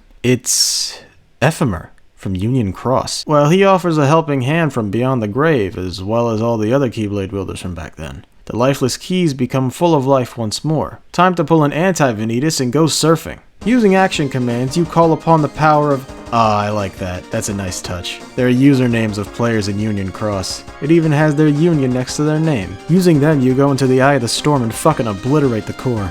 You can lose health here, but I'm going to assume you can't die. That would kinda ruin the moment. One final slash, and the tornado is not a threat anymore. We got a new Keyblade from that, Starlight, the classic Union Cross Keyblade. It functions exactly the same as the Kingdom Key, with the same shot locks and Keyblade form. The only difference is that instead of Ars Arcanum, there's something else called Ancient Light. It draws enemies in and shreds them with other Keyblades. Thanks fellas, buy a brewski sometime. But of course, these guys have to ruin the moment. In comes Dark Riku, acting a bit crazier than before. That must be you from when Ansem had control of your heart. Yeah. How could I forget? I'd say that was our finest hour. Wrong. My hour of weakness. You sure? How about we find out?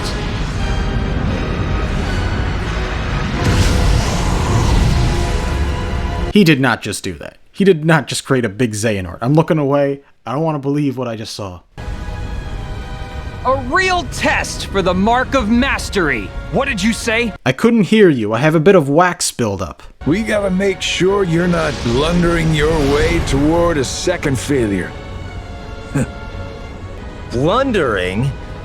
I'll have you know we failed with style, Chief. Okay, wait a minute. So everyone knew about that last attempt? Then why the fuck did Ventus still fall for the old Terra trick? And why did Terranort bother making the same speech? You know what? Whatever, it's cool. Here come even more Heartless, but this time it's like a lot. Towers all over the darn place too. Mickey contemplates using Stopsa so we can get past, but that'd make him too weak for the final battle. So like, what do we do? Well, let's see. Who else can come out of nowhere to help? Lingering Will is busy. No Final Fantasy characters will come because they don't exist in this game. By the way, have you noticed that? We'll get into it later. I'm at a loss. I don't think there's any Deus Ex Machina we can use.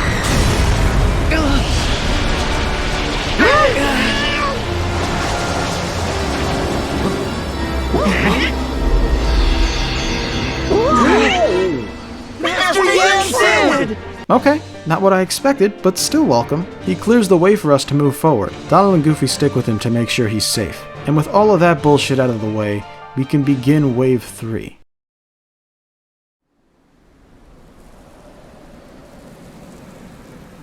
All's quiet over here. Nothing but the sound of the breeze blowing through the deceased.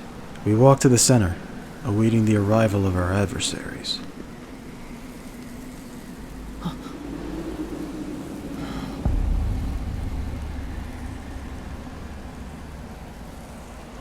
They don't keep us waiting long. The real Organization 13. Master Xehanort wears his grin with pure delight. His plans are finally coming to fruition. The only words that break that grin are, "You're about to have an amazing time." The tension in the air. You could feel it getting higher and higher.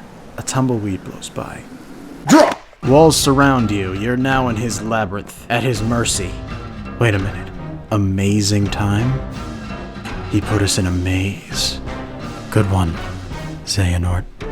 Anyway, everyone's gone to fight their own battles in groups. For instance, Aqua and Ventus are obviously fighting Vanitas and Terranort. Sora's role is to provide support to every one of these battles. To begin with, you're given the option of two. Riku facing Dark Riku, Ansem, and Xigbar, or Mickey facing Larxene, Marluxia, Luxord, and Xemnas. Holy shit. Yeah, they've both really got their work cut out for them, but I'd say Mickey needs the help a little more. After doing a little obstacle course, our first battle can begin. He's actually doing a decent job with them for the time being, but nevertheless, we're still here to help. Xemnas decides to cage us in, but why though? It's not like we were gonna try and escape. He could be fighting us too. Whatever, less work for us. So, 3 to choose from. I'll aim for Luxord first. From what I can tell, he's only using one move where he circles you with cards. But you also do a noticeably small amount of damage to him. That is, until Xemnas realizes his game plan is stupid and could be doing better things. So, he decides to head out and leaves Luxord a parting gift of a power-up. First thing he does is trap Mickey into a card, and now he has his eyes on you. I'm gonna count this part as its own boss fight, because Larxene and Marluxia can't be damaged here. They're basically attacks from Luxord. So judging this fight on its own merits, it is terrible. Possibly one of the easiest fights in the series. The goal is to find the card with him on it and hit it, and when you do that, you'll notice you're suddenly doing a much higher amount of damage than you were before. And that's it. That's all there is to the fight. You know what? Here, I'll let this speak for itself. Oh yeah.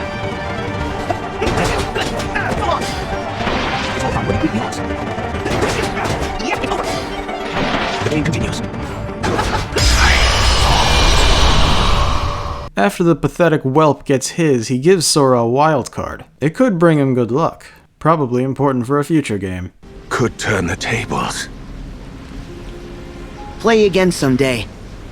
When we're just guys. I should like that very much, Sora.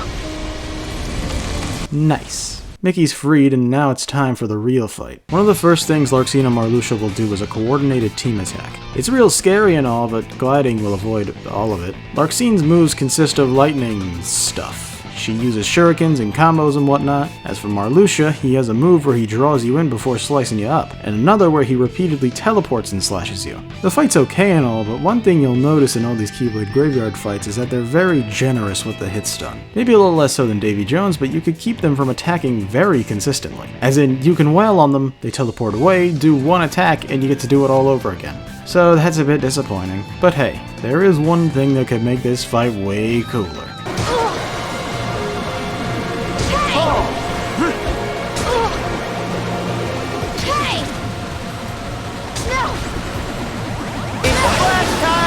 When you beat Larxene, she doesn't have the same change of heart that Luxord did. You're gonna be recompleted. I didn't ask you for your garbage opinion.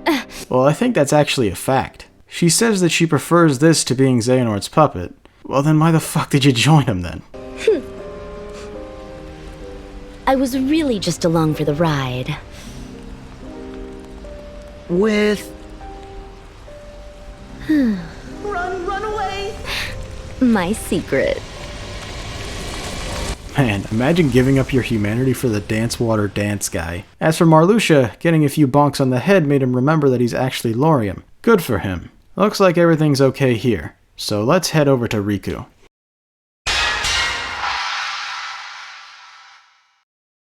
Riku seems to be doing a bit worse than Mickey was, so that probably means that this fight's a little harder. Ansem's in this fight for about 5 actual seconds before he decides to leave this to Xigbar and his other self. Not before he does this weird darkness explosion that I think does nothing? Anyway, this fight is worse than the last one. Xigbar is piss easy to take on his own, but combining that with Dark Riku is very annoying. He isn't fast, but he will chase you across the whole arena. For this, I'd recommend you go after Xigbar first, even though that's not what I did here. Both of them have desperation moves. Dark Riku's have him repeatedly teleport and slam onto the ground. Most of the time he'll slam right where you are, but once or twice he'll do it in front of you, so you gotta change direction a couple of times when dodging it. Xigbar's has him go to the center before firing a shit ton of bullets that form a ring moving closer to you. It's not too bad, all you gotta do is block, but the challenge comes from working that in while you're still dealing with both of them attacking. They might actually do their desperation moves at the same time, so that's spooky.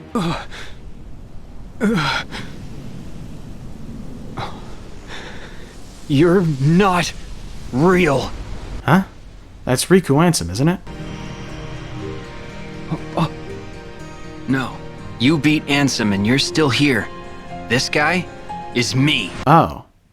Neat twist?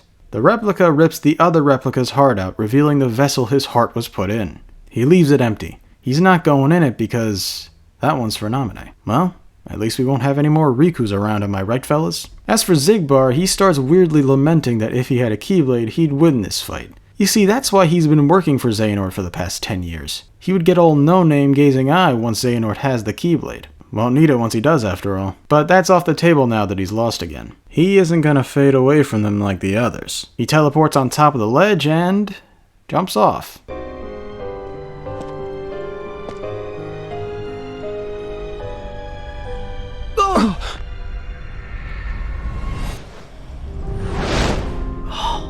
Odd. Well, his weapons faded away, so I guess that's the end of him. That takes care of that. Riku's gonna go after Ansem, Sora continues being a part of the fan service. Another two choices. Should we go after Axel and Kairi fighting Saïx and someone else? Or Aqua and Ventus fighting Terranort and Vanitas? Well, Aqua's a master, so I'm gonna go ahead and help out the beginners. So, this hooded figure wielding a kingdom key is fighting alongside Saïx. I couldn't tell you who it is. I still don't know, and I've beaten this game 6 times. But considering we've only seen one other person besides Sora use a kingdom key, I'm gonna assume that this is Shadow Sora from Captain Hook's ship. Anyway, let's go. Saïx immediately goes into semi-berserk mode, while not Shion somehow copies his abilities. No, really, how does she do that? This part is more a matter of surviving than fighting. You can't really do much against either of them while they're rampaging. Not Shion will occasionally break out of her Saïx mode and go for Keyblade swings, but that doesn't really last long. Once Saïx's meter fills up completely, it's complete berserk mode time. And you know what that means? Cutscene! Saïx really fucks all of us up and leaves Axel on his knees. That's when Xemnas comes in. It seems like this is mildly personal to him, so he wants to finish him. Ah, ever the rogue pawn. Knocked from the board early in the game. Utterly useless and forgotten. Are you kidding? Do you know how popular I am? I got loads of people rooting for me. Sorry, boss. No one axes Axel. Got it memorized? God, that was lame. Xemnas destroys Axel's Keyblade, and honestly, I'm glad. I much prefer the Chakrams anyway. We don't need everyone to wield a Keyblade. Xemnas fucks him up and is gonna do him in completely, but— Darkness! Changing sides again? Wait, who's this? I was only fighting Saïx. He tells her to kill him because he's sadistic like that. But then Sora goes ahead and stops her, saying her name in Roxas's voice. It's alright! You can stop now! It's alright! Shion! This causes her to go into a full mental breakdown. So Xemnas gives her a kick, maybe that'll help, like a car. Instead, it takes her hood off, making Axel remember her. But once again, it's job finishing time. He gives Axel a quick stomp on the hand, that'll show him, and then it's her turn to go. But all of this resonated with Roxas's heart, and it finally exits Sora's body, probably into that replica from earlier.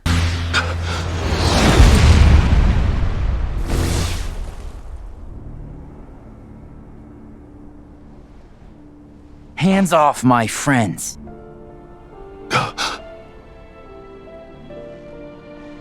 It cannot be.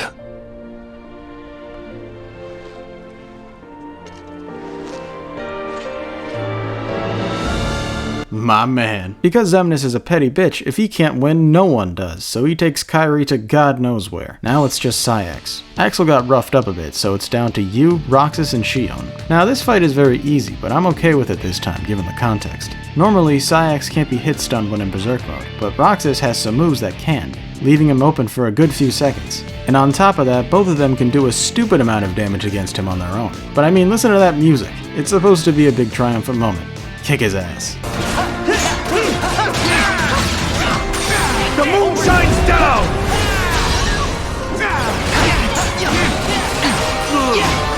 Saïx collapses and Axel finally breaks through his stoic facade. He was mad at Axel for putting him and the girl they've been looking for aside in favor of his shiny new friends. And so he became all nihilistic as we went over. Of course, Axel didn't forget him or her. Why do you think he worked to put him up in the ranks? And in response to that, Saïx finally admits that he was jealous. And with that, it's time for him to go. Sora's off to do better things while they have their little reunion.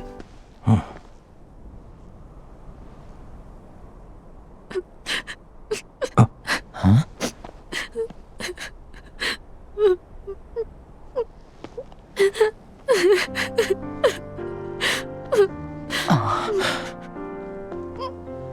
Guess I should have brought some ice cream. Alright, I'll admit it. I felt something here. I wasn't crying or anything, but this was a long time coming. They'd all been in constant mental pain forever. Roxas was forced into killing Xion, before then being forced into a simulated town making friends with people who weren't even real, just to come to the realization that he needs to be part of Sora without a will of his own. Xion held the burden of kickstarting that downfall and fighting him, before fading away to be forgotten by the two people that cared about her. Axel had to watch the both of them exit his life and desperately try to get one of them back, sacrificing himself for the person that has his friend trapped in his heart. So yeah, this hit me a little bit. This was a good moment. But now I'm really noticing how tall Axel is. He's like 7 feet. My man's in the wrong line of work. Alright, last up on the small guys, let's go help those wayfinders. Looks like they're holding their own decently enough, even though Terranort literally destroyed us earlier. Speaking of which, what the hell happened to the Lingering Will? Did he just get bored and fuck off? Whatever, Terranort's here now, and so is Vanitas. We make it, and let's just jump into it. So this fight straight up sucks. In true Birth by Sleep fashion, they decided that bullshit is the same thing as challenge. You have to target just one of them at a time, but the other will very frequently just come at you from behind and hit you. There's nothing you can really do about that unless you stay ranged throughout the whole thing, which is super fun. And this problem is amplified because Aqua and Ventus will almost always bring whoever they're fighting to you, so it becomes this complete clusterfuck. But don't worry, you know what could make this much more fun?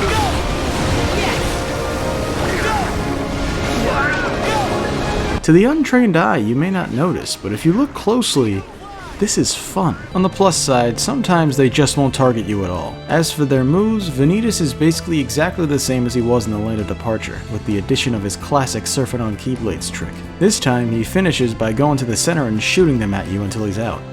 You're nothing! Well, that's just rude. As for Terranort, his constant voice lines are just as annoying in Birth by Sleep, but now instead of Enough! it's more like dark times ahead. Join the shadows. His bread and butter is dashing around like an asshole, hitting whoever he comes in contact with. At times it feels like he's not targeting anyone while using it, so maybe he really is just being a dickhead. Aside from that, he has projectiles that he shoots out of his Keyblade, basic combos, and Guardian shit. Nice. What? Nice. What do you mean, nice? Nice. Stop, you're making me uncomfortable. His desperation move has him very cheesily go dark times ahead and turn the arena into hell. Beams everywhere, the Guardian keeps dragging you in to punch you. Every time he punches, Terranort says, break him. Break him! Break him! Every fucking time. Best thing you could do here is to let him drag you in and just block whenever he punches. You should be fine if you just do that. I beat Vanitas first, figured it made more sense. His mask cracks once more.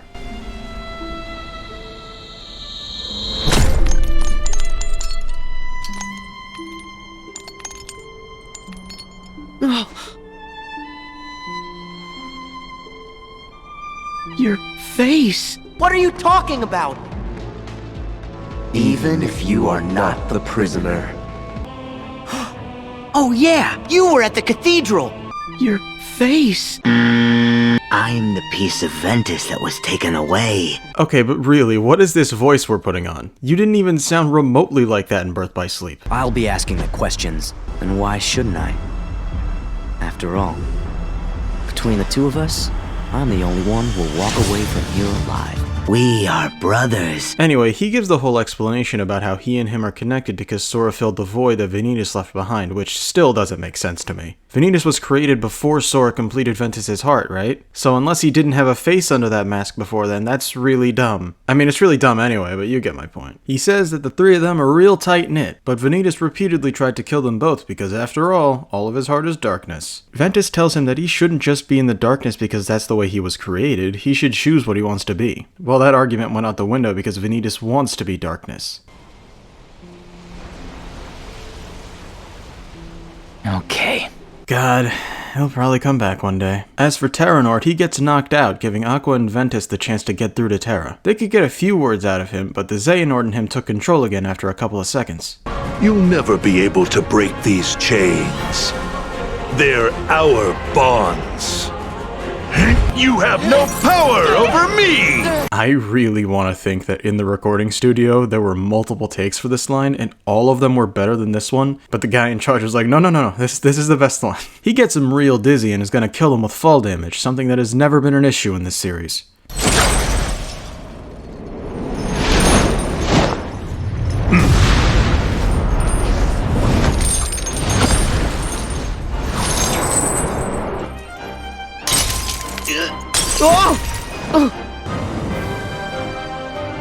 Ow! You fell to the dark! Sora goes ahead and unlocks his heart so Terra can reclaim it, and everyone's favorite character is back. Terra? Is it you? Yeah. You never stop lighting my way back. You're here. I heard you too, Ven. You found me, just like you promised. You see, as opposed to the last one, I don't feel much here. I don't have too much sympathy for the main cast of Birth by Sleep. They were never very likable, and the shit they went through was partially their own fault. That Anakin Palpatine bullshit with Terra and Xehanort was annoying. Ventus trying to find friends in every world and that basically just being his goal for half the game was annoying. The fact that the best role they could give to Aqua was to clean up the shit from the other two was annoying. Ventus is dumb. Terra is dumb. Aqua isn't as dumb, but she didn't really have too much of a character in that game. She has a little more here. So yeah, this reunion doesn't feel nearly as emotional. Well, that's all the appetizers out of the way. The only ones left are, well, the Xehanorts. This is it, fellas.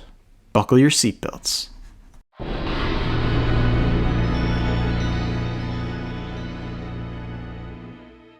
We made it this far, and so did Riku and Mickey. I guess they were just standing there waiting for me to get here. Remember, Xehanort now has possession of Kairi. I guess as another backup plan? With each clash between the lights and darknesses, a key is made. Thus far, there's been 9 created. 4 to go before 13. Once there is 13, the Keyblade will be forged. Yeah, sure. And what makes you think there'd ever be any way we'd help you with that? You forget I plan for every eventuality. That is fair. What if the reason Xehanort can plan so far ahead for everything is that everyone can't stop posting about their plans on Kingdom Hearts Instagram? If you do summon Kingdom Hearts, we will defeat you. And we will close it again. Maybe you will. Or then again, maybe you won't. Let the Nort battle begin. Remember when I said that there was one fight that I consider genuinely challenging? This is it. It's kinda like the last fight, but not nearly as bullshit. Don't get me wrong, there are bullshit parts. Young Xehanort likes to teleport at you quite a bit, but it's a bit more manageable here, as it's usually not outside your view when he comes in. The 3 of them combine attacks frequently, but it's designed to work. You can avoid each move one after the other. It's not easy to do it, but that's the fun part. A few seconds into the fight, the 3 will disappear and Master Xehanort will cause a Keyblade Hurricane, taking the other 2 away. During this part, you have to avoid waves of keys, all the while the 3 attack you. The pattern of which they attack and what attacks they use depends on who you've beaten at that point in the fight. One I particularly liked is when the second wave of Keyblades comes in and Xehanort goes, "No, Grandpa, stop pinching my cheeks!" Ansem uses weird-looking mines, laser balls, lasers that circle him, and darkness explosions. Xemnas uses a lot of his Kingdom Hearts 2 moves, lasers, lightsabers, whatever these are, and kicks. Young Xehanort could put you in a time stop while he shreds your health. He uses his Keyblade as a whip, he shoots ice projectiles that can freeze you, so yeah, there's a lot of moves for you to keep track of. But it's a good thing we have... When you beat Ansem, Riku admits that he's gonna miss him. Ansem gives them some encouraging words, that he knew he would lose. Part of me wanted to defy my fate. But when the others betrayed us, I found I did not care. And then, nothing else seemed to matter anymore. Ansem. What? It is time to move on, boy.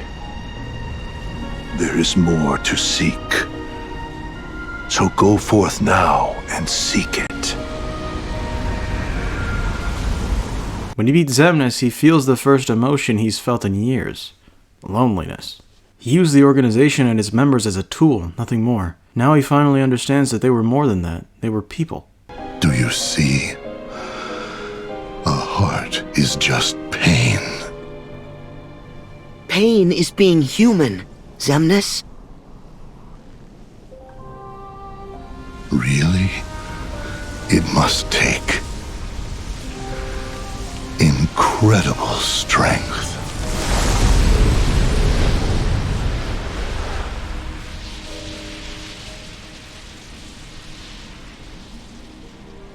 Young Xehanort goes out like a little bitch. He's just gonna go back to his time period and keep going like nothing happened, but Sora will fall into the deep depths of slumber forever.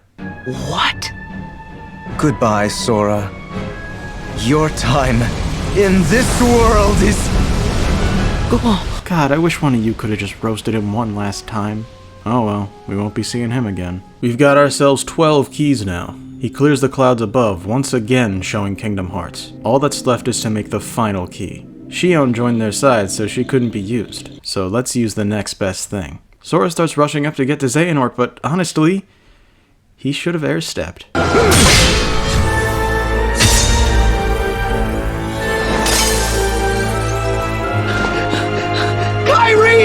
Well, that sucks. Rage isn't gonna work here, he's become too powerful. How about Riku? Nope. Mickey, well, actually that made things worse. Xehanort used Stopsa. Then just to be a dick, he uses one of his Keyblades to hit Sora again. Alright, no more emotional bullshit. Let's get this Keyblade forged.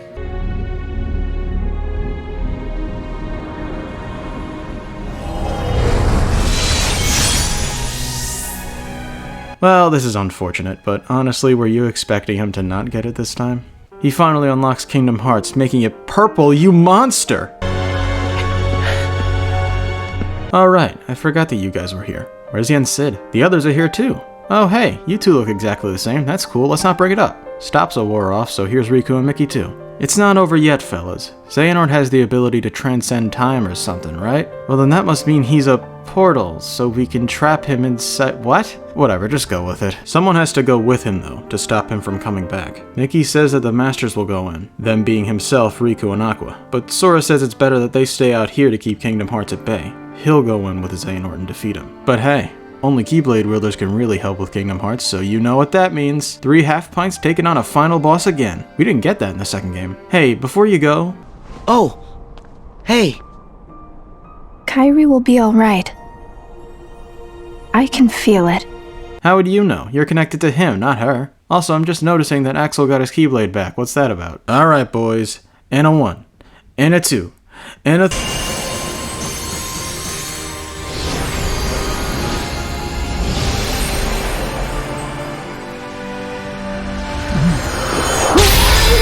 That's what you get for turning your back on your only threat left. I wonder where that portal's taking us.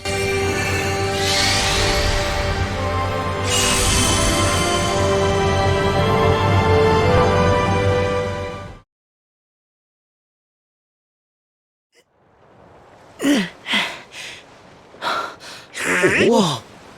Where are we? Oh, it's that world from the intro cutscene. Xehanort seems to be somewhere else in this place. Oh, that was fast. Found him. Ooh, 2-for-1 deal. Okay, come on now. We just got done beating 3 Xehanorts. Oh, what's going on here? They're all glitching out into these things. Well, honestly, who cares? Because while this happens, the best song in the game plays.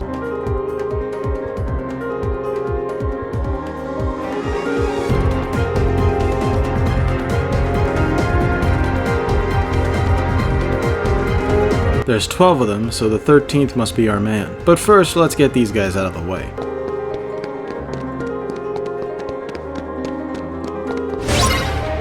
Seriously, that was like 10 seconds. Ugh, whatever. This fight is weird. They all have shared health and each is based on a member of the organization. You can see Xigbar's guns, Vanitas' Keyblade, Young Xehanort's Keyblade, etc. Their moves are all still pretty straightforward, except for their desperation move where they start Armageddon. Lasers rain in all over the place while the others come in to take potshots. But aside from that, pretty easy.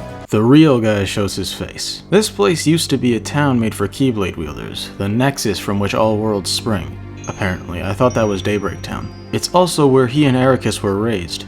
Its name? Scala ad Caelum, Stairway to the Sky. Yeah, it looks like it, but that's enough talk. He wants to finish this just as much as I do. He absorbs the power of all the 12 you just took out and, well, the fight begins.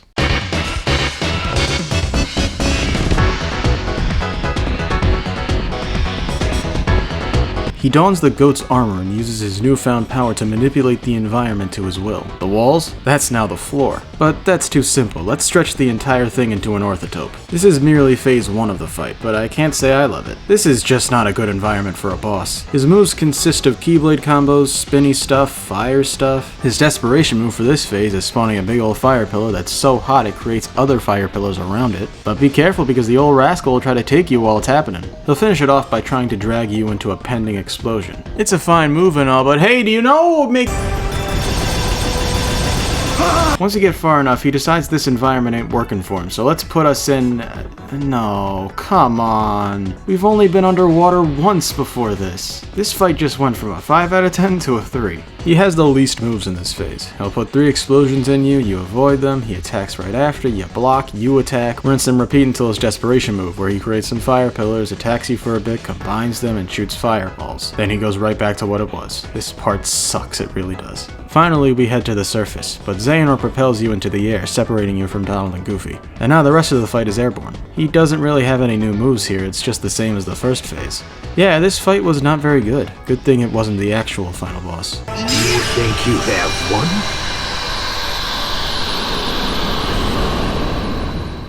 We break through his armor, but it's not over yet. He teleports to the top of the town, and we follow him. That grin, he rarely doesn't have it. I think he has it this time because he just remembered that he has the ultimate weapon. The Keyblade is spawned. All I'm really thinking about at this point is, will the final boss be good? And, well, let's find out. He's actually pretty fast with his movements and his swings. One move that's pretty interesting is when he throws the Keyblade to freeze you, then burn you, and finally strike you with thunder thrice. But it's halfway through the fight that it starts to get interesting. He starts getting teleport heavy and goes for you multiple times, but he also goes for Donald and Goofy, which can throw you off your guard pattern. He also starts throwing meteors at you. It's not too bad, just a matter of blocking. 3/4 of the way through the fight is when it starts to get very interesting. He forces you into rage form, and it's not on a meter like usual. You can't get out unless you hit him enough. That's where it gets tricky, because he doesn't make himself very open in this phase, so you could potentially be there for a while. Once you've hit him enough, you can get back to normal. But the first thing he does after that is his desperation move. He creates a mock organization room, and each chair has a Xehanort in it. You're gonna get bum rushed by a shit ton of these guys, all the while lasers come in. So all you can do is block and dodge roll your way through. Even after 6 playthroughs, I still haven't gotten out of this desperation move without getting hit. But once you're done there, it's a straight shot to the end. Once you have him down to 1 HP, you have to use a reaction command to finish it. Uh-oh. He's got a Keyblade beam of his own, but this one's way more powerful, to the point that you'll probably die because you didn't realize that you had to plug the controller into port 2.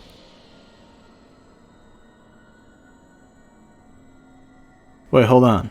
Why isn't the game over screen giving me a menu? Oh? The controller's making noise too.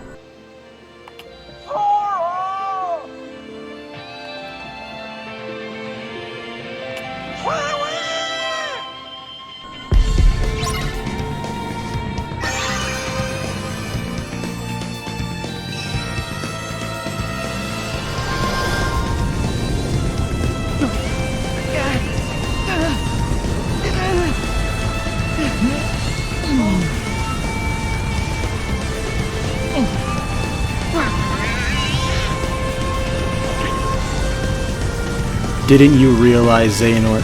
In cutscenes, you're the victors, but in gameplay, well...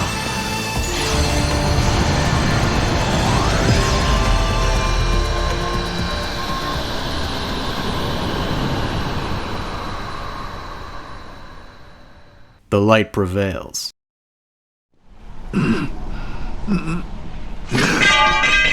As you can see, this was not something Xehanort considered.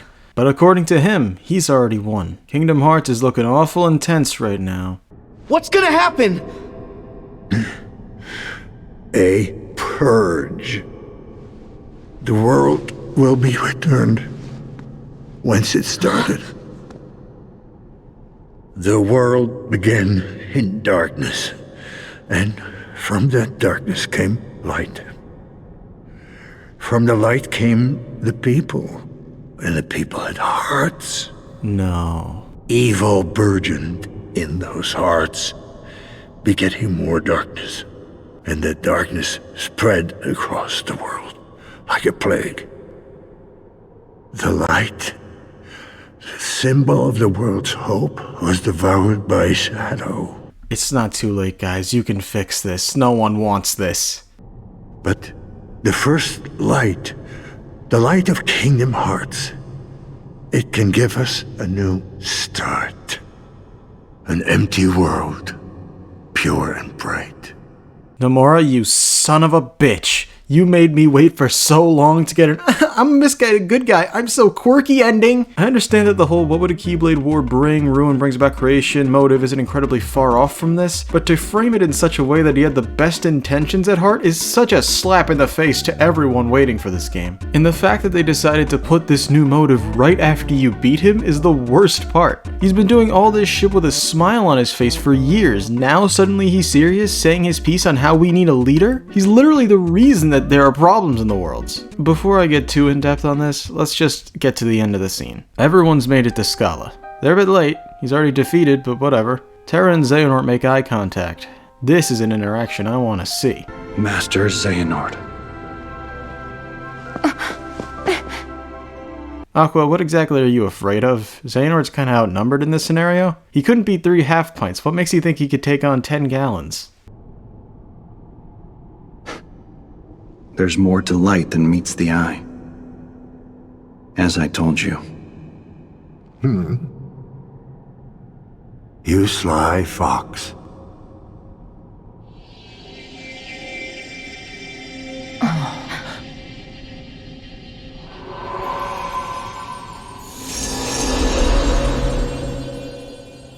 Or, you know, whatever, he can just spew Ericus out. He tells Xehanort to give him the Keyblade, that it's time he finishes this nonsense. No. I can do this.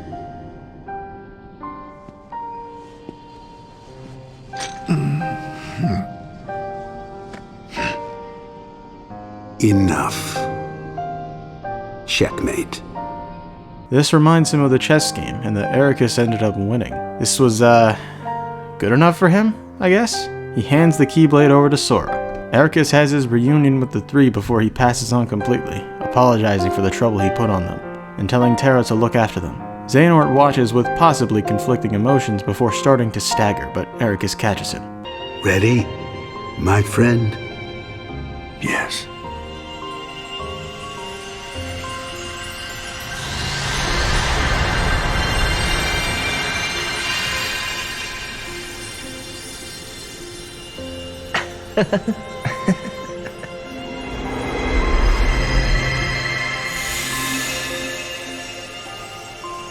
Wow, that has to have been the most underwhelming ending possible for this game. It's not actually over yet, but I just want to talk about how they handled Xehanort. Such a quick shift, and then he just fucking dies. I'm gonna go ahead and fuel my narcissism for a second and tell you how I would fix it. The last scene doesn't necessarily need to be changed too much, and neither does his new motive. I just think they could have made it way more natural if there was context beforehand. When they get to Scala, and they first see Xehanort, instead of just getting this town's backstory and then BAM, fight time, have Sora ask quite simply, why are you doing this? Of course, in response, Xehanort would give yet another speech about Keyblade Wars and darkness and what-ifs. This would be the point where Sora says to him that no one would go this far over a hunch. What are you really after? And so, someone finally calling his bluff, he gives his motivation, but he doesn't give them a chance to argue against it, as that's when he goes into armor mode. The fight happens, it's a great time, then he goes to the top. This is when Sora, having reached this maturity that people keep talking about, tells him that he's not worthy of being a leader. Not only that, but why he isn't.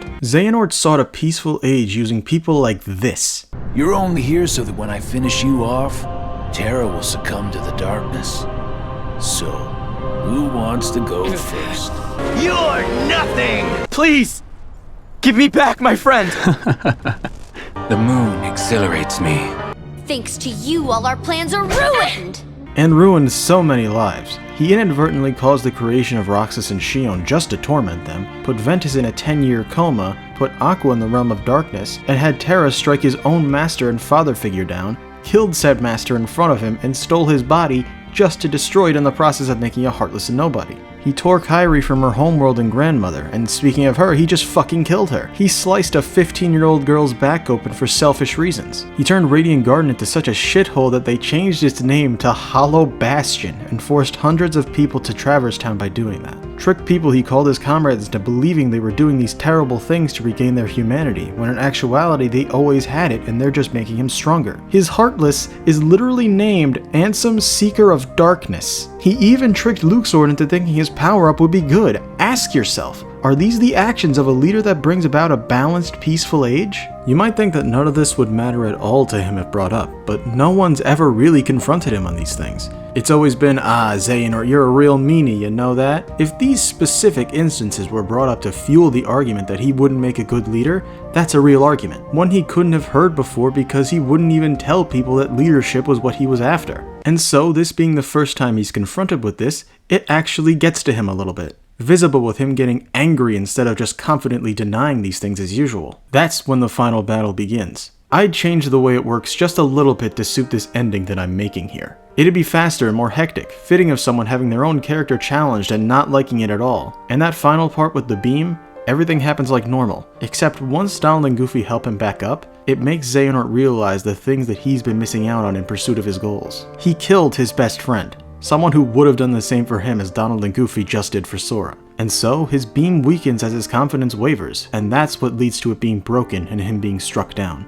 The destination is the same, but I personally think that that would have made it a bit better. You might think that that was terrible, and maybe it was, but to me it would have not only been narratively better, but more cathartic as well, seeing Xehanort's confidence crumble like that. The conclusion for him that we got was underwhelming at best. But let's move on to our ending. Back in the Keyblade graveyard, it's done. Or is it? You may have not noticed, but Kairi's still dead. The only thing that could possibly bring her back is the power of waking. Donald and Goofy offer their assistance on this one, but Sora declines. This is something he needs to do alone. Mickey begs Sora not to go, saying that he can find her, but just like young Xehanort said, it'll lead him into the endless abyss. But nah, he don't care, neither does Riku. He's bringing Kairi home no matter what. He opens up a portal, and off he goes. Now, for the Where Are They Now segment. The Disney crew made it back to the castle, and Yensid too. The Wayfinders set up a memorial for Ericus with his Keyblade, so I guess Aqua's going back to Rainfell. They start walking back, but Chirithy comes in. Perhaps Ventus starts remembering Union Cross now, because he welcomes them with open arms. On the clock tower, Roxas and Axel are hanging out, and then Xion comes in. Then Isa. Then Hainer, Pence, and Olette. A little crowded, don't you think? In Radiant Garden, they put the Riku replica to good use, putting Naminé's heart in it. And now she's back. I guess Riku and Naminé are a thing. The man's cucking himself. But wait, I thought it would be her and Roxas based on their whole two sides of the same coin thing going on in the second game. Maybe he's with Xion.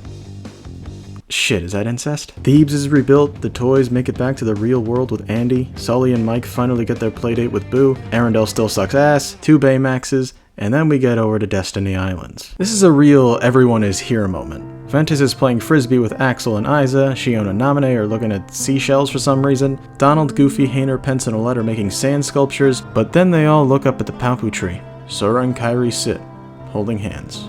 He brought her back, but he didn't have long to say goodbye.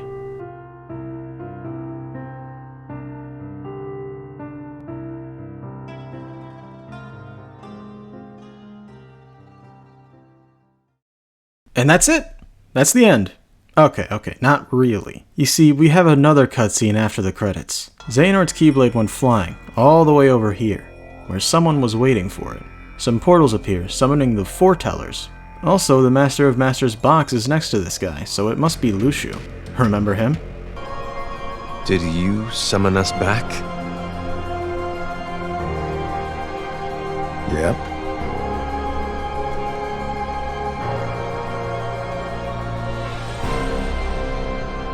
Is that you, Lucio? You look different. Haven't heard that name in a long while. Okay. So Lucio had to cast his old form away multiple times so he wouldn't die of old age. Just like the Master of Masters told him to do, he gave that Keyblade over to someone else and it was passed along to that person's apprentice and then them to theirs and so on for who knows how many centuries. It eventually fell into Xehanort's hands. And so, once it came time for Lucio to reclaim it, he was Braig, working for Xehanort under the condition that he gets that Keyblade once it's over. The rest you know. He turns into a nobody, he becomes Xigbar, etc. Now that he has it and the box, the time has come to enact the Master of Masters' next phase of the plan. It seems Ava didn't make it like the other 4 did. Whatever her role was, it wasn't leading her here. By the way, Pete and Maleficent! They found the box! Now all they need to do is get it. Aced gets fed up and demands to know what Xigbar's role was.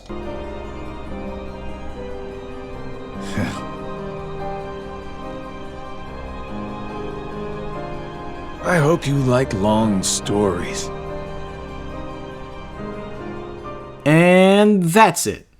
Okay, again, not really. As is tradition, there's a secret ending. In the past games, it was kinda time consuming to get them. But here, all you need to do is get 80 of the 90 lucky emblems. Not too bad. Now, what does this secret ending entail? Let's watch.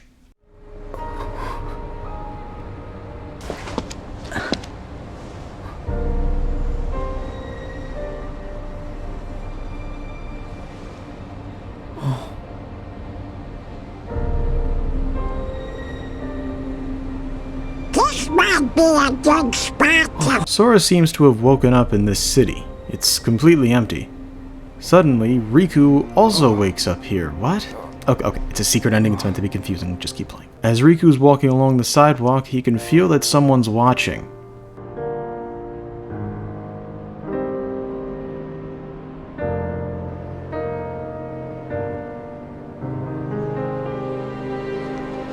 What?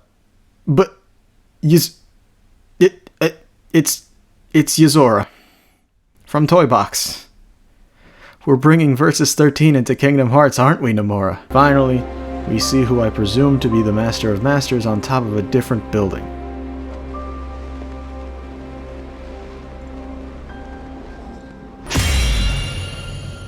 Okay, lot to unpack here. I would go in depth, but Remind does answer some of the major questions, so I'll save it for then. Well, that's it. We beat the main story, got through the thick of it. That ending was gross. I would like you to keep in mind that this was Kingdom Hearts 3, the game people have been waiting for years. A game hyped up to be the ending of the Xehanort saga. And how did they spend half of the game's story? Building up the next game. Do you understand how much of a slap in the face that is? All this build-up was based off of a phone game. You can't tell me that that isn't at least a little weird. I'll be honest, it seems like this next saga with the Master of Masters and Xigbar and wherever the hell we are right now is much more thought out and advanced than the Xehanort saga. It's more interesting. But before we get to that, we have to finish what we started. And this game barely did that. Beating Xehanort was supposed to be a moment of triumph, but it was anything but that. Ericus comes out, says checkmate, and then he just dies. And then Sora poofs out of existence at the last few seconds. Save that shit for later. Focus on making beating Xehanort better. Then we could focus on the next saga. Instead, it feels like we've moved on before we're at the final boss. This plot had no focus at all. It'll shift from Xehanort to mystery test subject in a split second, back to Xehanort, then did you know you guys are Keyblade wielders? We never go anywhere with that, but just thought I'd let you know. Then Xehanort, then ooh, what's this mystery box? Am I being too harsh? I really don't think I am. After waiting for so long, having been built up since 2002, the fans deserve better than this. Video isn't done though. There are still more critiques to be made, but also some praise. Hold on to your hats, because it's time to enter the post-game. Gonna say this from the start, the post-game of Kingdom Hearts 3 is barren. There are a number of things you can do, but only one of them is mildly worth it. Once you load your last save after beating the game, you'll be told that portals have opened up across all the worlds. There are 14 in total, but you only have to go to 13 to reap the benefits. These are known as battle gates, and they are fine, I guess?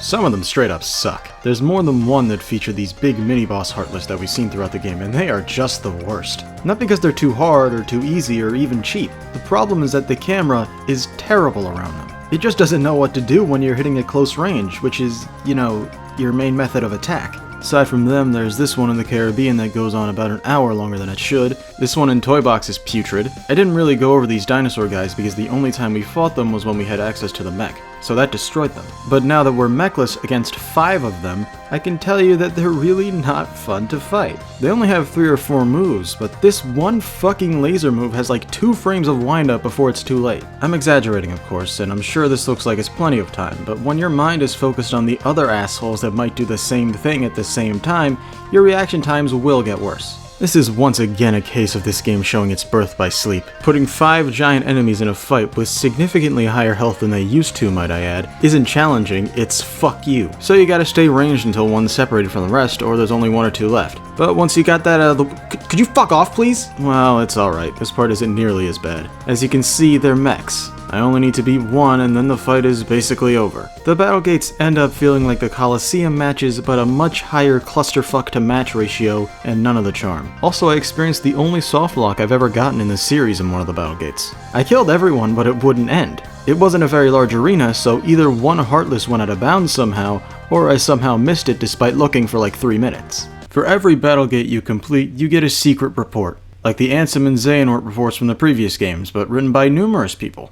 The first one is written by the mystery test subject that Xehanort was looking for, labeled Subject X. All she recalls is that she had 4 friends and there was a key somewhere in there, and yeah, that's all she's got. Aside from that, she just reiterates things we already know, like that Axel and Isa visited her frequently. But the person that took her away from Xehanort's clutches wasn't Ansem the Wise, but actually Xigbar. She's likely someone from Keyblade War times based on her saying, "May my heart be my guiding key." The next few are written by Xehanort, not saying much aside from revealing that Ericus is actually a descendant of the original masters from the Age of Fairy Tales. There was some written by Isa, not really revealing much we didn't already know. There's one written by Evan that reveals that the person among the organization's ranks who wanted out earlier was Isa. He doesn't say his name outright, but that he's younger and Xemnas' right-hand man. Xigbar looks a bit older and had no reason to switch sides, so that's the only conclusion we can come to. There's some more non-revealing ones written by Yenzo, and the final 3 are written by Xigbar, going just a bit further in depth on his plan to get Xehanort's Keyblade. It was destined that someone would come and start another Keyblade war, and so once that person revealed himself, it was time to take it back. He was intentionally playing the part of a jackass looking for a Keyblade just for the sake of power as break, and now that it's all done and over with, the Master of Masters will return soon. That's cool or whatever, but I'm more focused on the secret 14th Battlegate containing this game's only super boss, Dark Inferno. I knew that that's what this thing contained on my first playthrough, so in preparation I gave myself 3 elixirs, upgraded Classic Tone to 1 below the max, by the way the only Keyblade I upgraded past the halfway point, ate the only cuisine in the playthrough, got to level 52, and beat it on my first try. This is just sad at this point. It's definitely one of the hardest bosses in the base game, but that's not really saying a lot. None of his moves are threatening, never doing too much damage. It gets harder as it goes on, but the main problem with the boss is that you can easily tank most of his moves and be fine. I got hit a lot in this fight, but that didn't matter in the slightest. You were getting Onslaught with moves in the Triple Nord fight, so you couldn't really afford taking too many hits. In here it's whatever, because he's so predictable that you'll know you're gonna be fine while you're getting comboed. He has this one move where he stuns you if you get hit. For some reason in this most recent playthrough I kept getting hit by it, but most of the time he follows it up by disappearing for 10 seconds, giving you plenty of time to get out of the stun and avoid what comes next. I don't know what to say, man, it's just not right. Aside from that, there's the Ultima Weapon and that's it. Getting the Ultima Weapon is annoying as always, but in a different way this time. You need 7 Orichalcum pluses. 2 are found in chests. 1 you get for getting 80 of the 90 lucky emblems. 1 is by getting postcards from Moogles and putting them in this mailbox. 1 is obtained by beating 5 secret gummy ship bosses that are all reskins of previous ones. It's a great time. There's 1 for doing the Flantastic 7 minigames. They're the equivalent of the Mushroom 13 and 2 Final Mix. I don't think I need to go over them. And the last, my favorite, is by doing this fucking sledding minigame again and finding 10 collectibles, which means you have to do it multiple times and it takes like 12 years to do it once, but once you've done all that, you have the Ultima Weapon. The best Keyblade, arguably. It doesn't have an incomplete shot lock, it works differently. You have to aim at whoever you're targeting until these 2 circles match, and once they do, you activate a screen nuke, wiping out everyone in sight. Its Keyblade form, Ultimate form, is the successor to Final form. It's not quite as fun as that to me, but it's still pretty fun. It splits the Keyblade into many pieces and uses them in combos. It's very cool visually, and quite the damage dealer. Its finisher is basically another screen nuke. Overall, it's the most effective Keyblade of them all, but I'm not sure that it's the most fun to use. Those are the only 2 we haven't seen yet. And yeah, that's the entire postgame. You may say that this isn't incredibly far off from 1 or 2's postgame and their non-Final Mix versions, but I'd argue the opposite. 1 had 4 super bosses in the Hades Cup, something you might genuinely want the Ultima Weapon for. 2 had multiple Paradox Cups and Sephiroth. The base game version was harder than the Final Mix variant due to not having limit form. So again, that's something you might actually want the Ultima Weapon for. This has 13 generic Heartless battles and a boss that, despite everything you have at your disposal, the devs thought shouldn't be too hard. So, we've experienced everything that the base game has to offer now. I've been conflicted as to whether or not I should tackle anything after that for a long time. This video's already pretty long, isn't it? But eventually I decided that it would be unfair to not talk about the updates in DLC, as they both make up for a lot of this game's shortcomings and symbolizes one of the biggest ones. So, what do you say? Go on one last adventure with me? Well, if you're still here, that's probably a yes. Let's start from our next beginning.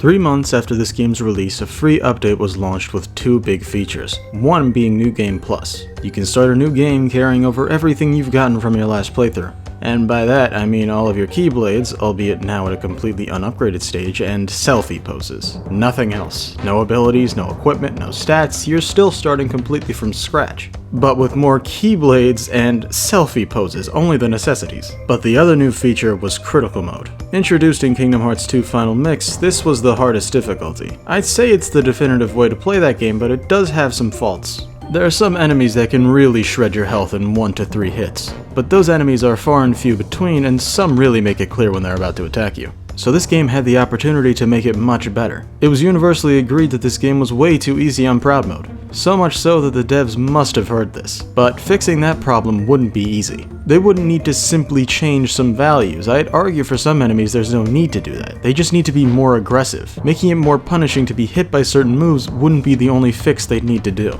I remember when the Critical update came out. I booted the game up and gave it my second playthrough, hopeful that it would turn this game around. I fucking hated it. As soon as I had gotten out of Olympus, I wanted to stop playing consistently throughout the rest of it. Nearly every enemy was one-shotting me. Here, look at this. This is the first fight in the game. It can't be.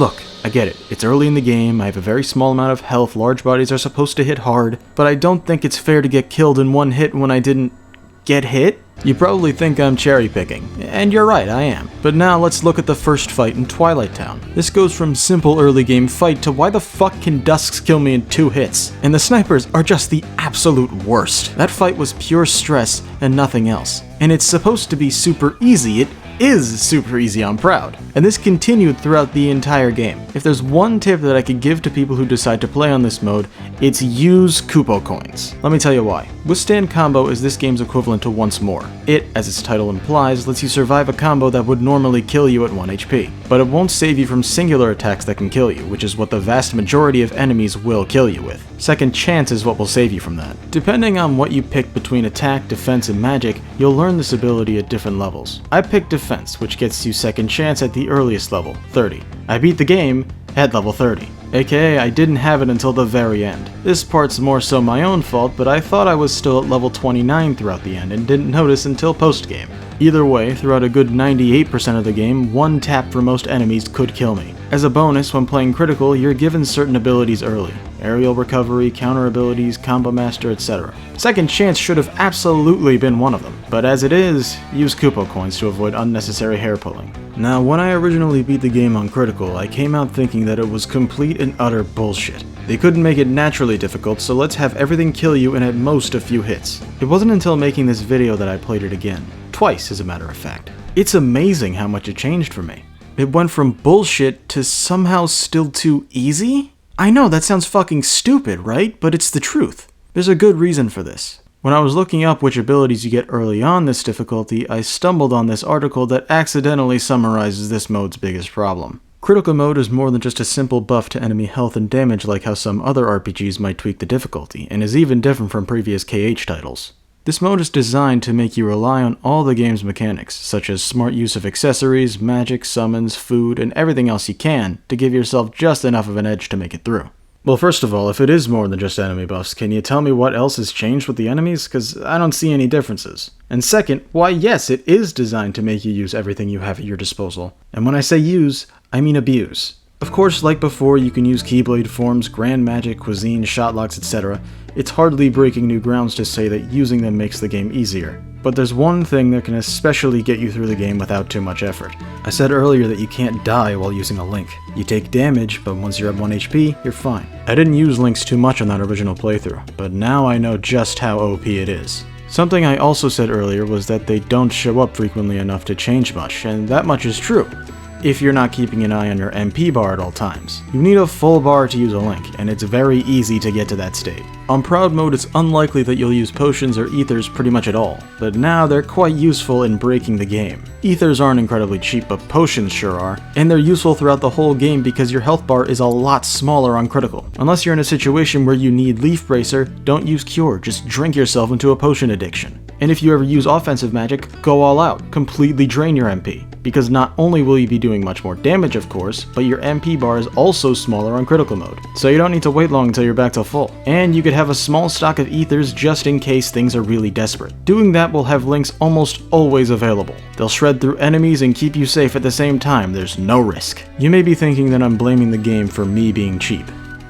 And yeah, I kinda am, they put me in that position. Without links, this mode sucks. There's no in between, it's either painfully bullshit or still piss easy. So yeah, don't like it very much. This was their attempt at making the game harder, but it's just more stupid. But at the same time, I don't know which I prefer between this and Proud. I guess they both suck in their own special way. With that out of the way, we can get to the DLC. 1 year after Kingdom Hearts 3's release, DLC was made for it, at a pretty hefty $30. Kingdom Hearts 3 Remind. Final Mix is now a thing of the past. The DLC includes more content after the adventure, but also it makes one large addition to the main story. At the start of a playthrough during your dive into the heart, you're given a new choice, them being if you want to use easy codes or pro codes. Also, neither is an option. These are two sets of cheats that make the game easier or harder. Easy codes are things like health, MP, and focus regeneration, all abilities not costing any AP, obtaining every gummy ship, never messing up cooking minigames, one-shotting everything, including bosses, etc. I would say that the last thing this game needs is to be easier, but it's actually very useful if you want to speedrun through.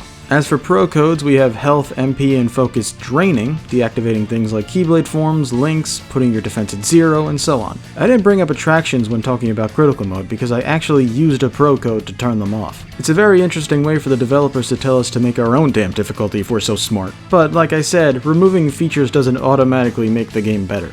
The features that are there need to be tweaked heavily, and there isn't a code that does that. Unfortunately, this DLC doesn't add anything else to the main story. Any other additions that it makes are given after you beat the game, those additions being 2 Keyblades and some abilities. As for the abilities, the only one of note to me is the new combo finisher, Last Charge. It's much faster, and I believe it does more damage too. The new Keyblades are the classic Oathkeeper and Oblivion. To get Oathkeeper, you need to get all the lucky emblems and beat the game. To get Oblivion, you need to beat the game on critical mode. They're both very similar. They have different and complete shot locks, both of which are ripoffs, but their complete ones are the same. And whatever the hell this is, I like it. I think it's supposed to be reminiscent of one of Roxas's moves in 2 Final Mix. They have 2 Keyblade forms each, the first being Light form and Dark form. Again, the first form is a little different between the two. I believe the only difference is their combo finishers. Aside from that, it's basically just a speedy new form that's not all too different from your base form. The second, Double form, is when shit gets good. You're fast as hell, the combos are fun to look at, this combo finisher is great, and the finisher is another Roxas-esque move. These are the most fun Keyblades to use. I just wish they added some things to the main game that serve the plot. 1 and 2's Final Mix added a fair bit of cutscenes. To be fair though, most of them were pretty unnecessary. One that comes to mind is when Saïx tells you to keep killing Heartless. We get an extra cutscene right after where Saïx reports to Xemnas, saying that he did, in fact, tell them to keep killing Heartless. And then Xemnas says very unsubtly that this is serving their greater goals, kinda dampening that twist later on. Another that I can think of was right after Axel sacrificed himself. We go back to the organization room and they say how they feel about him doing that. Perhaps he put his existence on the line, and won what he'd been longing for. Wait a minute. How would that even be possible? We don't exist, remember? What you're saying goes against the laws of nature. Then perhaps he bet his non-existence. I can't say these cutscenes added much to their character. It adds nothing, really. But 2 Final Mix does add the Roxas boss fight, one of my favorites in the series. It's pretty fucking hard, but I never really felt cheated on any deaths. His moveset was fun to learn and punish. It also added limit form in the absent silhouettes. 3 Remind adds nothing of the sort, and that's a real shame, because I feel like this game could have especially used additions like that. But hey, that's not what the majority of people bought the DLC for. What we're really after here is the 2 new chapters, Remind and Limit Cut. Remind is the only one we have access to right now. Limit Cut is unlocked after beating it. Quick note before we go in, I played through this DLC on critical mode. Let's go.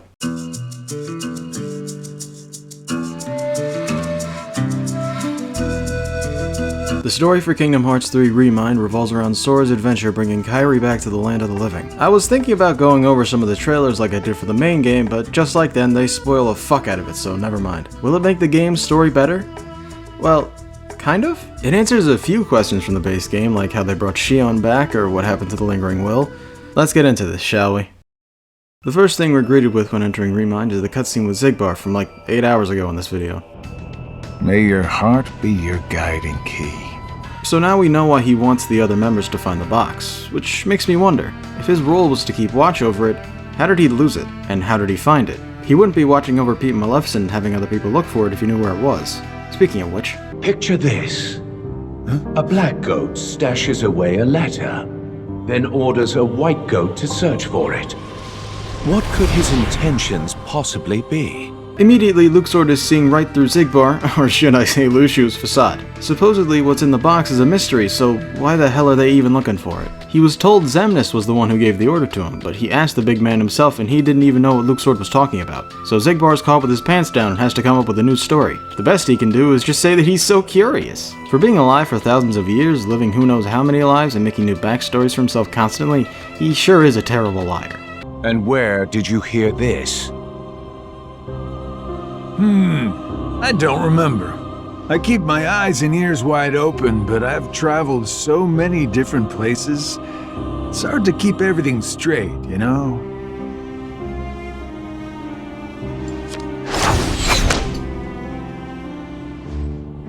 If this box is truly as important as you say, why now? I believe you discovered that others also seek it, and you need to find it before anyone else does, in order to keep your connection to the box a secret from those around you. Xigbar, who are you really? Doesn't actually matter to him, just wants to let Xigbar know that he's onto him. I'm content to feign ignorance.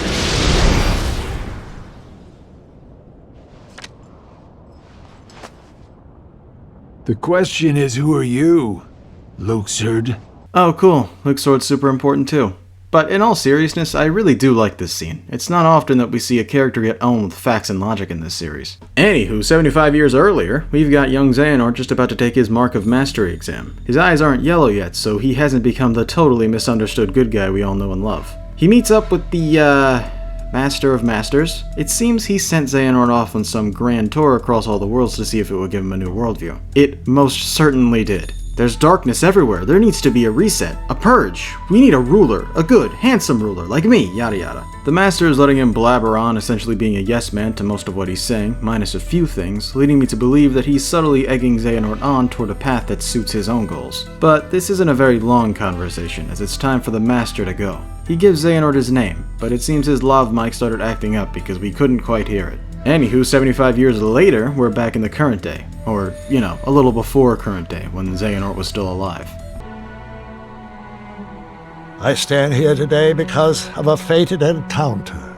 Yeah. As I said, Rutger Hauer passed away 6 months after this game's initial release, so he had to be replaced once again by Christopher Lloyd. He does okay. This scene takes place in between Dream Drop and this game, as what we talk about here is filling out the rest of their ranks. They're still missing 2. Number 12 is reserved for Terranort, who they're working to bring to the present day. And the last space was reserved for Sora, but the Light Gang saved him from getting Norded. So we're gonna have to go with Plan B, Sora.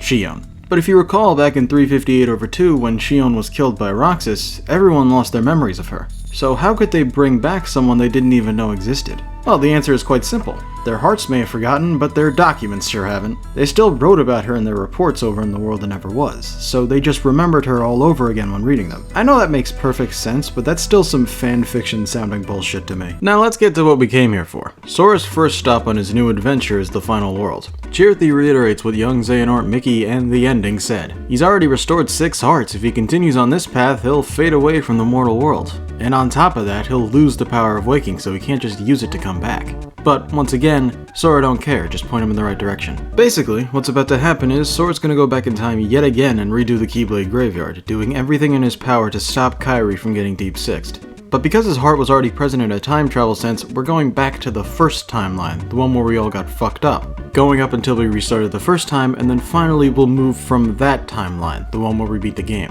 Does that make sense? No? We'll be traversing this old timeline through the hearts of the other Guardians, making our way through all of them until we get to Kairi. So, first things first, Terranort one-shots Ventus. And through that, we see what's going on deep inside his heart. Someone's in there with him. Someone dark.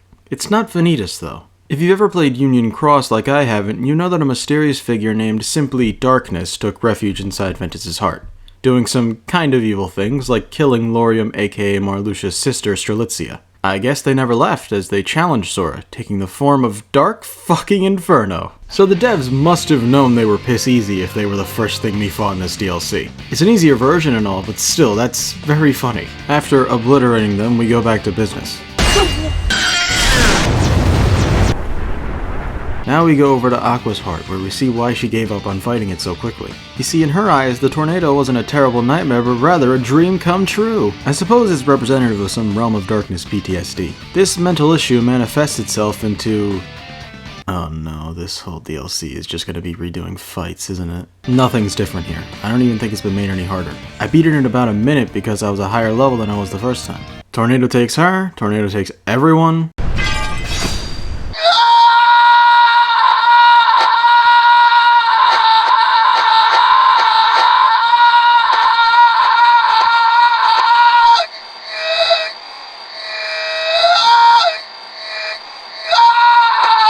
Taking yet another deep heart dive, this time into our own, we see Naminé in the kind of flesh. Like she said, she's in the middle of connecting Terra's lingering will to the realm of light. This scene doesn't really add much, we already know that she did that. We've passed over to the second timeline, and our man LW is back. But now we're traversing through his heart and following him and Terranort to their battle.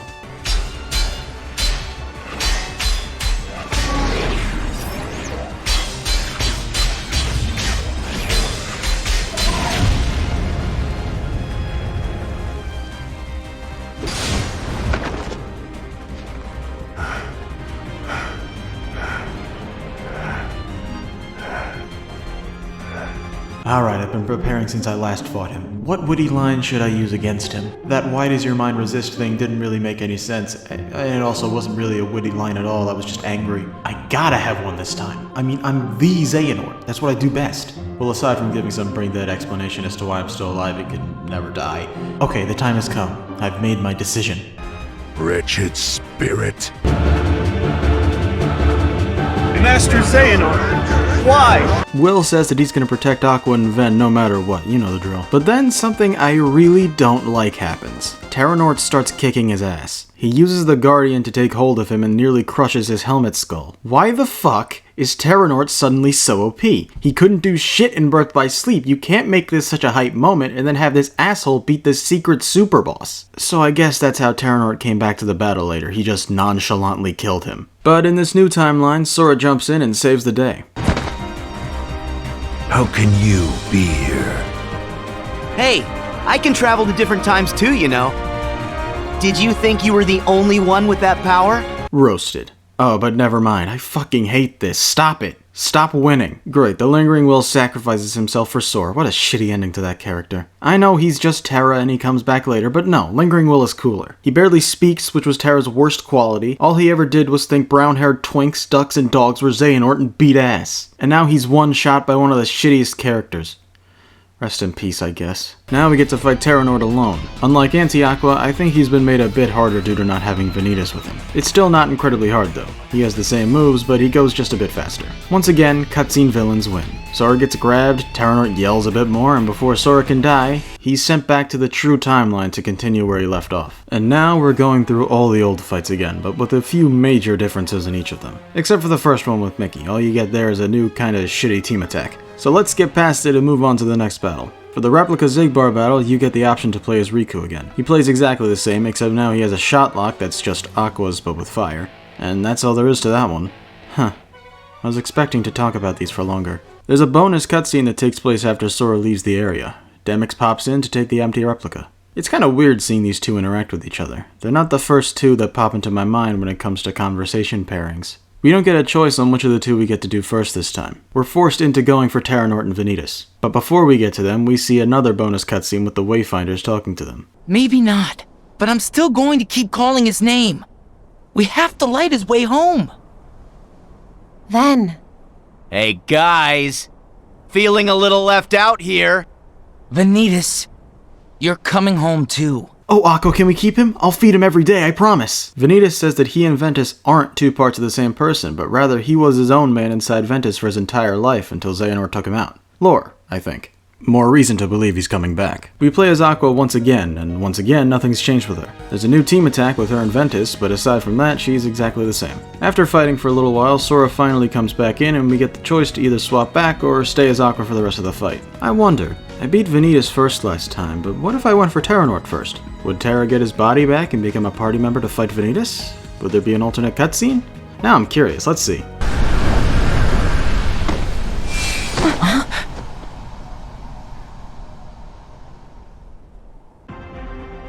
Oh, okay. Anyway, Vanitas goes night-night and then Terra comes back. Let's keep it moving. Another pre-Sora cutscene with Axel and Kairi. Are you truly foolish enough to believe you can defeat us?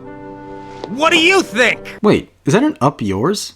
They're allowed to do that? I think you'll lose, Axel. Axel. Now that we know Saïx wanted out, we can tell that he was the one that planted the seeds for Xion to regain her memories. Wait. That Keyblade. Is that you, Roxas? Roxas. No, it's not Roxas. Axel. Huh. And now Sora's here. Time for the epic battle.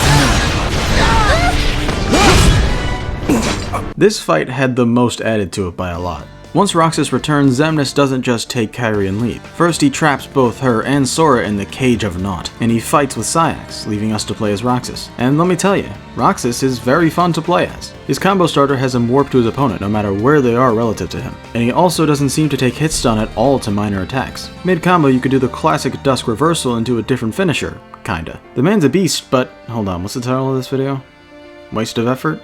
Right, well, Saïx and Xemnas are kind of a terrible combo. One punishes you for being too close and the other punishes you for being too far. And the only things that can hit stun Saïx are counters and dual shots, your special move. Aside from that, you just have to put up with him not blinking when you hit him. There's also this team attack that for some reason shows up incredibly rarely. I had to reload a save twice just to get this fucking thing to show. So the character's fun, but the fight itself isn't. Does that make sense? What's that? Too negative? Well, so was your mother when, fuck. Once you do enough damage, Xemnas takes Kairi and leaves, and the rest is history, but you can play as Roxas now. Skipping over to the Triple Nort fight, the only difference here is a new team attack, which is essentially a big flashy screen nuke. Nothing else of note here. Now for the moment of truth. We just gotta stop Xehanort from— Really, Sora? Alright, not good. Everything's just going as it did last time, complete with Mickey getting stopped. But hold on. Mickey somehow contacts Sora telepathically through the time stop and tells him something that he fucking should have said the first time around. And that's that Xehanort actually didn't kill Kairi just then, but rather he crystallized her heart so that just in case he were to lose to these three dipshits in the next few seconds, he'd just use Kairi's heart to activate Kingdom Hearts anyway. Okay, I'm gonna be real with you for a second. Everything that I just said could be very incorrect, but I don't know what else it could be. That's very clearly what Mickey is saying here. And if that's the case, it doesn't make any sense at all. Again, he didn't kill her, but he was going to if he had lost. So why the fuck didn't he just kill her? If he did that, he could get to Kingdom Hearts. I mean, he does anyway, but still, why the unnecessary extra step? This is the same problem as the new 7 Hearts as a concept. Just fucking kill them if you want Kingdom Hearts so bad. Does he have a backup plan fetish? It all feels like a lazy, slapped-on Deus Ex Machina so that we still have a hope of saving her. If she's not dead, all we gotta do is get her heart back from Xehanort before we kill him. And again, would have been great to know this the first time, Mickey. Could have saved us a whole DLC, but whatever. If the writers didn't know, you didn't know, am I right? So it's time to take another trip to Scala ad Kailum, this time in spirit form, before our canon self goes in. We can't be in the same space at the same time physically, or else we'll merge and things will go as they did before. So we gotta rush and find her heart before the 3 half-planes come in. Makes sense so far? Fuck you. Let's rewind a bit, in real life. Apparently there was a press-only trailer for this game in 2015, showing Sora exploring Scala much more than we ended up doing in the base game. Remind is essentially making up for that by letting us actually explore a bit, starting from this area that was just a boss arena for these weirdos. We've got some Heartless over here. One Shadow has this strange aura around him, as well as having a lot of health and a teleportation habit. So, you know, that means obviously it must die. This part's actually pretty hard. They bombard you with other Heartless and Nobodies while you chase after this thing. But it's all good, because that one song that I really liked from earlier plays for more than 10 seconds during this part. And for every Heartless fight here now. That's the best part of the DLC.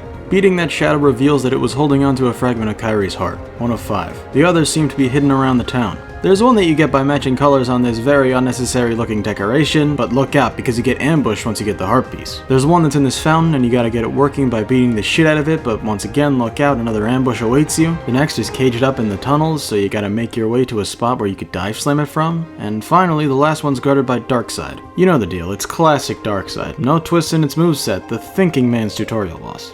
Well, we've got all of them. Shouldn't you just materialize back or something? Wrong, here's Xehanort instead. You know, kiddo, use the power of waking like that and you're gonna end up paying the ultimate price. You're not my dad, Xehanort, get to the point. Turns out he's the one that hid the fragments of her heart. Very thoughtfully, might I add. Quite the mischievous little rapscallion, that man. There are 2 that we still don't have. What kind of collection of items would something be in Kingdom Hearts if it wasn't 7 or 13? Either way, Sora's too late. The 3 canon half-pints are here, so it's time for them to merge. From here, we fight these guys again. Nothing new to note here. We beat them, Nordy absorbs their power, he goes armor mode. Current Sora's contemplating his next move. He suddenly gets the bright idea to trace the hearts of the only 2 guardians that he hasn't yet, Riku and Mickey. Would that spit out the remaining fragments? Better safe than sorry, I suppose. Let's head outside. Seems these guys had the same idea.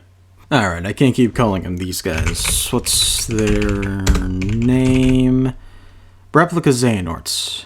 Okay, so the Replinorts had the same idea. They summon a bunch of Keyblade portals and push the Guardians into the air. Hoo boy, it's a great day for a fight. 6 lights versus 12 darknesses in a climactic final battle. Admittedly, there's really nothing to this fight. It's just a whole bunch of mashing X with the occasional square when they synchronize. But I mean, come on, this is pretty cool. Technically, you're playing as everyone, and there's even some banter between them in the middle of it. If there's one big flaw with this part, it's that said banter is terribly mixed with the music and you can barely hear it.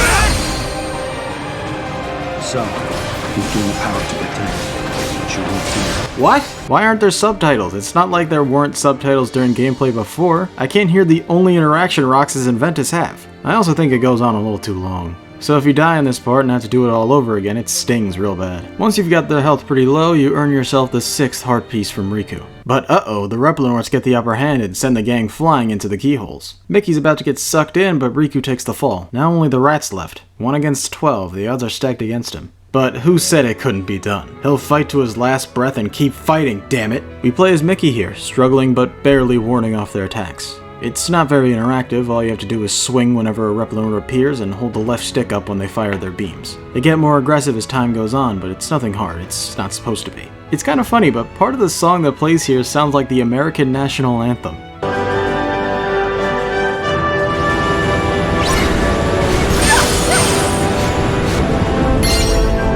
Showing us that Mickey Mouse is the ultimate patriot. Finally, Mickey transfers all of his power into a giant energy sword, destroying them all in 2 swings, and finally unlocks the keyhole before collapsing from exhaustion. This earns Sora his 7th and final heart piece. Now let's head into the keyhole and free the Guardians and Kairi. From here, we connect all of the keyholes. Seeing this makes me wonder. I wonder what a Kingdom Hearts 3D shooter would be like.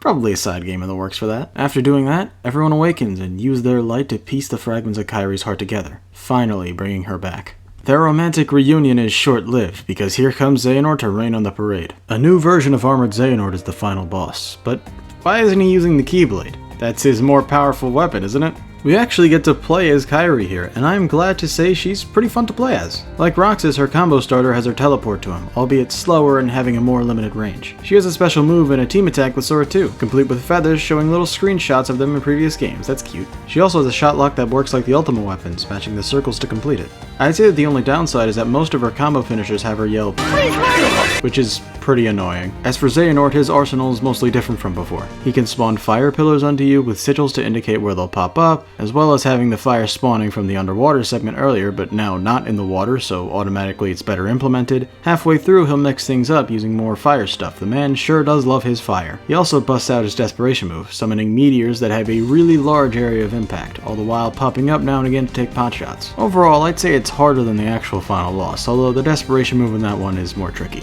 After beating him, the other Guardians emerge and everyone puts their power together into a big energy wave that fucking disintegrates Xehanort into oblivion. While the actual end to his character sucks, I'll say that this is a bit more anticlimactic. He just dies, not even saying anything beforehand. Good thing this isn't the canon way he goes out, I guess. Sora and Kairi's time in this timeline comes to an end and they disappear, letting the events of the main game play out. They go to the final world, meeting up with Chirithy once again. Unfortunately, Sora is starting to fade away, so he doesn't have much time left. He invites Chirithy to come with them to the mortal world. He gives an inspirational speech about how they should be together with the person they're waiting for while they have the chance. This makes them cry, and they agree. And now we experience the Where Are They Now segment all over again, but this time we can see that Sora and Kairi were there in secret for all of it. They're the ones that pushed Chirithy to see Ventus again. They were at the top of the clock tower with the others, I assume because they couldn't fit anyone else. Sora helped Naminé make her way to the replica body from Kairi's heart. And finally, as we saw back on Destiny Islands, they share one final moment before he fades away. And that, my friends, is Remind. It was interesting. I can't say it fixed everything, not even close. There weren't any quality of life fixes like I said, and the new playable characters were basically the entire selling point. But those singular fights were all we get of them, and never again. But I suppose it's better than just doing the entirety of the Keyblade graveyard again with some bonus cutscenes. You know what would have been a good addition though? If you have a save file with Remind completed and start a New Game Plus on it, you should be able to play as these characters again when getting to the Keyblade graveyard, as well as having those bonus cutscenes. You know, minus the time travel shenanigans. That would have been a decent incentive to do New Game Plus, not the selfie poses. Overall, better than nothing. But it doesn't affect my overall opinion of this game. But the next episode of this DLC, Limit Cut, just might.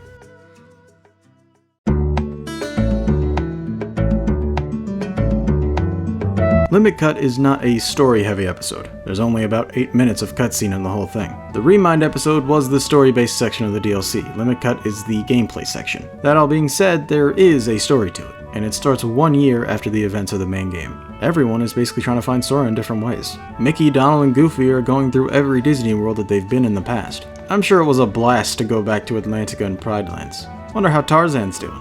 Ansem the Wise and his gang suspect something within Kairi's memory holds a key to finding him. So she volunteered to put herself into a coma so they can delve into her noggin and find something. This made me just dislike the game's ending more. Again, conclusion to the Xehanort saga, and it still ends with our main cast in a bad position. She's put herself in a coma for a year. Another reason why they should have saved the setup for the next arc for later. They're also searching through Roxas and Shion's memories, but no mention of any coma there. As for the Wayfinders, Terra trained Riku for a while, even though Riku's a master and he isn't. Master status basically means nothing at this point. But after they were done with that, he and the other two set out for the Realm of Darkness to search for him. A quick question, why them? Specifically, why Aqua? She has PTSD from being there for a decade, remember? I guess being with her friends is enough for her to be okay going there. They don their armor and head out. Makes me wonder. It seems that the armor is useful for protection, so why doesn't Yen Sid give everyone armor? Anyway, over in Radiant Garden, hey! Remember these guys? Remember how they had zero presence in the game? I would say that they just forgot about them, but apparently they didn't. In an interview, Nomura stated that there was basically no reason for them to be in the game's story, as they weren't needed for it. Which is true, but make a reason. I know that they're not necessary, but neither are the Disney Worlds. The entire point of this series is that it's a crossover between Disney and Final Fantasy, and the best he could do was Moogles? And even here, they're only in 2 cutscenes. Also, still no word on Cloud and Sephiroth. That was basically the only thing I cared about, but they still haven't concluded that plot point. Leon lets us know that they've been working at finding Sora as well. Sid's looking through the data. What data? What's the data? Not gonna explain? Whatever. After a year, he hasn't figured out much. But conveniently, right as Riku's come to visit, he cracks the code. Meet the second incarnation of Data Sora. Along with him, we've got data versions of all 13 members of the real organization. Perhaps this could lead us to Sora. One problem though. The data of the organization cut their limits, get it? So now they're so strong that Sid can't access them. Maybe they can use Data Sora to beat these data guys and let Sid look through the data. So now let's use the computer and fight them. When we go to it, we're given 2 options, data analysis and data greeting. Data greeting is a mode where you can mess around with character models for photos. It's pretty neat. You can use multiple different maps and a bunch of characters and enemies. It's fun to mess around with for a while. But data analysis is where the meat of this episode, nay, this DLC is. If you couldn't tell, this is the successor to the data fights from 2 Final Mix. They were fun, but not perfect at all. Firstly, they don't have any story as to why they're there. There's just this weird place in Hollow Bastion that has the data organization. Why is it here? Why is it data? Never answered. Also, all of the fights were just redos of previous ones with minor differences. Of course they were harder and faster, but you'd be lucky if one had a new move or 2. Some of them were more annoying than difficult, like Larxene or Lexius or Xemnas. This game has a pretty solid opportunity to be better than that. Minus Terranort, Vanitas, and Master Xehanort, you fight every organization member in groups, so even if they did use the same moves, they feel new because they're alone this time. So, how does it stack up? Well, I'm happy to say that it's better than 2 Stata battles. Way better. And unexpectedly, it's way harder. Better yet, challenging. They're mostly not cheap. They're still not perfect, but I had a great time figuring them out. My gamer tip for all of these fights is use everything you can. I'm talking buying as many elixirs as you can, Koopa coins, cuisine, the whole kit and caboodle. You're really gonna need them. These fights are intimidating as fuck, so go in knowing they'll mostly take a while. I enjoyed these fights so much that fuck it, let's go over all of them. I don't care how long this video is, I want to talk about these fights. Strap in, we're about to go over the best part of the entire game. To begin with, we have the choice of 11 fights. 2 are locked. Let's do it in a sort of chronological order.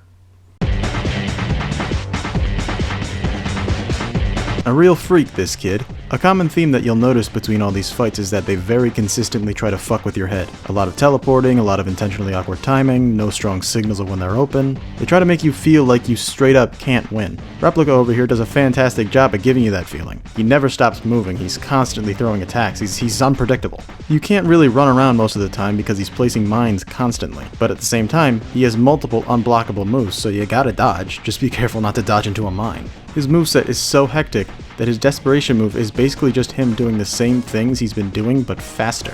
One saving grace is that he has this really slow slash move that's easy to block and counter, except I just lied to you. It only looks that way. In reality, he launches an unblockable projectile from it, and if you get hit, be ready to be comboed. It's easy to just quit after trying him a few times. Like I said, he makes you feel like you're not winning anytime soon. But if you want to get through Limit Cut, patience is key. You'll see the cracks in his moveset eventually. He has one move where he hits you from above and summons some red gunk on the floor, and as long as you could avoid those, he's open. That move was the one where I went for him the most, but there's plenty of others. He was the first one I beat, and it felt really good when I did.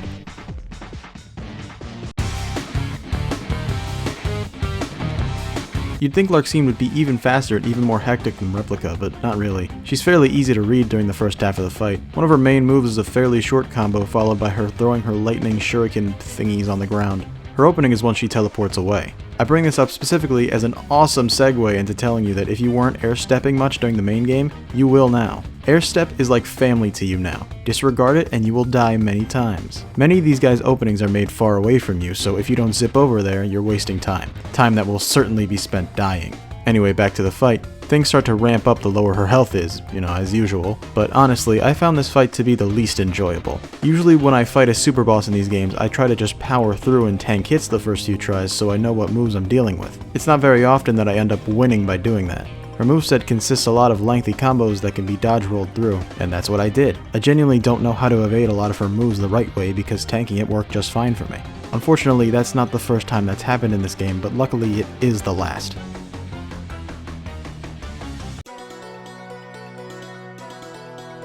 In comparison to the last two, this one's pretty slow. You have much more room to breathe here. That doesn't make Marluxia easy, however. In Kingdom Hearts 2, he was probably the easiest super boss. His gimmick back there was whatever level you are was the amount of times you could be hit. He rarely did any actual damage to you. The likelihood of you going through the Cavern of Remembrance at any level lower than 99 was slim, and being able to be hit 99 times is pretty generous. Now it's been reworked from a counter that lasts the whole fight, to a timer that he only gives for specific moves. These moves look intense and would probably cause you to panic and wail on him to try and get through his armor fast. In actuality, however, it's a pretty easy one to get through. Just block and dodge his slash move and you're good to go. I really like this one because while it's hard, you always feel in control. All of my deaths in this fight were results of me panicking. So take this one slow, you're not going to be barraged here. That is, until his desperation move. He'll give a counter of 99 that rapidly goes down. Meanwhile, he's attacking you non-stop, not being vulnerable until you hit 10. Just dodge until that point, air step to him and you win. This was a good one.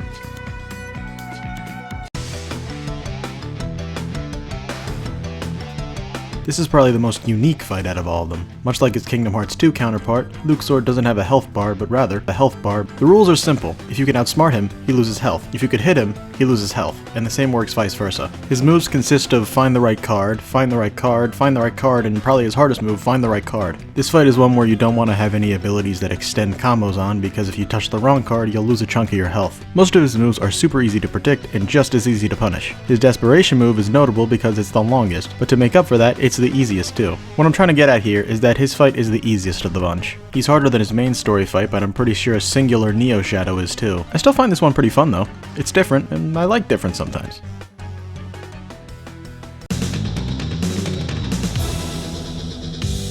Alright, now we're getting into the super hard territory. Sayax will fuck you up. The first red flag you should see should be that the arena is much smaller than the others. At first, he's not too tricky to deal with, but his rage meter goes up real fast, and once it does, this fight is over. There's a few moves you might want to look out for, starting with the one where he dashes all over the place, spewing trails of purple fire all around. Then there's the little slam combo he does, then there's the one where he throws mini claymores at you before coming at you from above, that's a fun one. And who could forget the one where he throws 5 full-sized claymores at you, and if you get hit by one, it stuns you, and you'll most likely get hit by another one of the 4, which will only prolong the stun. And finally, the one where he does the Splish Splash Moon Snack move all the while throwing claymores. The point I'm getting at here is that his rage state will ruin your day. Good thing he isn't in it very often. Psych! He's in it for like 75% of the fight. Have fun, douchebag! I'd consider this one as tough as the last. Xigbar plays with your head constantly. That's his main gimmick. As soon as the very beginning of the fight, he changes the arena and starts shooting. This on its own is fine, but what I find particularly clever here is that at the end of this phase, he brings in a hail of bullets slowly moving toward you. That's a moment of panic for someone on their first try. You might try to move away, or move toward it so you can get dodging through it out of the way, but it's never that simple. He's still shooting at you, so you gotta manage the immediate threat and the one coming for you. It's such a scary set of moves that you probably won't realize that if you just stayed put from the beginning, that rain of bullets wasn't getting anywhere near you. And that makes it all the more fucked up when later on it does. Every once in a while, you'll get the option to have a showdown with him. You just gotta wait until he moves and then press X. I consider this one free damage. The window to react is fairly generous, though that doesn't really make this fight any easier. He's got a wide variety of different ways to shoot you, most of which are pretty sudden. He'll also stop attacking altogether and just walk around for a bit. He's not open here, so he only does this to make you nervous. His desperation move is very similar to his Kingdom Hearts 2 desperation move. He shrinks the arena and goes ham. It isn't so bad once you figure out the pattern. Well-placed dodge rolls and circular movements are all you need. Also, take note that he starts to get stingy when it comes to getting close to you once he's low on health. Or at least that's how it was for me. I think this fight shoots up high on the difficulty scale. Yeah.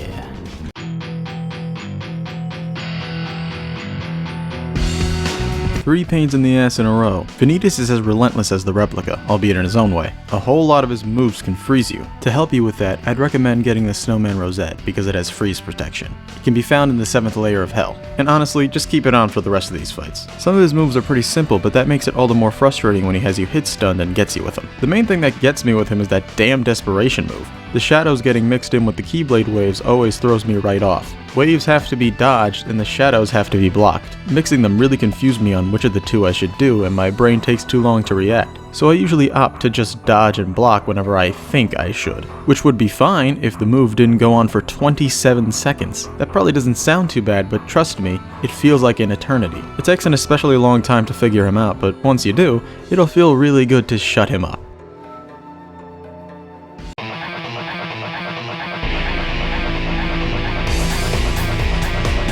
Get in, bitch, we're going to the North Zone. Norts only, no girls allowed. Terranort's a fun one. His voice clips are just as annoying as in the main game, and thank God for that. He's not the fastest, his moves are pretty easy to predict, and that Dark Ball move is essentially him begging to be hit. Overall, Xehanort isn't very hard. But this isn't Xehanort. This is Terranort. Once he busts out Dark Beast Terra, that's when things get tricky. His moves have a larger area of impact, and he uses the tried and true method of using an unnatural pattern of attacks to throw you off. However, he's very polite to inform you about his desperation move incoming. Dark times ahead indeed. Compared to the others, Terranort's very straightforward and not quite as tricky as the last few. Let's delve further into Xehanort Hell.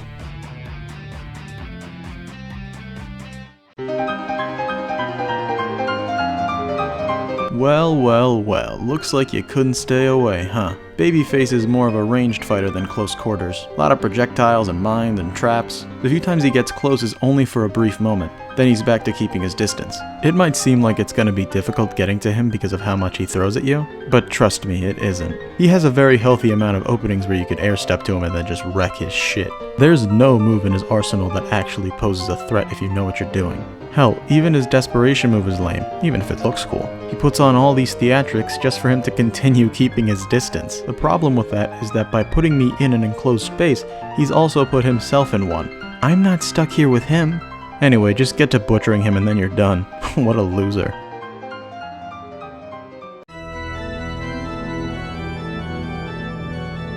As a fittingly stark contrast to Ansem, this one's painful. Xemnas' gimmick is that he'll use his trademarked emptiness vines to fling you all over the place. He doesn't relent on doing that either. It's not like it's a death sentence if you get grabbed by one, but it'll definitely throw you off by putting you in a completely different part of the arena sometimes. And every time he tosses one out, he goes, "Leaving?" No, obviously not. We're in the data realm, asshole. He also uses his trademarked glass walls of the void to be flung into. Aside from that, his moves consist of lightsaber and feet combos, my two favorite kinds. Not too hard to get the rhythm of it, but you'll have to manage that rhythm in the midst of everything else. And don't get me started on his desperation move. He turns off the lights and he basically does the same things he's been doing until he brings out his patented laser dome of desolation. He starts letting some of them loose. Some, only a third of it. He'll then continue to attack you while you're waiting for round 2. Those lasers are taunting you the whole time. Once that round comes, you'll instinctually block them, but then he'll fire some white lasers that are unblockable. So basically what you have to do is dodge roll after a little bit of blocking, then continue to block. He'll keep going until the third round, which is the same, except if you get hit with the lasers, you'll exit the desperation move stunned, which means you are fucked. Not to mention the fact that sometimes Xemnas will break the laser's pattern so that if you were getting hit, Second Chance can't save you. He's such a dick, it's like he's trying to win or something. And for the love of God, can you stop telling me to burst? This fight's not fun, I want to move on now.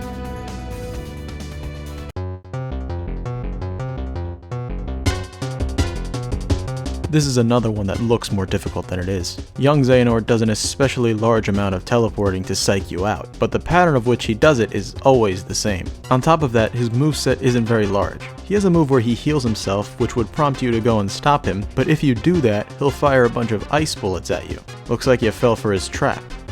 Except you didn't, really. It's super easy to just air slide away and have plenty of time to block them. I like the idea of the move though, very chess-like.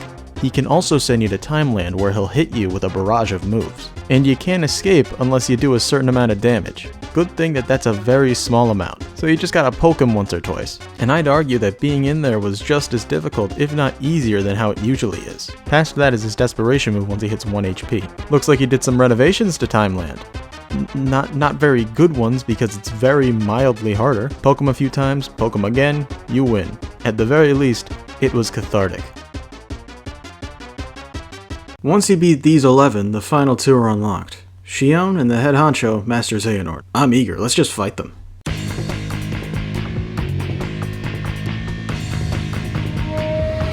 You'd figure that the locked bosses would be the toughest. And you'd be right. Well, actually, I don't find Xion as difficult as Xemnas or Saïx, but she's definitely up there. She's kinda got the Roxas thing going on with the light beams, but these are special. Here, take a look at your health when you're hit by them. Uh-oh. Yeah, they don't do damage, they lower your max health. And it doesn't go back up once you beat the fight. You're stuck with that health for the rest of the DLC.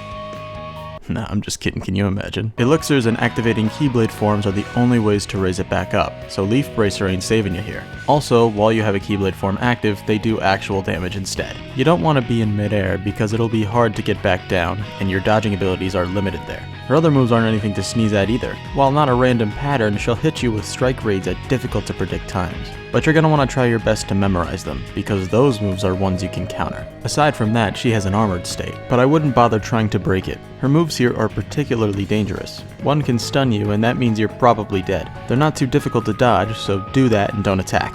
The armor will go away eventually. However, her desperation move is one where you have to get rid of the armor, at least if you want the move to end within the next hour. You'll want to do that sooner rather than later. There's a whole lot of light beams here, and as we've already established, getting hit by them is pretty punishing. It's probably one of the more intimidating fights, but unlike the others, she has the difficulty to back it up. Learning her patterns was fun. I enjoy feeling like I have a chance rather than just delaying the inevitable and maybe getting lucky.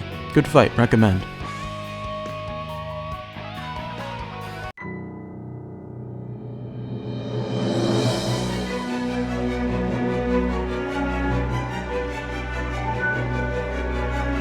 Destiny is never left to chance.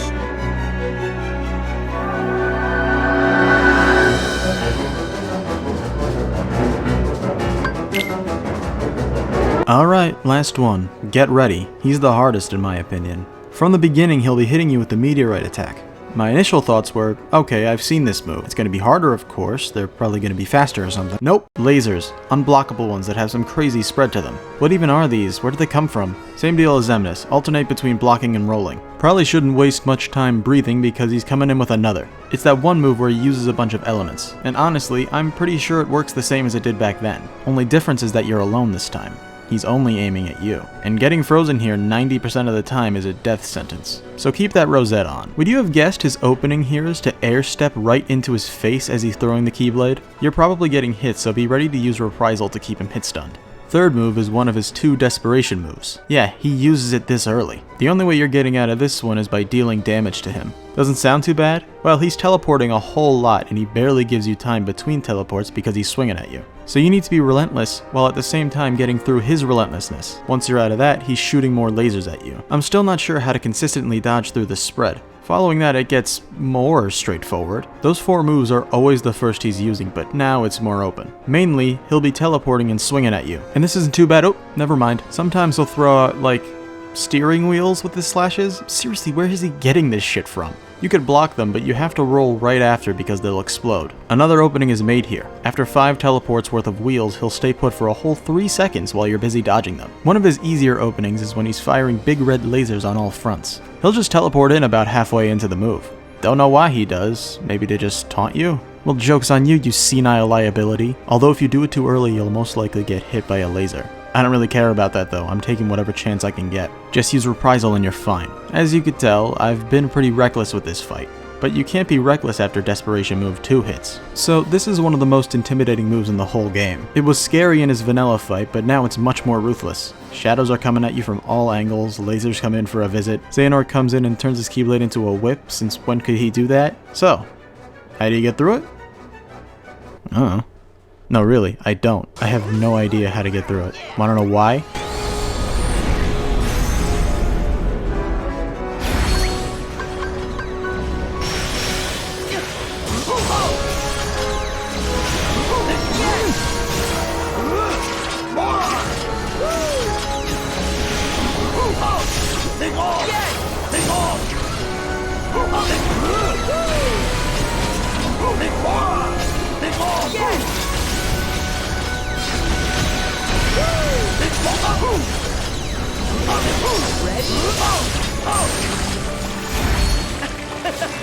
You laughed. You all laughed when I said links are OP.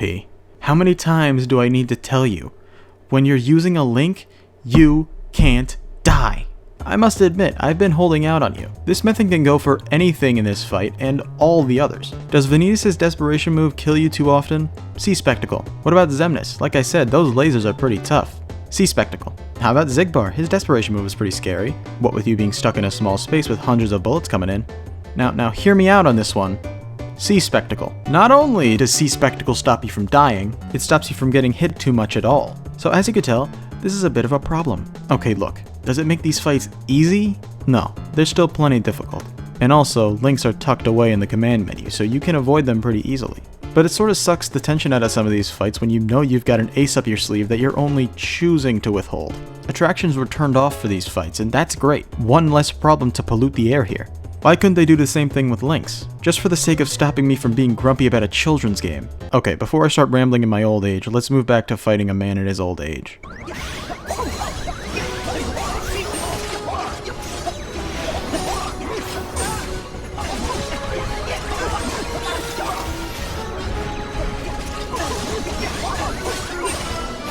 Xehanort's moves start to ramp up after the storm. He uses his little Keyblade transformation trick outside of that moment. What's cool about these is that he seems to finally be listening to his other members, because they decrease your max health. What else?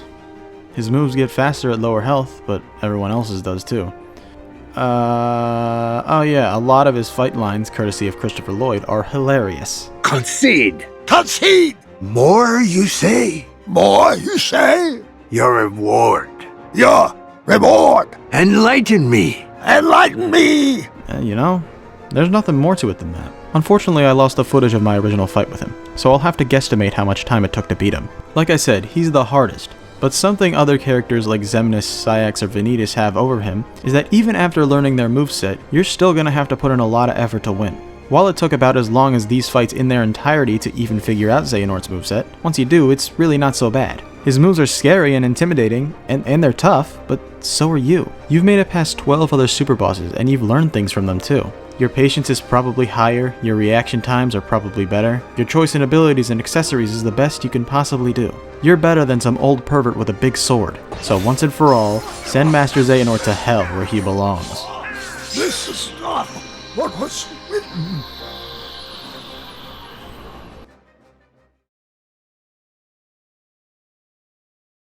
Overall, this was a great time. By far the best part of Kingdom Hearts 3. Honestly, one of the best parts in the series. If I had to rank them in difficulty, it'd look like this. And as for enjoyment, this. Good job, Square. I had a lot of fun.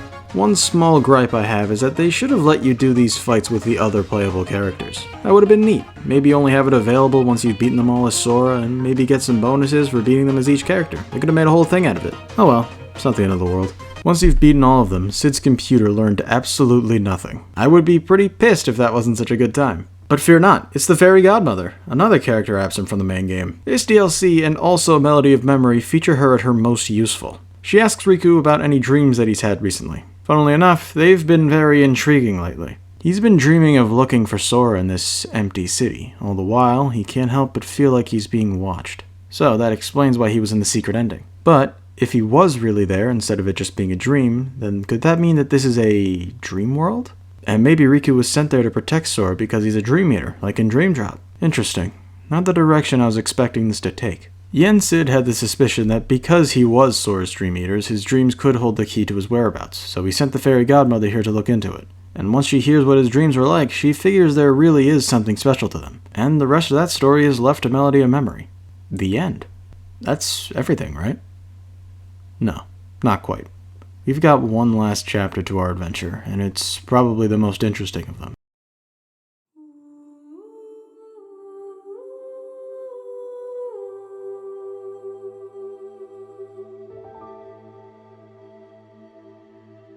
Sora, the real one, awakens in a place that looks like the final worlds, but it's nighttime, and it's completely empty. No stars, no Chirithy, nothing. He calls out, but initially no one answers. When he calls a second time, however, there's a faint voice in the distance. Sora runs to the voice. It's Yozora. Sora recognizes him from Toy Box, and strangely enough, he recognizes you, or your name. If you're here, then this can't be the real world, can it? But wait, that girl, she told me about you. Ah, so that's who that nameless star was talking about. So that must mean Yozora has a past life that he forgot about. Perhaps this past life was what we saw in that fake trailer. Maybe this girl was that star. Something of note here is that Yozora is voiced by Dylan Sprouse, who you may recognize from Rick and Morty, Zack and Cody. Apparently the appearance he takes isn't his true appearance. I hope his true appearance is like a neckbeard, that'd be pretty funny. Yozora has his own motivation, one that we don't know yet. He doesn't have any bad feelings towards you, but he has to defeat you. He transforms this place into Sora's heart, before then the city we've seen in the secret ending. This place is known as Quadratum. Apparently, he's been here and went on his own adventure, before being told to save Sora. Huh? Then what's with the weapon? Time to end this. And so, the secret super boss begins. One Final Mix's super boss was Xemnas. Two Final Mix's super boss was the Lingering Will. Xemnas wasn't incredibly hard, actually being topped by Sephiroth in terms of difficulty, but the Lingering Will was by far the most difficult boss in the series. His moveset was crazy and he didn't give you time to breathe. Despite that, it was still pretty fun. 3 Remind has already proven itself to be really hard in Limit Cut. Honestly, fights like Saïx, Xion, or Xehanort gave the Lingering Will a run for his money. But by the end of the day, he was probably still the hardest. I had no doubts that this would be a hard fight, but will it top everything?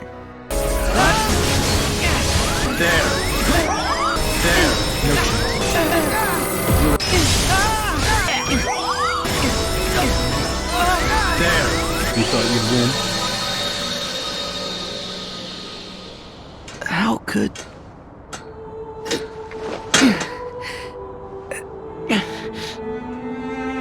Sorry, but I don't lose.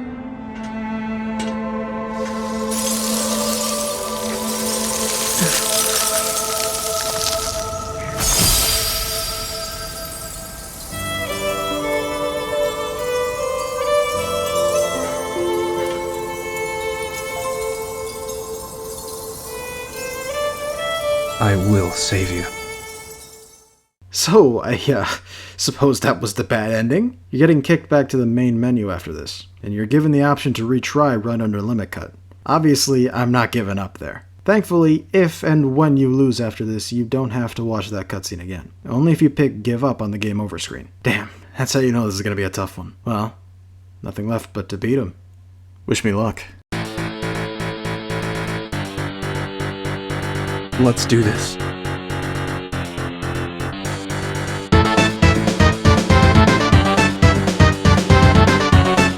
This is by far the hardest fight in the series. The Lingering Will is tough on his own, but Yozora outclasses him and then some. The developer's goal for this one was most likely to give you a balls-to-the-wall challenge unlike anything this game has offered before, including Limit Cut. And if it was, consider that goal achieved. Even better, figuring out his moveset is a lot of fun. As much as I died in this fight, I never got angry. Everything feels precise here, so messing up the timings was always my fault. As I said for the data battles, use everything you have at your disposal. Koopa coins, rage form, cuisine, etc. His kit is fairly randomized at the beginning, much like our man LW, but unlike him, Yozora uses every move he has in the fight in one run. Let's go over them. He could shoot 6 sets of lasers at you in an easy to get rhythm before pausing for a second and shooting out 3 more just to fuck with you. He'll charge up a blade slash and teleport to hit you with it before continuing to wail on you and charging up again. One of his openings is made here. Air step to him and attack, but be careful because he will counter. What you want to do is swing and immediately air slide away to avoid getting hit, then air step to him again. Another laser based move has him firing at you interspersed with a couple of swings. It ends with him spawning his blade behind you and chopping. Don't try blocking the first swing, for whatever reason you can't. You need to dodge roll once and then block, leaving him open again. Don't roll twice though, the blade will go away and he'll get up close and personal. Oh yeah,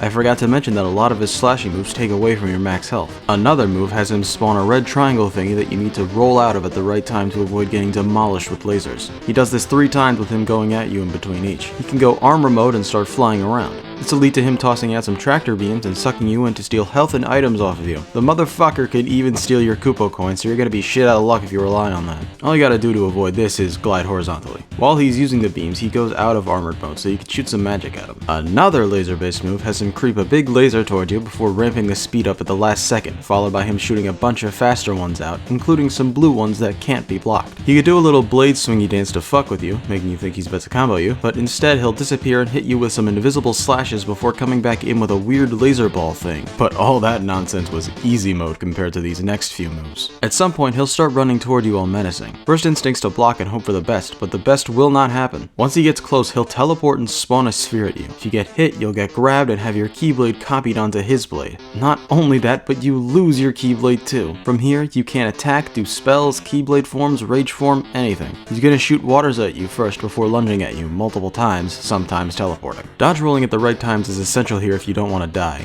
Unless you have potions or elixirs, you have no means of healing yourself, but even if you did, you don't have the luxury of Leaf Bracer while he's coming at you. After a good 30 seconds, he'll finish by onslaughting you with hundreds of your own Keyblades coming from the ground, along with some circling you that, if you don't avoid, will shred you into thin slices. Get past that, and you have your weapon back. Now it's time for the big one, his desperation move. He'll use a Rubik's ball to change the environment around you. While this happens, you'll be barraged with red and blue lasers and difficult to predict combo patterns. Meanwhile, you're pushed back to the edge and into the air occasionally, so your trusty dodge roll isn't usable all the time here, leading to tons of hijinks. After a while, and I do mean a while, the environment will change again and we're bum rushed by a bunch of the mechs from Toy Box, because they're from Verum Rex. That's a nice detail. After a little bit of that, we're changed back to where we were at the beginning of the move with a small variation on the way things were. More teleporting trickery mainly, along with him spawning his blade behind you. A bit more time later, and he'll again go to the white landscape for some clone action. And finally, the ball turns into a black hole that sucks the landscape in back to the way it was. It tries to take you too while Yozora tries to push you in himself. I still don't know how to consistently dodge him here. If you get sucked in, he'll slice it in half, destroying your HP. Like before, links are useful here to cheat death, but to combat this, the desperation move's 2 whole minutes long,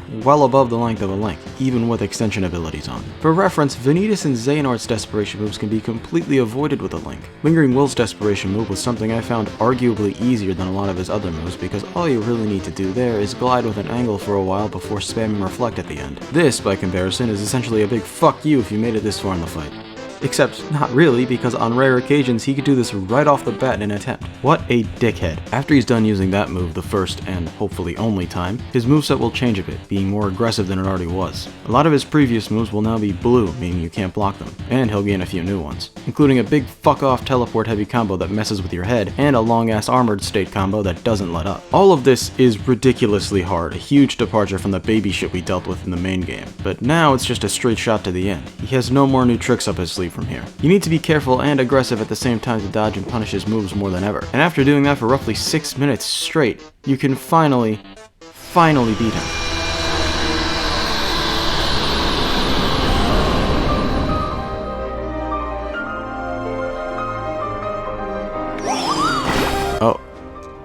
Oh my god. He stole my Kupo coin earlier, so now he... Wow. And now he has... Wow. I'll admit, the first time I beat him, this happened, and then I lost. I didn't even get mad. I laughed. That was too fucking clever to get upset at. Bravo, I got outsmarted. It's impressive to see how far this game has come from its release, from barriers that could be cleared with short hops to this insanity. I was really hard on this game, but now it's hard on me. I consider this one of my favorite bosses in a game because of its learning curve. It's seriously a blast, and once you've overcome his moveset, and probably learn how to always avoid getting your coin stolen, you can feel the immense rush of dopamine flood through your cortex as you finally win.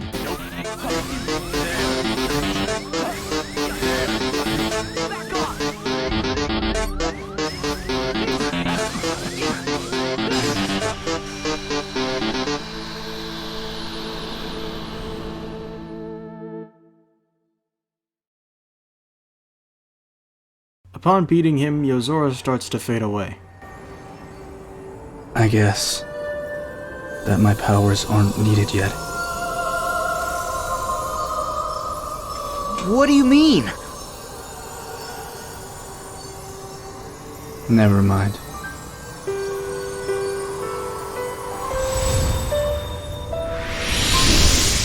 He wakes up in a car, a scene very reminiscent of one of the trailers for Versus 13. The man in front gets his attention.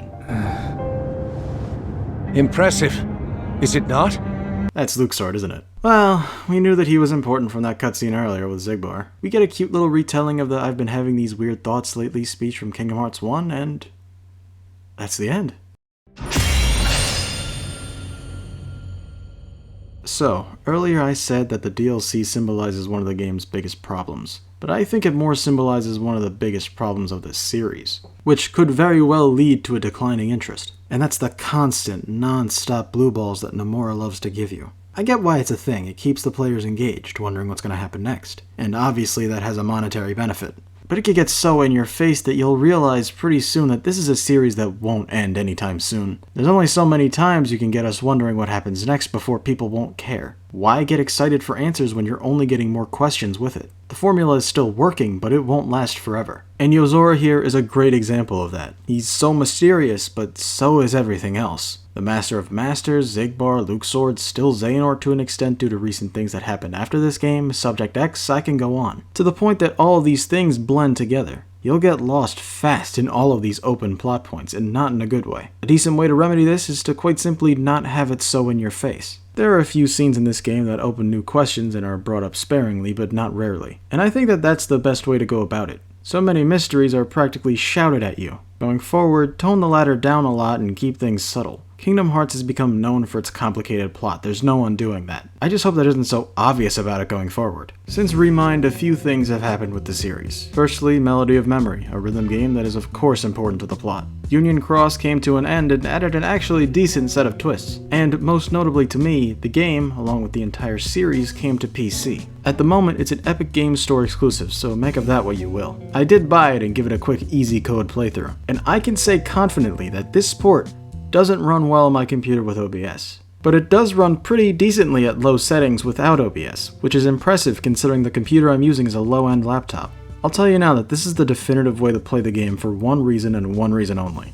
Mods. The modding community for this game is still in its infancy and they're figuring things out, but this infant has already accomplished quite a bit. There's this custom HUD for Sora that uses a modified version of official art and it looks damn good. There's been entire animations created from scratch to give you some new moves, and to that extent giving you the ability to play as other characters like Vanitas or Xion with their own movesets and voice clips. There's one that makes your movement way faster, which does speed up the combat a good bit, if at times giving you an unfair advantage. There's one that makes your main menu Family Guy for some fucking reason. Here's one that makes the Ice Castle Peter Griffin for some fucking reason. Here's one that replaces the PC exclusive Keyblade Elemental encoder with a console exclusive Keyblade Dawn to Dusk. I like this one because this was originally a Keyblade that you get for pre-ordering the game at 7-Eleven, which is apparently a place where you can buy video games in Japan. The handle has a 7-Eleven color scheme and it's called Dawn to Dusk because that's how long 7-Eleven is open in Japan. This is the best fucking weapon in any video game ever made. And my personal favorite is this one that replaces Terra's Keyblade with his Lingering Will counterpart. The mod itself is nothing crazy, but I just like the description. Bruh, peep this one, like really peep this one. No more Earthshaker, no more ugly Keyblade, no more ugly Earthshaker, no more trolls, you've been blocked. And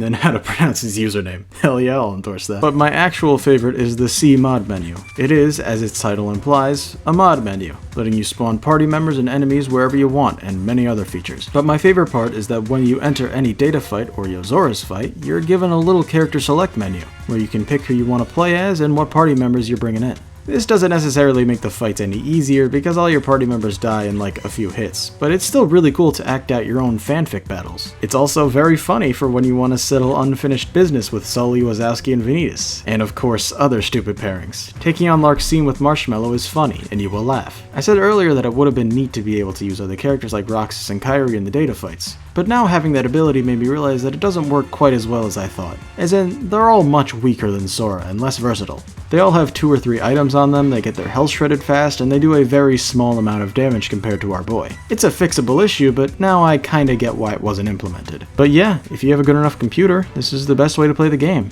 Mods aren't that hard to install either. And, well, I guess that's all she wrote.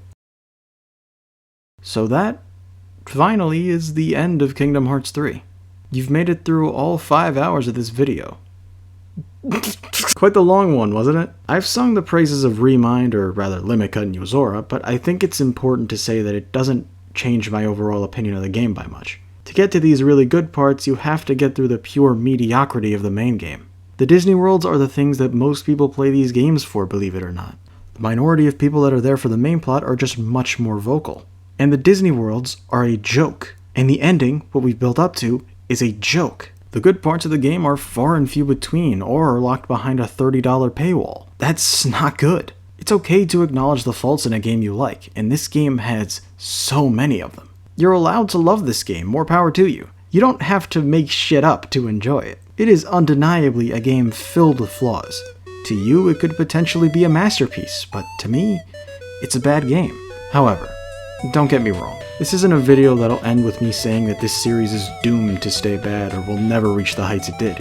Quite the contrary, actually. Despite everything that I've said, I believe that this series holds more potential than it ever has. Kingdom Hearts 4 could very well be the best game in the series, story and gameplay wise. This upcoming arc is very interesting to me, and Tokyo Team has clearly learned a lot if Limit Cut is anything to go by. I'm excited to see what's next, and you should be too.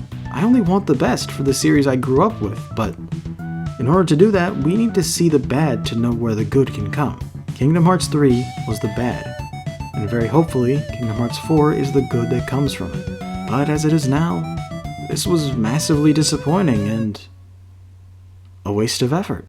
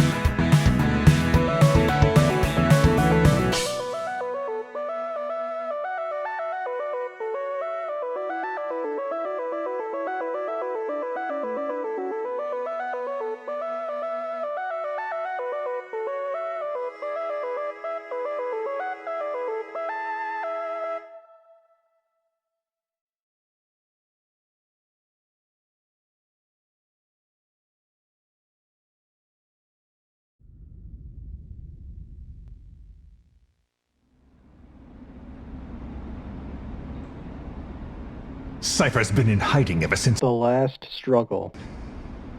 No one's seen him in years. All we hear are orders delivered by Vivi.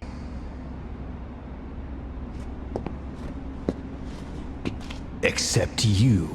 You met with him, face to face, in order to contact. Setzer. Tell me where he is. Where is Cypher? Where is Zero?